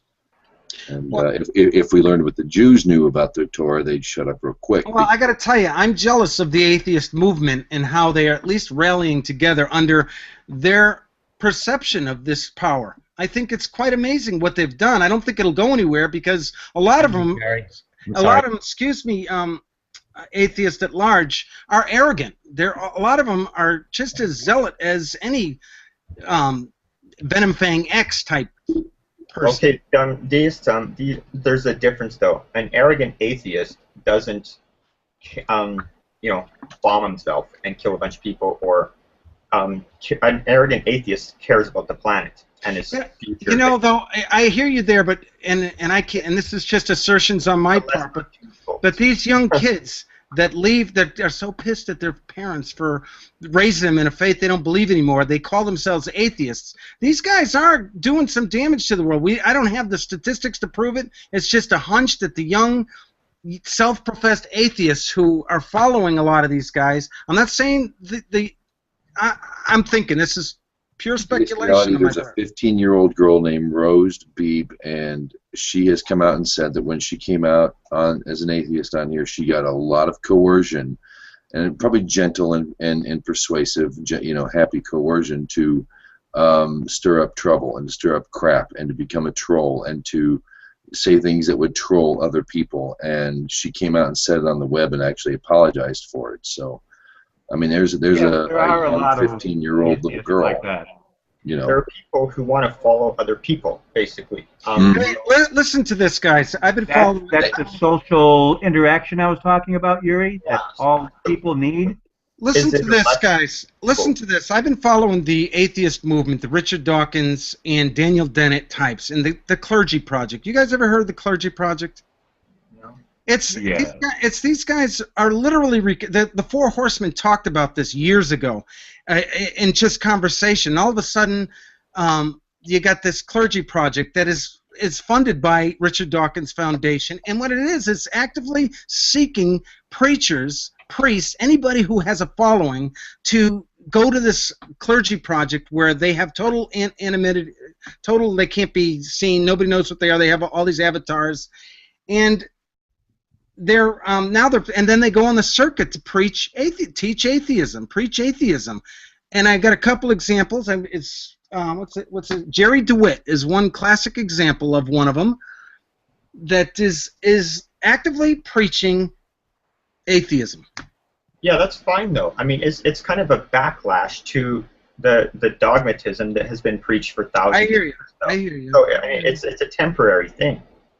It's exactly what Freud said about to mention that it's not just the dogmatism over the last thousands of years. It's this politicizing that God has turned into. You're trying to turn politics into belief in God. You're American if you believe in God. If you're not, if you don't believe in God, get the fuck out. And this goes on and on and on. Yes, see, I hear what you're saying there. I'm saying, guys, if the atheist, and I guess it's very hard, and I have to think about it some more. But if the atheist could just give up this assault on the God concept as a whole, absolutely not, never, absolutely not. Yeah, well, it's not giving up the assault. They just need they need to understand that it's like what Freud said about the rebel, and I think it was Freud. But the rebel doesn't have the answer. It just points at the problem. Right. Well, right. And one of our founding fathers say ridiculousness has to be met with ridicule. Yeah, that's what I was saying. Yeah, and it should be, and with everybody's getting a lot smarter anyway because of the information that we're getting at the click of a button, and people are putting them in their place. The kids are rebelling, and you know what? They are going to go to atheism at first, but then they're going to have their kids, and they're going to see something more about life. Maybe. Maybe or maybe not. But you know what? First of all, here's another example. When they want to take, you got these New Jersey atheists, which I think is the American atheist president. There, I think he wants to take God out of the Pledge of Allegiance because it's offensive to one of the children. It was put in there after the fact. Right, right. We shouldn't even have a Pledge of Allegiance. We shouldn't even have that. That's a bunch of crap.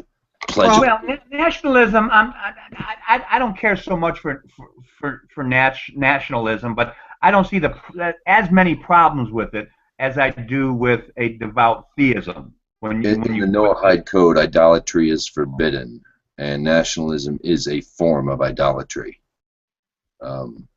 You're prohibited from any of that. Yeah, I'd be all for Pledge Allegiance. God is an idol. No, some gods are. The God of the Torah God is. The God of the Torah is closer to what the Indians would say. You know what the Indian says? The American Indian always listen to what the land is telling you. That's closer to a Hebrew. Yeah, which Indians? We're getting into a whole mess of stuff. The Hopi, the Cherokee, the Sioux. You know what? You're never going to get rid of the religious people by telling them there is no God. That's a fact. That's just going to cause more animosity. Exactly. You don't do that. What you do is, like the people who believe they've been abducted by aliens or have been, say, possessed by demons or whatever. Their beliefs are marginalized by the public. Okay, now this same thing can be done, but the public supports their beliefs, and that's the problem. Yeah, well, I hope not it, support, but just they allow are. it. Yeah, you're right. Them in a rubber room. Yeah, I can't deny that. I get pissed looking at the people they put in front of us. And of course, when they're all Christians like that and talking about that, I get like, ugh, what the heck? Here we go again. And it's always happening. It's Now you're looking for ways to try and change people, and the thing is, there's no easy answer.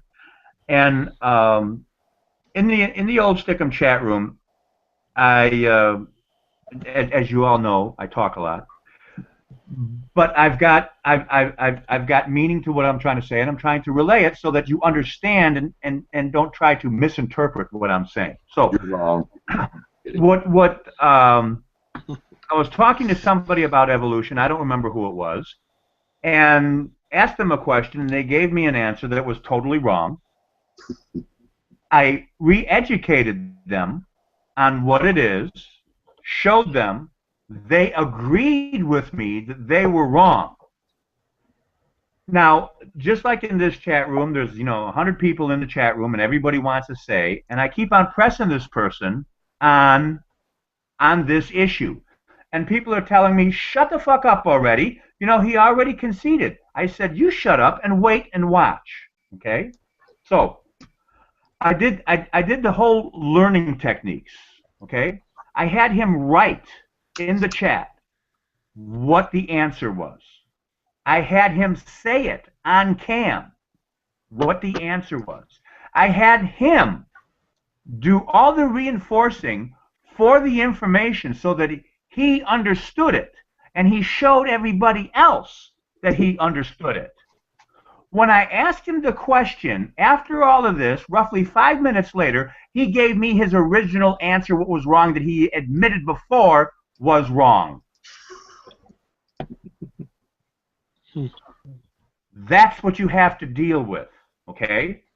What you have in your belief system, and you can check on Sam Harris on beliefs, on what you believe, what you don't believe, and what you don't know, and how fast these ideas come out, how fast, how vocal you are to express these ideas. But then why are these certain informations that you are being taught that you seem to understand but yet reject? And there's the wants and desires and your beliefs that are causing serotonin 2A receptors to inhibit the information that doesn't have God attached to it. Keep on mentioning God, God, God. And one of my problems with God is that it is an attachment idea that's in the brain that absolutely stops intelligence from occurring. Because if you are so set, if you are so set in Ford is better than Chevy, that Republicans are better than Democrats, or vice versa, it is going to be next to impossible to convince you any otherwise, because of your brain you're manipulating. Why is it of your brain? I don't understand why you're dumber if you believe intelligence behind the design. Why are you stupider or not? You're less. Well, I didn't want to say that. I didn't want to get into that. But that's what you're insinuating. I can hear it in your voice. No. I'm not saying that. I'm using this God as a reference, as a blockage, and I said that you can do it as Ford versus Chevy, Chevy versus Chrysler, or Democrats versus Republican. Okay? But God is the ultimate buzzword of blockage of information. And this is why, if you're thinking of deism, and when you mention God, I have a problem with it, because it has been shown in the human psyche to be a blocking point of information. On that notion, maybe, yeah, when people use it as such, but that's not how it's taught to us in Torah. It's not anything like that, actually. And I think that's because in Judaism we're taught to accept what is now, here and now. If the evidence shows this, how can you refute it? I mean, that's what I'm saying about idolatry, which is prohibited in the Noahide Code. It's creating an image of God. God's not supposed to have. If you can point at something and say God, it's not. You know, if anything, I don't give a damn. If you can point to it and say this is God, it's wrong. That's not God. And I think that if we got the notion of idolatry out, maybe. But I just want to say that not everybody's like that. I know what you're talking about, though. I really do. And I sympathize. I really do. And it might make some folks mad, but I do sympathize exactly with what you're saying. It's the problem of idolatry. Everybody, anybody. You don't have to be a believer, a practicing believer, to be victim of idolatry. It's a human condition that's dangerous to our survival, to our prosperity, I think. I don't know. What do I know? God believers are good, loving people, really. Burning people in Kenya, Christians burning people in Kenya. Don't forget, Muslims, they're the same God as Christians and Jews. It's the same God of Abraham. Right, and what are they doing? You know, shooting people, chopping off their heads, and yeah, and there's also Christians who will like help you change a tire on the side of the highway in the rain and feed the homeless and there's and I'm an atheist and I do the same damn thing. And build hospitals, and you know there are people who would give you the shirt off their backs. And why do they do it? They do it for the glory of God. Well, not what for does it matter why they do it? Who gives a shit? It matters a lot. Why? What does it matter? What do you care if he does it for the glory of God, if he's helping you with the tire on the side of the highway in the rain, which happened to me? Dude was a believer, and he said, you ever heard of Jesus Christ? Yes, sir. And he left me alone. But he helped me, and he did it for the sake of his... I mean, there are people who do that all over the United States. Yeah, man. there's a lot of good... You know, and I can only talk about Christians because I'm surrounded by them. And a lot of my loved ones are... Baptist, born again, whatever you want to call them, and they've got great hearts. They help a lot of people, and they do it. No, they have black hearts. Well, Doing it for the grace of God is a black heart. It goes against humanity. It Why? goes against because it does. Why? If they're feeding... Because the glory is going to God. It's not going to humanity. But it's suggesting that you are a worthless piece of shit. And that the only reason that this person is helping you is so that God's glory can be seen. That is God's glory, helping your neighbor, treating people well. No, it's not. Helping your neighbor is an act of humanity, not Which is God's what Torah glory. teaches us. I don't care what Torah teaches you. That's not what it is. It's a psychological development of consciousness that is not just that, but it is a social effort for the survival of mankind, helping out other people. I don't agree. I'd have to look into it more, but I don't agree with you on that. I think there's great arguments against it, but I don't have the time. I don't want to go and look into all that. You've taken psychology. I've never taken a psychology course in my life. Smart is a.k.a. Reuven Goldstein. Humanism predates Judaism. You can find it in Hinduism. Sure. Torah even admits that. And guess what? Hinduism, the Hinduists would say it's Hindu, not humanism. I don't really... I'm a little wary of jumping into the argument since I just got back, but, I mean, you're trying to define their definition.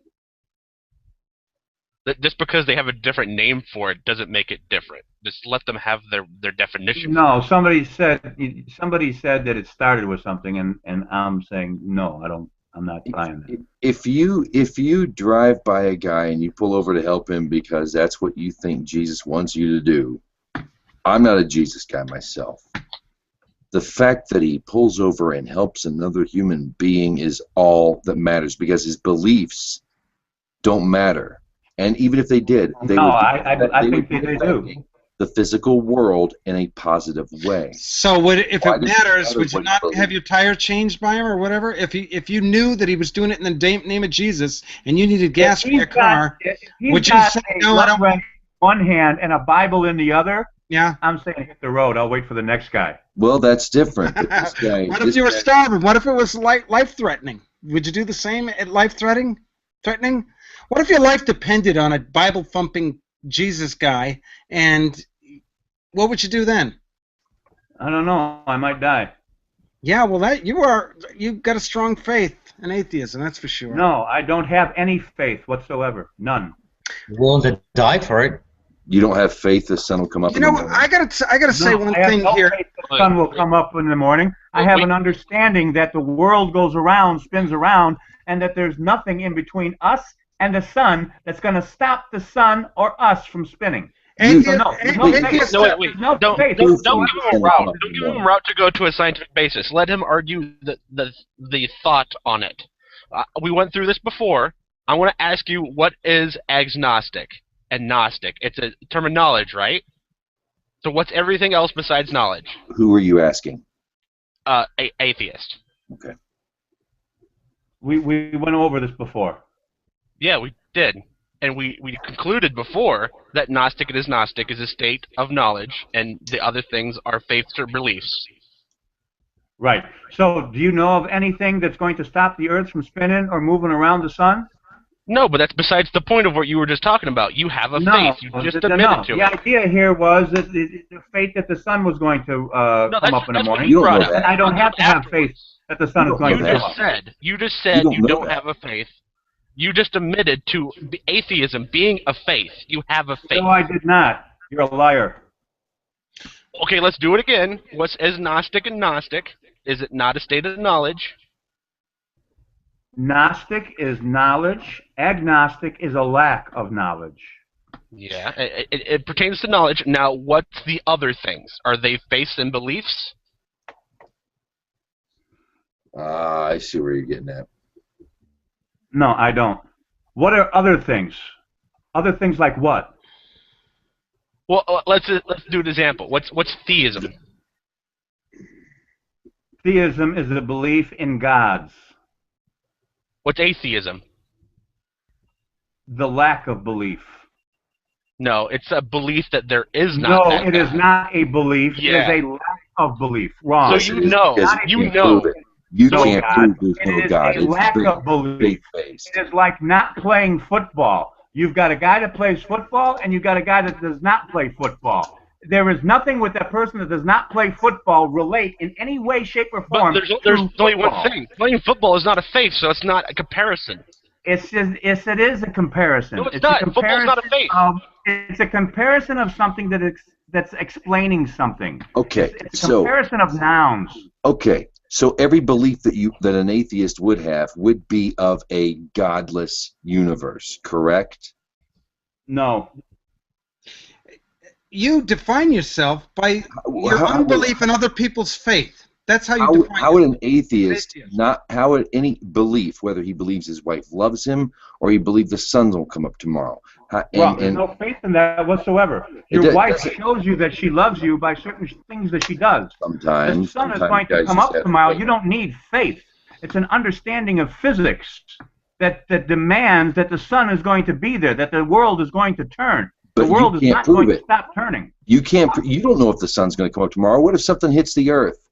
Or the you want to play the game of what ifs? What if I just grow up to be a great big old troll and just troll you like what you're doing? You don't know if the sun will come up tomorrow. You have faith it will come up tomorrow. No, nothing. My wants and desires have nothing to do with it. It's not about wants and desires. This isn't one. That the world spins and that there's gravity involved and all of these other processes show that this is going to happen. There is nothing to make any other conclusion. Okay, so you see faith as wants and desires.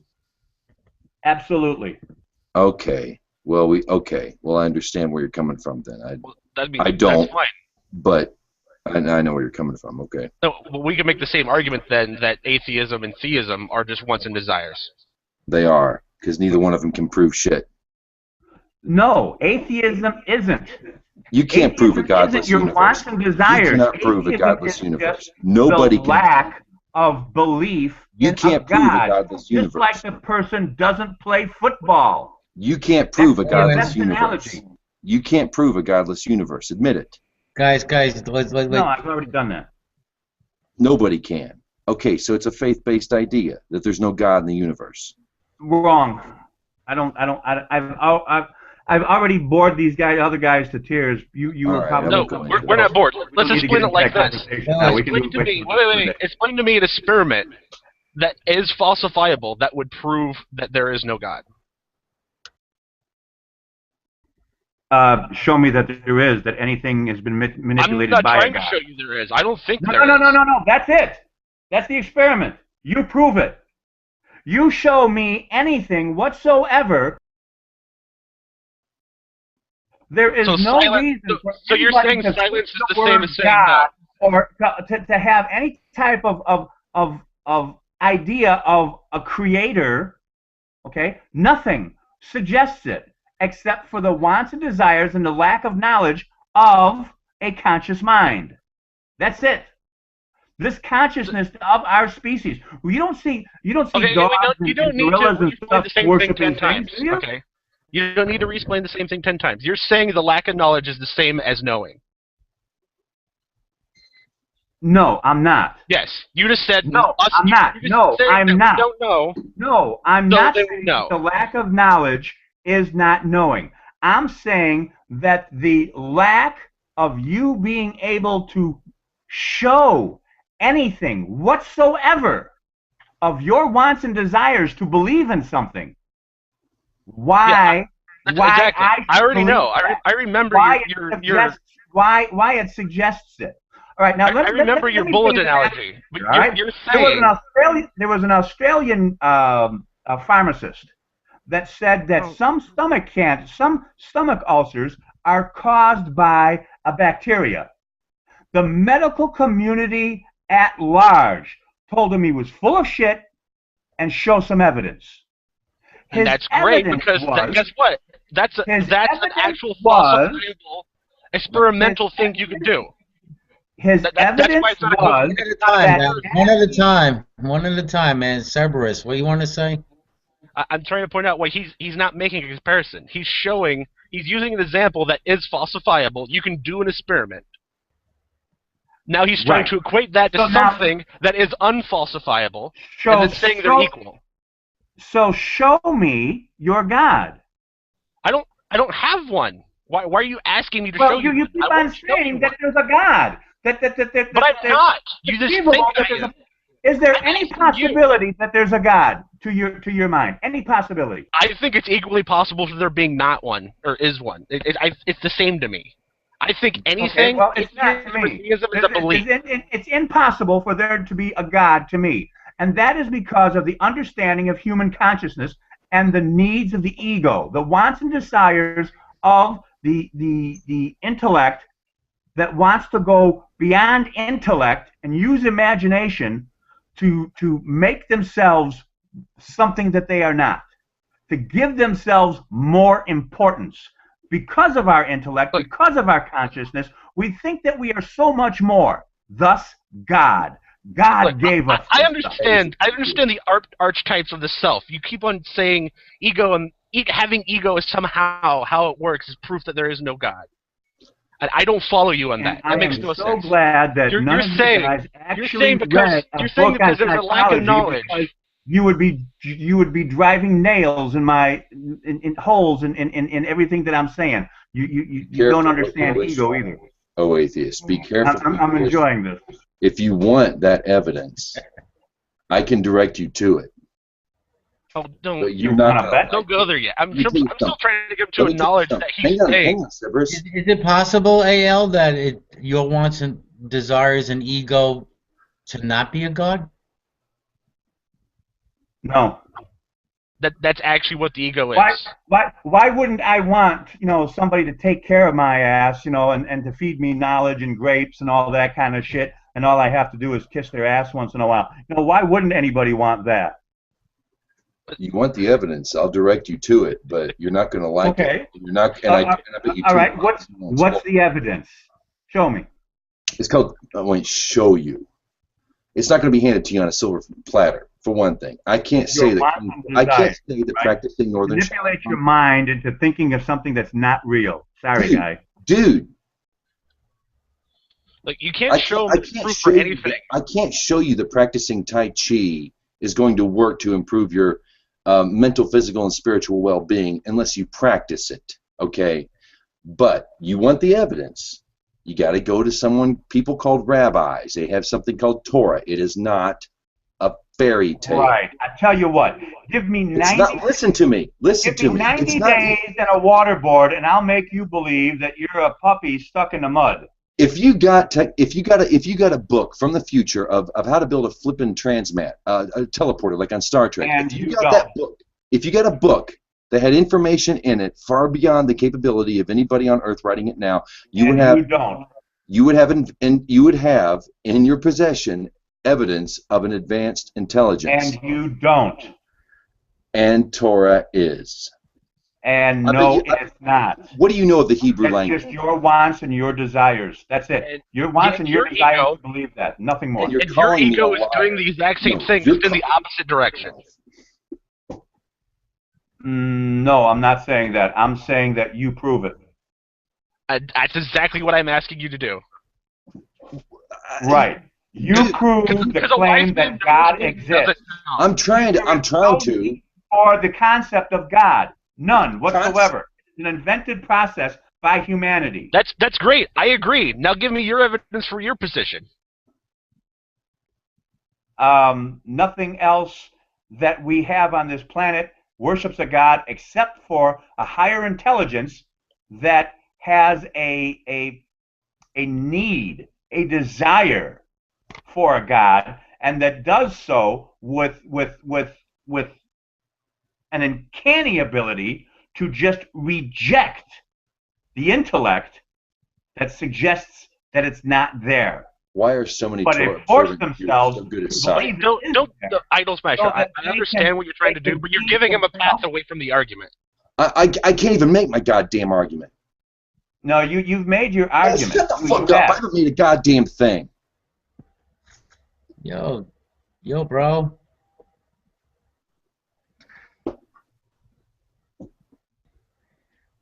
All right, Sarah. He's called a liar. Okay, when I'm trying to explain something to you and it's taken me a little while, it's late, and you just throw in and say, "No, you're lying to yourself." I haven't even finished what I'm freaking saying, and you assume I'm an idiot. I didn't say that. You're lying to yourself. Yes. Are you an idiot? Not necessarily. How am I lying to myself? I can't even finish my goddamn argument. If you believe in God, you're lying to yourself.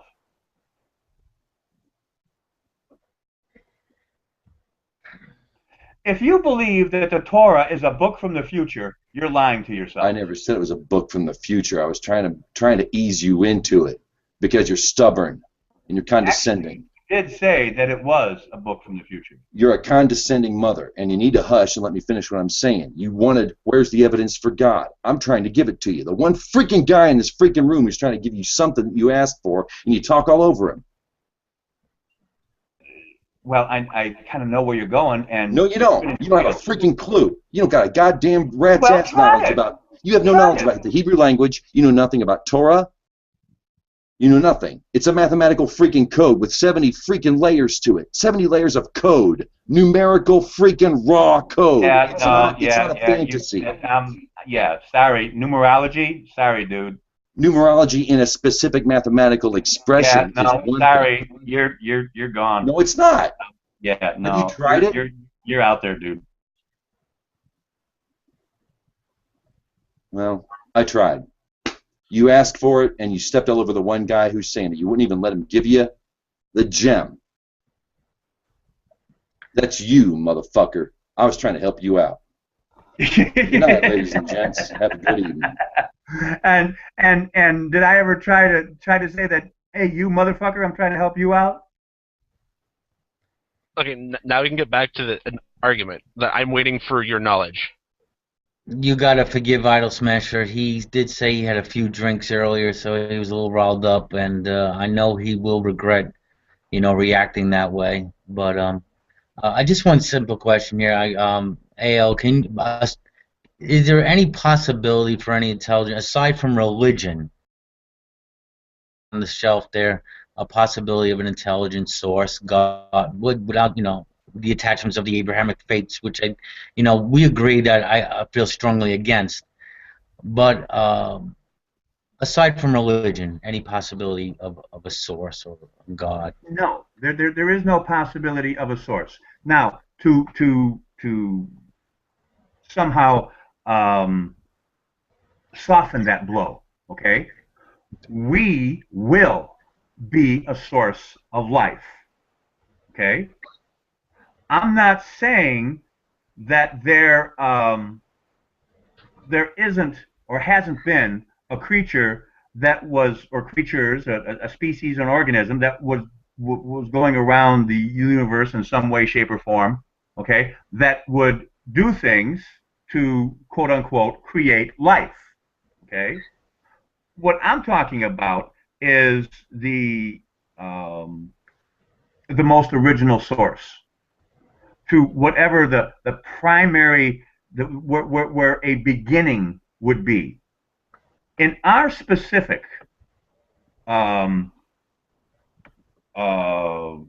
composition, there is nothing that shows any type of manipulation.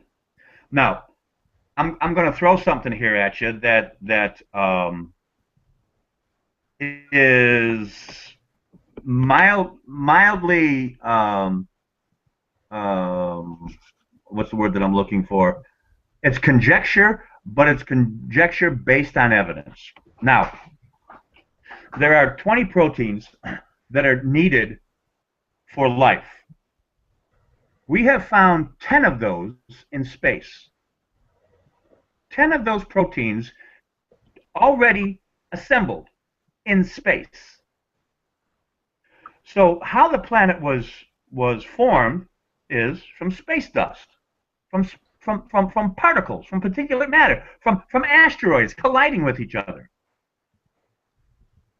All of that, all of that stuff formed on this planet and is continually bombarding the planet. And over the hundreds of millions and billions of years, the chemical reactions needed for the additional 10 combined with the 10 that already existed, and we have the formation of life. Okay? No need for interaction. There's already a cheat in the solar system. Half of what we need is already in space and just collided, as the planet was being made. Now, here's where I go out on a limb. In order for our solar system to exist, there had to be another sun that exploded, caused a supernova, caused a cloud. That cloud condensed, caused our sun and our solar system. Now, normally, a nebula is much, much larger than what we see.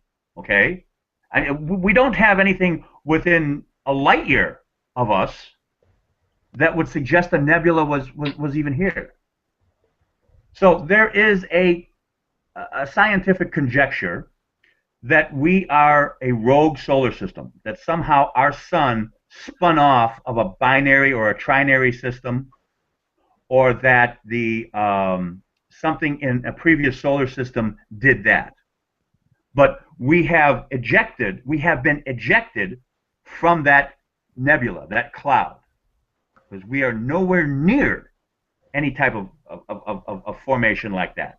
And most systems, they have something within a couple of light years. We don't have any of that. So, and single star systems are much rarer than dual or trinary systems. So what I'm suggesting is that there was life in a previous solar system in which a star went rogue and novaed, or there was a supernova, and our star was passing through it, or something was able to rip off a lot of the material and keep on going, and then form our solar system. That pre-existing of proteins that are already together, to me, and I'm sure anybody that can put two and two together will understand that something did exist. The possibility of life existing beforehand did exist, and this is the remnants of it, and then we are the remnants of it.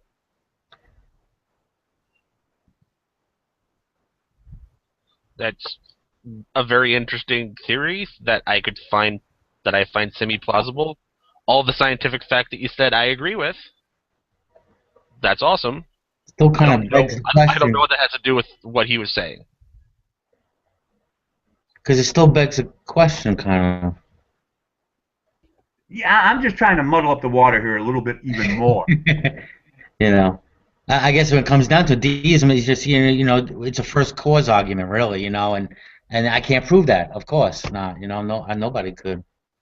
But I mean, you're going back and back and back. You still have to explain where these planets came from, where the nebula came from. We're going. Well, I can do that. What I can't do is show what started the Big Bang. I can show you where the nebulas come from. I can show you where the planets come from. I can show you how gravity interacts with itself. I can show you those things. And I can go back almost 13 billion years. But I can't go any farther. Then when you come to ultimately a place of then everything just is. It just is, and I have to accept it that way. It just is. Actually, the problem lies in our limited definitions of things. Okay. Most definitely. The word universe. The word universe is everything. However, it could be multiverse. It has been shown that our universe is now a bubble, an expanding bubble, and that there are confines to it. So there is an outside. So now it's not a universe. It is a verse, not an all-encompassing, because there is something outside of it. Cerberus, right? There's that firmament, Cerberus. Yeah. But, okay, this is what I find hilarious. Science, I agree with science 100%. And I admit a lot of scientists are smarter than me, and they know things I don't know yet. But scientists will show how these things interact. They'll figure out the probability or the certainty of how these things interact, and that's where it ends. They're like, well, this is the laws of physics. Oh, that's great, but those laws of physics are apparently just is. They just are. Period. They're done. That's the end of their road. And my point is, whatever. End of the road. Well, that's fine. That's fine. You could say there's another law that governs those laws, but then we could just say there's another law that governs those laws. And any answer to how existence happened is an illogical answer, which is how I know what you believe is a faith, because there's no way to know. No, see, this is where philosophy fails. Okay, and this is basically a philosophical argument. You don't actually have to have the knowledge of something in order to know something. I don't necessarily. I know that wood is hard and I can't put my hand through it. Okay, I don't have to have the express knowledge that you're sitting at a desk that's made out of wood and that you can't put your hand through it. I know that if you're sitting at a desk that you can't put your hand through it. I don't have to have the specific knowledge of it. Actually, you do have the specific knowledge of it. No, I don't. You could be in your bed. I don't have. That's fine. I'm not saying. But right? I'm actually not at my desk, and that actually shows that there is no knowing. That's a belief. No, I didn't say I believed you were. I didn't say that you were. Okay? I said if you were.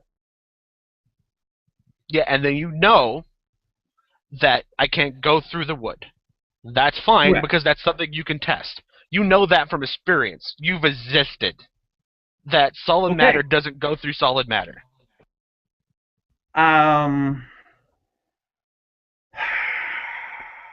Yeah, no, that's not true either, because you have particles, neutrinos and stuff that go right through solid matter, and they're matter. But we weren't talking about that. We're talking about wood and me. Yes, but you're right. I might have generalized it too much. Right. But what I'm saying, the point is, you can run that experiment. You could run that experiment in your head because of your experiences, your knowledge of the world that you've existed in. And having that knowledge, it makes it not a belief. Because it's knowledge. You do know it. Yeah, well, the problem here is with belief. Belief has come under fire lately, and it's not necessarily knowledge. However, philosophically, if it is knowledge, and you happen to accept that knowledge, there is a belief in that understanding. Now, once again, we go back to Sam Harris's experiments of belief, non-belief, and I don't know. So we're looking on a conscious level of what belief is and how the brain deals with knowledge. People can believe things and they can be totally wrong, but you can still believe things and they're totally right, as much as philosophy will allow you to be totally right. Okay, but I was trying to get to the point that a non-belief is a state of belief. No, absolutely not. A non-belief is just that. The non-belief in again, this football analogy. If you're not playing football, if you don't play football, you're not a football player. Yeah, but you football's don't not play a belief. Football. It's a segue. Football's not a belief. It doesn't matter. It is a noun. Yeah, it does. If you actually want to make a comparison, you have to make a comparison. It's a perfect analogy because it is something that explains something. It is a noun that is explaining something. Okay, let's put it like this. It's a noun explaining a belief in God. Let's use your analogy. There's people playing football, and there's people not playing football. Both those are a state of what they're doing in association with football. Well, Cerberus, you can't have people not playing football. I mean, in an active sense, not playing football. No, you can't have people not playing football. It's against the law. Everybody has to play football. That's fine. I'm saying you could say that those people not playing football are in some relation to the act of playing football because they're not. No, they're not. Football. No. There's no action whatsoever. So they are not being compared to the football at all in any way, even though you're saying they're not playing football, which is comparing them to the act of playing football. See, that's where philosophy fails. But philosophy fails, science fails. Okay, it's not about science failing. This is about philosophy on the word game. Think. That's what science is based off of. It's not a word game that you're trying to necessarily play to troll. It's a word game that philosophy demands. Okay, and this is where philosophy absolutely fails, because you're trying to make some type of connection between somebody that doesn't even know what a football is and somebody that makes $1 million a year playing football. There is no connection whatsoever between the two until you bring up the idea of these two people and somehow try to connect football to them. You just connected football to them with that statement. That's philosophical. That's it. That has got nothing to do with the reality that person is not. He doesn't know football. He doesn't understand football. He has no knowledge of football. And you're doing it right now. There's no existence of football to that person. This and is that's between the state. you and I. That's and this his is state in relation to football. Think, sleep on it. You're not getting it. No, I am getting it. That's his state in relation to football. You could change football with anything else. And it fails because, forget it. How's it fail? I've We explained could say one person's smoking and the other person's not smoking, has no knowledge of smoking, doesn't know what smoking is. That's still his relation to smoking.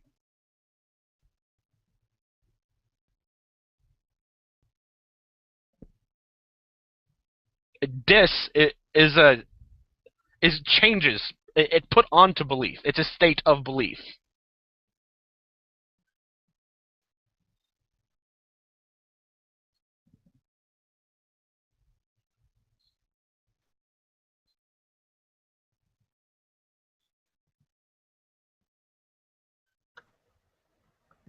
Okay, we got something else, because I'm not going anywhere with this. I'm done.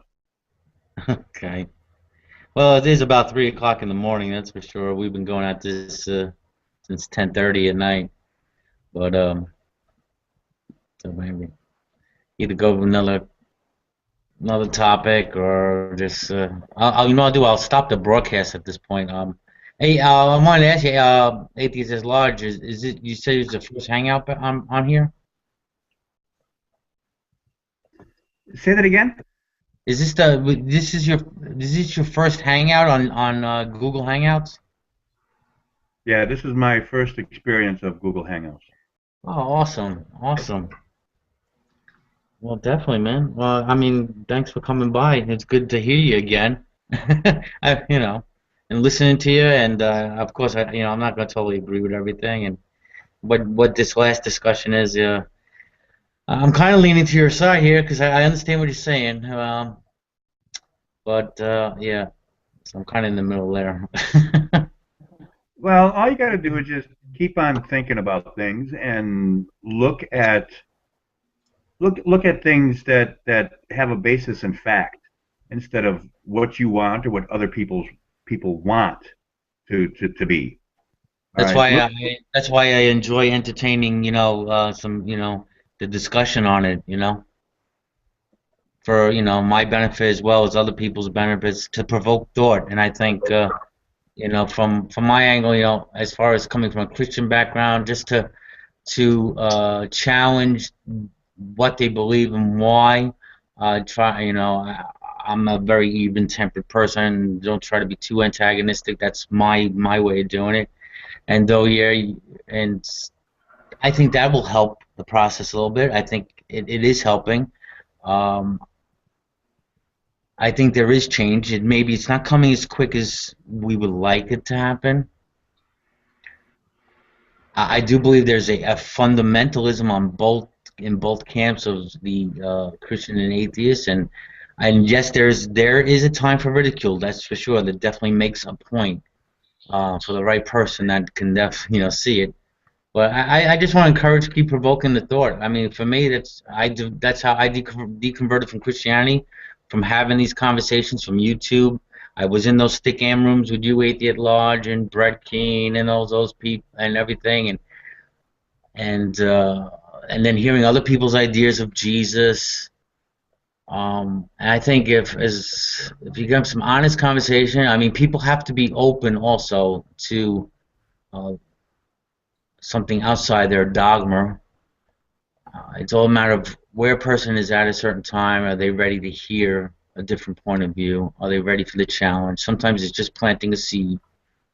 And I mean, for me, it was a 2-year process, and so I think we just provoke, share ideas and. Well, there's a lot of guys from the old chat room that it took them a while. Smart Cookie said that his final conversion was studying biology in college and then having his Christian family totally reject, totally, like pounce upon one of his cousins that was gay. Just throw him out of the family and say all kinds of shit about him. Mm-hmm. And then again, college. And that's what turned him totally away from Christianity and said, yeah, this is bullshit. Yeah.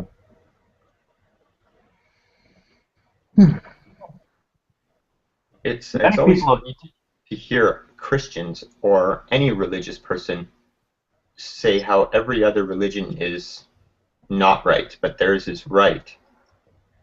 That's what I always see. So they are atheists or Islamists, or a whatever. They don't believe in, they're a Druidists, a Wiccanists, whatever. But a theist has a totally different connotation to it, but it's not a belief in itself. It's just a rejection of a belief. Mm-hmm.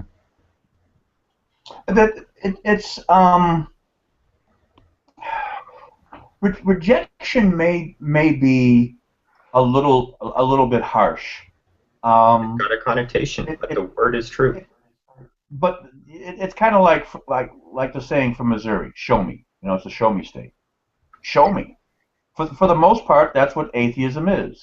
I'm not buying it. Show me. Illuminati. I'm not buying it. Show me. Chemtrails. Bullshit. Show me. You know, God. Okay. Show me.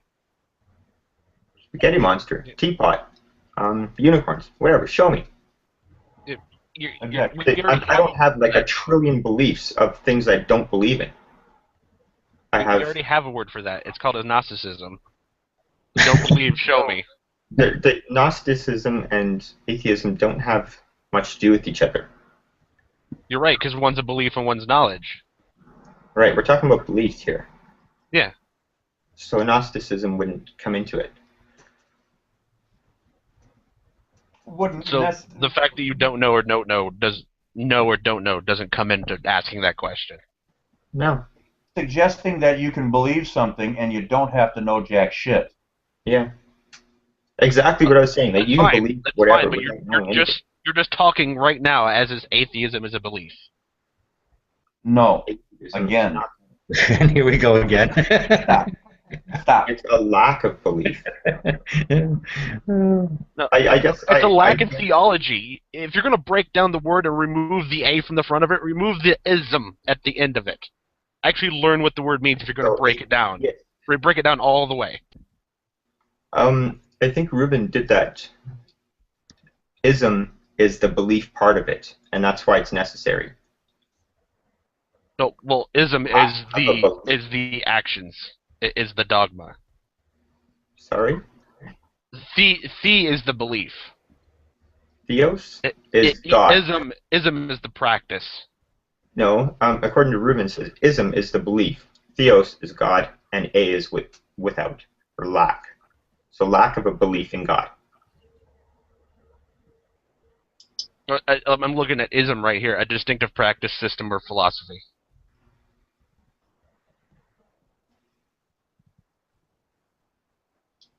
Yeah, there he is again.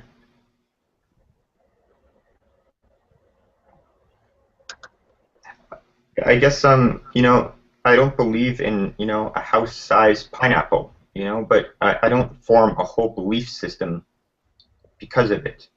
I just, you know, it's just something I don't show me, you know. It's not a belief. Commonality with others that have a similar thought process.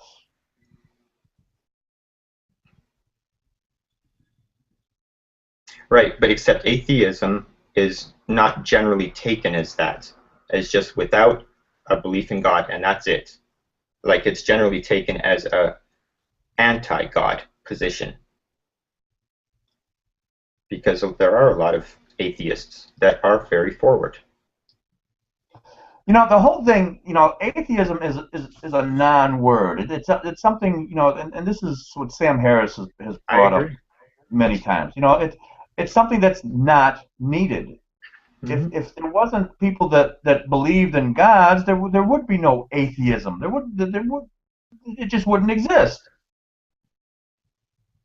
Mm-hmm. I mean, I don't believe in teleportation. Let's say, you know, I can't teleport to China, so show me. Sounds like a good T-shirt. Atheism doesn't exist. Yeah, it's technically just a term. And shouldn't be a term. You gotta watch what you say, because you're gonna get guys like this guy right there. Was that Servius? And then what's that asshat theist with the motorcycle? Shock of God. Mm-hmm. Okay, to just jump on that and just, you know, run right off a cliff with it. This is going to come off like a jab, but I would like the ability to form a belief in the lack of all evidence. Right, but evidence is knowledge.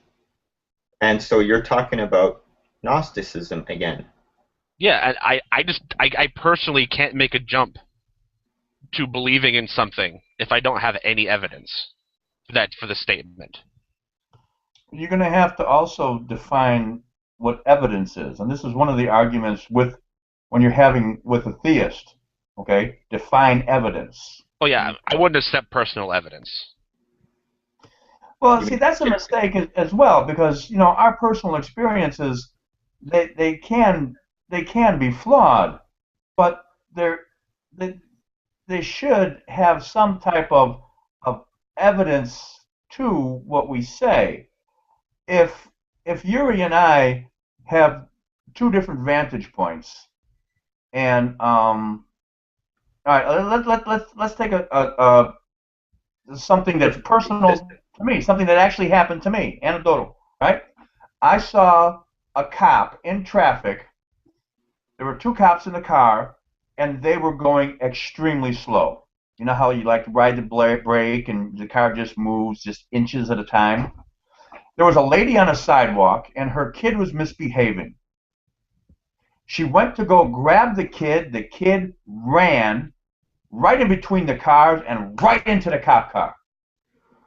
I was at a tangent to the cop car. I could see the cop car moving and the kid running into it. Why does this mean anything? Because the car was in motion, the car hit the kid. If the car was at total stop, then the kid hit the car. Now this was from the cops. And they didn't bring me in for testimony because they didn't want the cop to get in trouble. The cop's like, I don't know why he said that the car was moving. I said the car was moving because at my vantage point, I saw the car moving. From your vantage point, sitting inside of it, okay, it just, you weren't moving because you basically weren't. You're only moving inches, okay? And because of things happening so fast, you didn't think you were moving. Plus, you don't want to admit that you were moving because you know that it's a problem. So this is an anecdotal evidence that this evidence, it's factual. I saw the car move. Right, Nobody but else. you didn't. Okay, like this happens all the time. You could have been moving backwards real slow. Yeah, no, I wasn't. I was standing right in the doorway watching Right, but everything. you could have been, right? And so it would look like the cop car is moving forward. Yeah, And no, so- because I was looking out a doorway. I had tunnel vision. Okay, but this happens to me all the time, hey? It's Right, like but if you're driving a from my standard. vantage point, there was no way that the car wasn't moving. I was standing still, and there was no way that the car wasn't inching along. Yeah, but my point is, it happens to me all the time, right? Like if you're on a hill, and you start rolling backwards, and you look at the car next to you, and you get scared or something like that. Oh shit, that's me moving. I thought everybody else was moving. Right, I've done that too. But this isn't the case. But it's a subjective point of view, and so it's not valid as objective evidence. Well, it's not. It's because it's not fallacious. valid. It's not valid for why somebody doesn't want to make it valid. The fact is, I was standing tangent to the vehicle in a tunnel type of situation, standing still. The car was moving. I was watching the whole scenario. The parked cars that were on the curb were not moving backwards. They were parked. Nobody was in them. There was no reference point for me to think of what you're talking about. The only thing that was moving were the cop and the people, and one ran into the other. The kid ran into the car. There's no faster ran into whoever the other thing. Right, but the thing is, it's really bullshit that they would say that just because the car is moving, the car hit the kid. I mean that's bullshit. The kid ran into the fucking car. There's no two ways about it. Doesn't matter if it's moving or not moving. The kid ran into the car. Yeah, but the car still hit the kid too. It's also true the other way. Well, see, the thing is, again, the kid ran into the side of the car, didn't run into the front of the car, ran into the side. So so there wasn't an angular motion towards the child. The child was going towards the car. So I can't suggest that the car hit the kid in any way, shape, or form, because the kid was on the move in a direct beeline for the car. See, that's an interesting point, though. I mean, if a kid did run into the front of the car and the car was moving a little bit, then both are true. The kid ran into the car and the car ran into the kid. See, this is why I understand that there is a plausibility to anecdotal evidence. Okay, you just have to be able to. This is what a judge's job is: to take three persons' perspective of a story, of an event, and try to determine what exactly happened. Yeah, and there's a lot of those judges that get voted in. It's fucking crazy. Who believe there's New Earth creationists as judges, the best judge of all information. You want that person to be better than you at judging stuff. When you can outjudge that person in scientific evidence or whatever, then I don't know. It looks really bad on the judicial system. I'm in Crooked County, and in every court it says, "In God we trust." Oh, does it? Ooh. Yes, and they ask you to swear on a Bible, and I tell them no. Oh, nice. Yeah, I don't think it says that in any court here. I was a witness in a real estate type of thing, and they asked, the whole thing with the Bible and all that, and I said, I'm an atheist, I don't buy that stuff, and whatever. I did it nicely or whatever, and the judge says, all right, don't worry about it, just tell us what happened. And another time they said, all right, well, we have a different oath for you, and they just gave me a secular oath that I was going to tell the truth. So on the one case with the real estate thing, one of the lawyers came back to me afterwards, and he says, I really commend you for saying that and for tipping the tide, so to speak. Good. Yeah, see, more people should do that sort of stuff. That sort of stuff will change society, I think. You just marginalize biblical. Right. There has to be shown an opposite. Okay. In the chat room, the old Stickam chat room, we actually met people that never met somebody that didn't believe in God. They didn't know where to go with it. They were stunned. They were dumbfounded that there were actually people, and these people were intelligent, and were actually telling them how shit worked and whatever, and they couldn't believe it. Exactly. That's a problem. So there's a lot of people with me. I usually take an emotional appeal with an understanding of how theism and the need for God is set in the psyche. It's an emotional appeal. It's indoctrination. Okay. Something happens in your life, and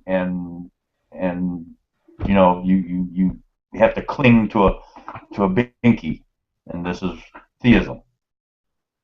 So this is embedded in your amygdala. Okay, that's where your emotions are, and the amygdala is a nice chunk of your brain. The gray matter is just basically just storage, right? The amygdala, it's an the gray actor. matter of your brain is way bigger. The thinking part. But the gray matter is for the most part storage, where the amygdala is a large portion of your brain that has an active punch for what you believe, So, or what you understand, or what you think is true, or any type of truths. So one of the things that I try to do is slap people with, stupid. You say something stupid, and I try to make an analogy to something stupid and go from there. Sometimes I'll use the Socratic questions and show just how stupid an idea is, because they just, went through answering all these questions, and, it's suggestive that what they're thinking is stupid because of the answers that they're coming up with. Other people want to use facts, and I showed sometimes you use earlier. I talked about earlier about facts. Facts don't necessarily fit. Some people can turn in a day, and other people it takes years. So there's no one magic bullet. It's a combination of everything. Okay, so how would you think?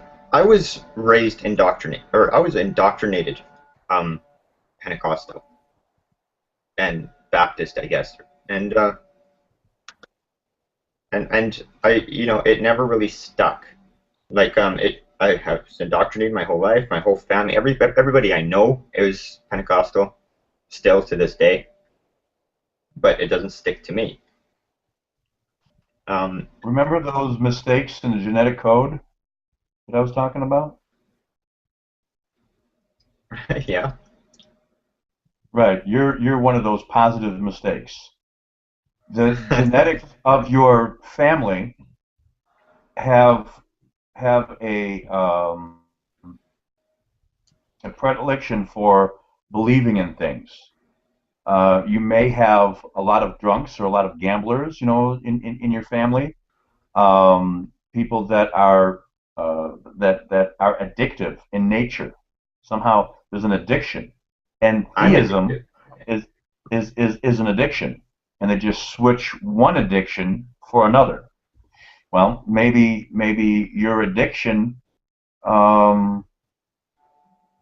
relies on something that is reality based versus your desires, that you see that getting drunk isn't going to get you a job, that praying isn't going to get you a job, that you have to go out and look for a job to get a job. So there's something that's changed. Something that's changed there in your family. And I would suggest that there is some type of genetic that allows some people the ability to see bullshit for what it is a lot faster than others. Yeah, I wish I would know what that is. I've had a ton of religious experiences too, more than probably anybody. But I see through it. Yeah, this is something that we play with. We used to play with in the chat room as well, also, and I used to call it the game of prophecy. I had 18 prophecies, some kind of prophetic connection with 18 different people in one day. Okay, let me give you something that recently just happened. I'm registered with the county to trap and take care of cats, feral cats, and I have a small colony, and I feed them and take care of them and whatever. So I have cat traps, and I have an understanding of feral cats and yada yada yada. So just the other day, a cat, I had left the doors open, and a cat had wandered into my place. I find out that this cat quite possibly came from 4 miles away, and I'm in the city, and you got some heavy traffic, and this cat had to go 4 miles to get to me, a person that has the ability to not, that likes animals, that likes cats, like I had a dog, okay, to be able to trap it, and has the ability to go and take it to someplace to scan it for a chip, and then the resources to go on from there. Have you seen this cat before? Has it seen you before? No, no. It showed up. It showed up. For the best that I can tell, 2 days ago, when one of the upstairs neighbors, the girls, were feeding it. This cat is emaciated. Its fur. It was a long-haired cat. It is full of knots, except for where it ripped its hair out of its skin, where it had bald spots around its neck, where it ripped the knots. That's the skin, the hair right out of its skin because of the knots were bothering it.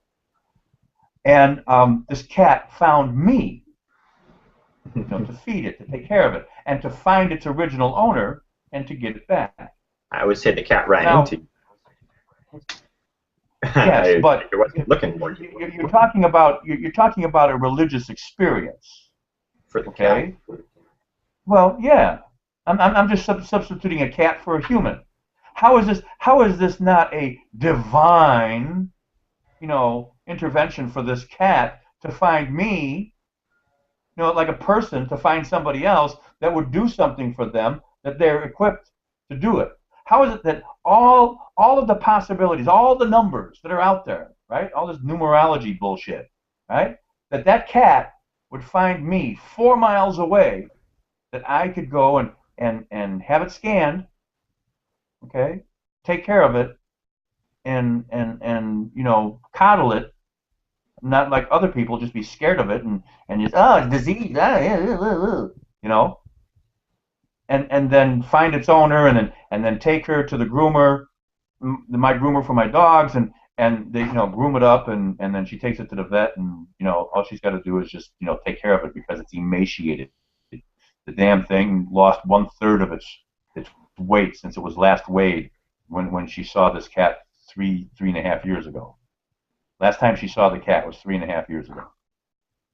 Right, but okay, same thing happens to people all the time. They get saved from some event or whatever, and they call it a religious experience. But there's no God involved. It's just playing the numbers game. Well, yes, I do know, but we don't need to get into that again. I guess you can't be sure is what I'm trying to say. Well, you can say that. I'm sure.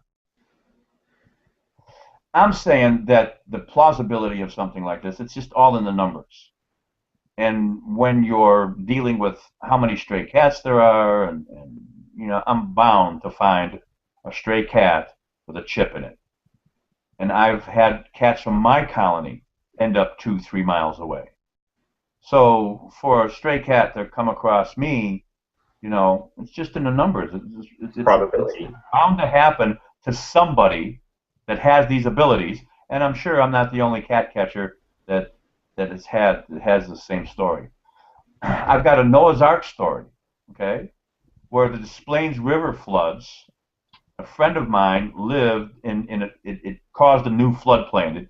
It extended by about 100 yards, its old floodplain. So, everybody's house is underwater. So I bring a raft, I find a rowboat, so I take a rowboat, one of the neighbors, they let me use their rowboat, so I take it and I pick this guy up, and then on the way back, there's a couple of brothers with their 70-something-year-old father. Hey, can you come and pick us up? And I go over there and I pick them up and I take them ashore. So I've got my own, anecdotal Noah's Ark story.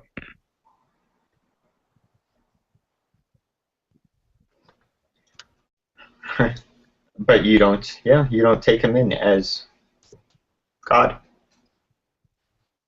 So, I mean, you have faith. It's not God. No, it's not faith. See, faith and anti-belief are different.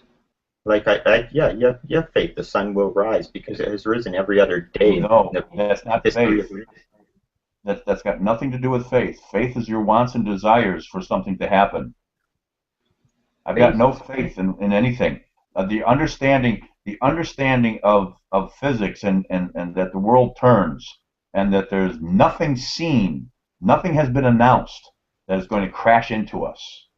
Faith is defined as the complete trust or confidence in something or someone. Yeah, I've got no complete confidence in something or someone, except for the understanding Okay.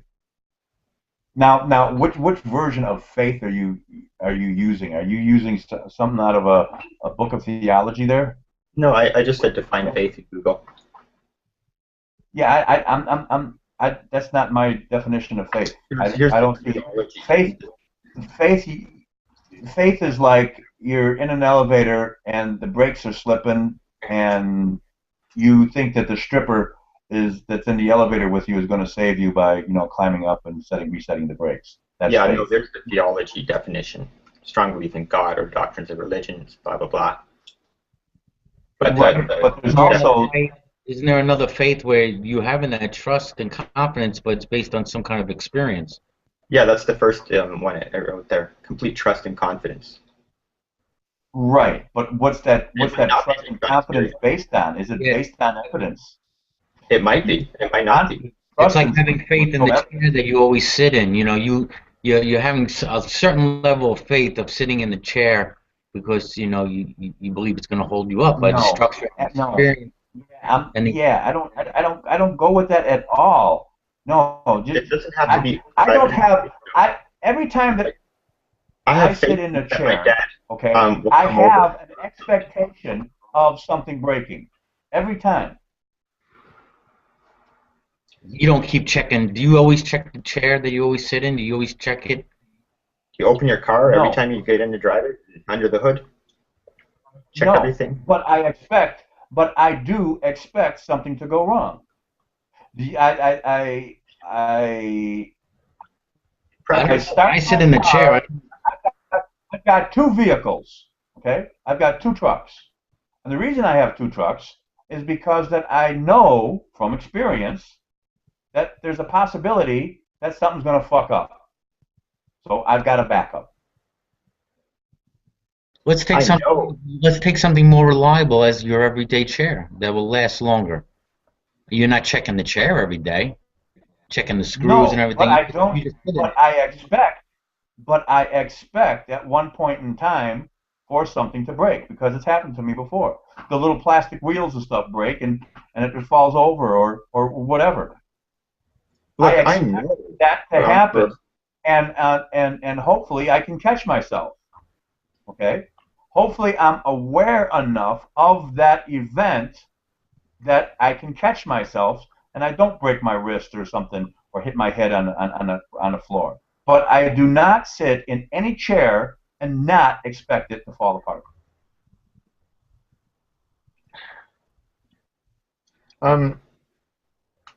Oh, that just sounds like a terrible way to go through life. The way you worded that too, it was like I know there's going to be a possibility in the future that it'll break down. Well, yeah, I know everything on the planet will possibly break down in the future.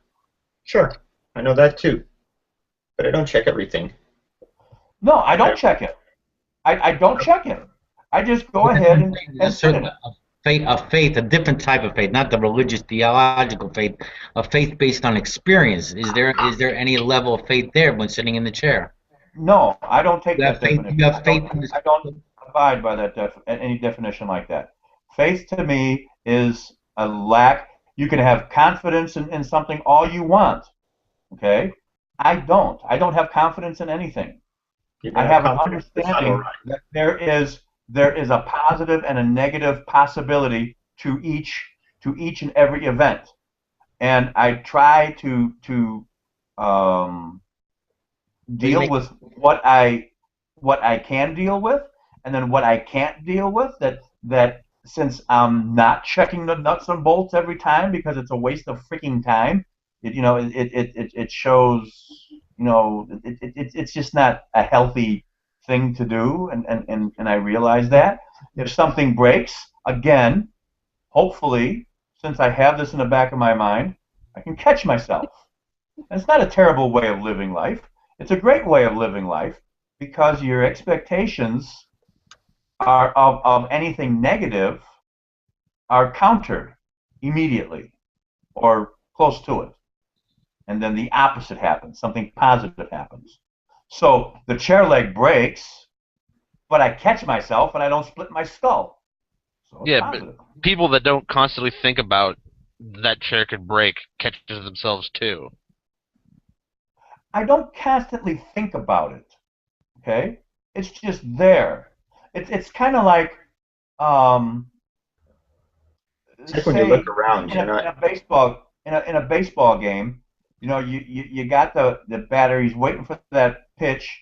That pitch comes down the line, and all of a sudden it turns into a slider. Well, he's going to swing for it anyways.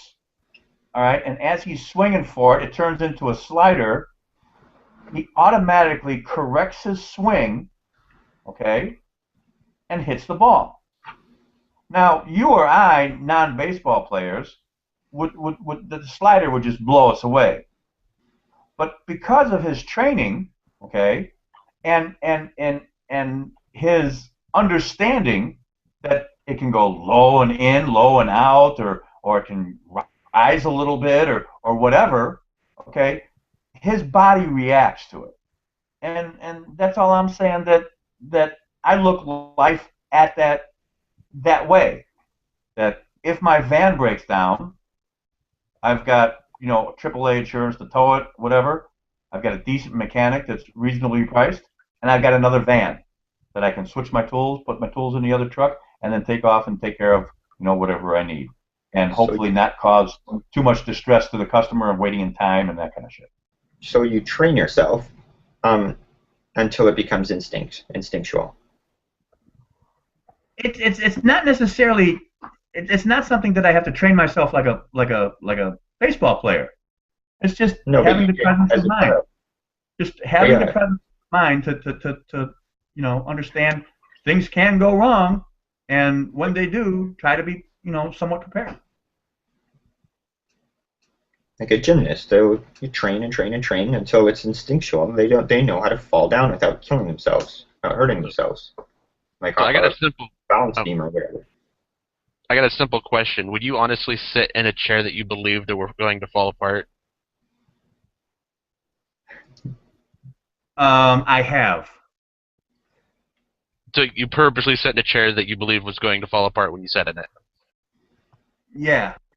Okay. Did it fall apart? Was it a good idea? Well, it caused a little bit of a laugh. What I was hoping for is that the temporary fix that was put on the chair would actually hold, and when it didn't, I was able to, you know, recover from the fall and not hurt myself. Ninja. Good thing you didn't have faith in your own abilities.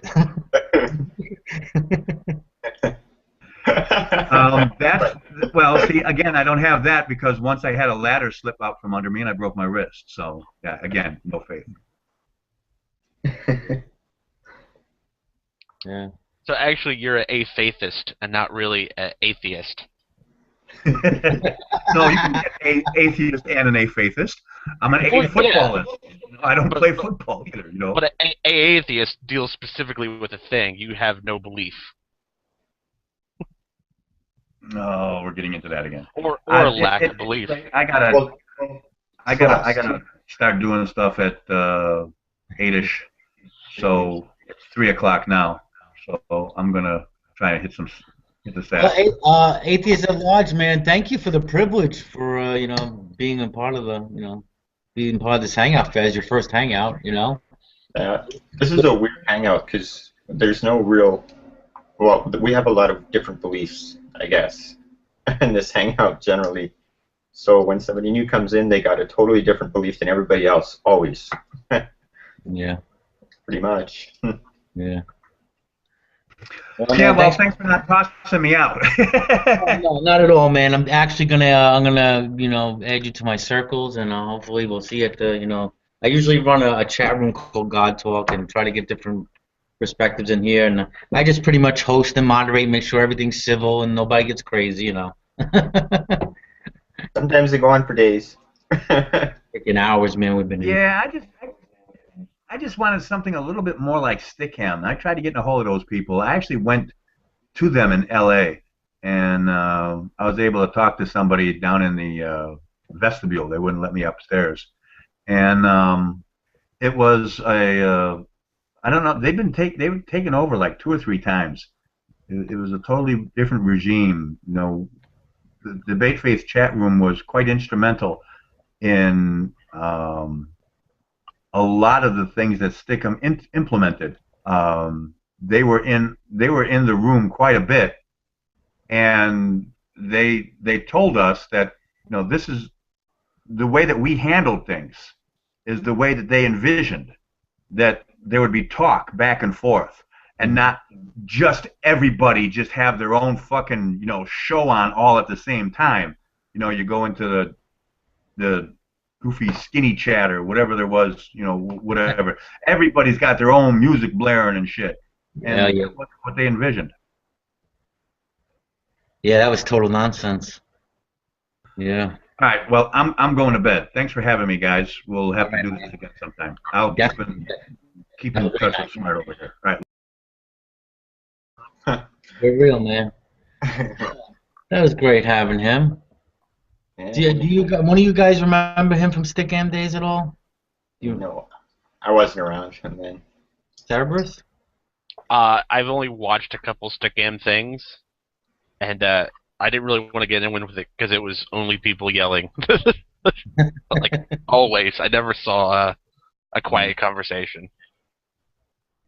Yeah. I don't even know what Stickam is, but I could imagine. Stickam was like one of the first hangouts. It was like right after YouTube, like he was saying. It was around. It was great. It was you had these kind of chats. It was you had actually 12 people out in a room. Same kind of concept here. You have people open up rooms, and they'll make moderators and stuff. But some of those got really heated with the atheists and Christians in there. And yeah, I bet. Was it Hangout? Oh, like Google Hangout? I'm sorry. So I guess Google Hangouts is good that way. You can't really talk over each other because other people get muted, so you can't hear anybody. So it's kind of made to, hear people out. Yeah, Stickam didn't have that feature at first. So people were yelling over one another. So when it got heated, well, not to say there was no good discussions going on, but like I said, it brought the debate more, widespread. See, I understand it wouldn't be for everyone, but I would like there to be like an option when you started to hang out that you could make it more of an orderly fashion. Because sometimes I would like to come in here and hear everyone's opinion, but limit them to a couple minutes so they just have to make the point without going off on a tangent, so we can set a flow. I hear you. But other times I like coming in here and just yelling at everyone. Yeah, it depends on your mood, hey. Yeah, same. At this point, I'm going to stop the broadcast, but man, it's been a great night, especially when we had. Why do you make these live? It is live. I know why. I hate live broadcasts. Oh well, I mean, for the first part, and into AtheistAtLarge coming here when we had the Deist discussion, I thought that was very good. We had 3 Deists in the room, 4 Deists. And do you think people would get more personal if it wasn't live, though? More like they would discuss more racy subjects, I guess. Well, we could do that right after I stop the broadcast. I mean, I'll do it right now. That's why I'm anonymous on here. I'm not anonymous. I got my full name. My parents could be watching. Everyone else out there, thanks for listening. Check out AtheistAtLarge, DeistReality. Check them out. Thanks for watching. And that's the end of this broadcast. Good night.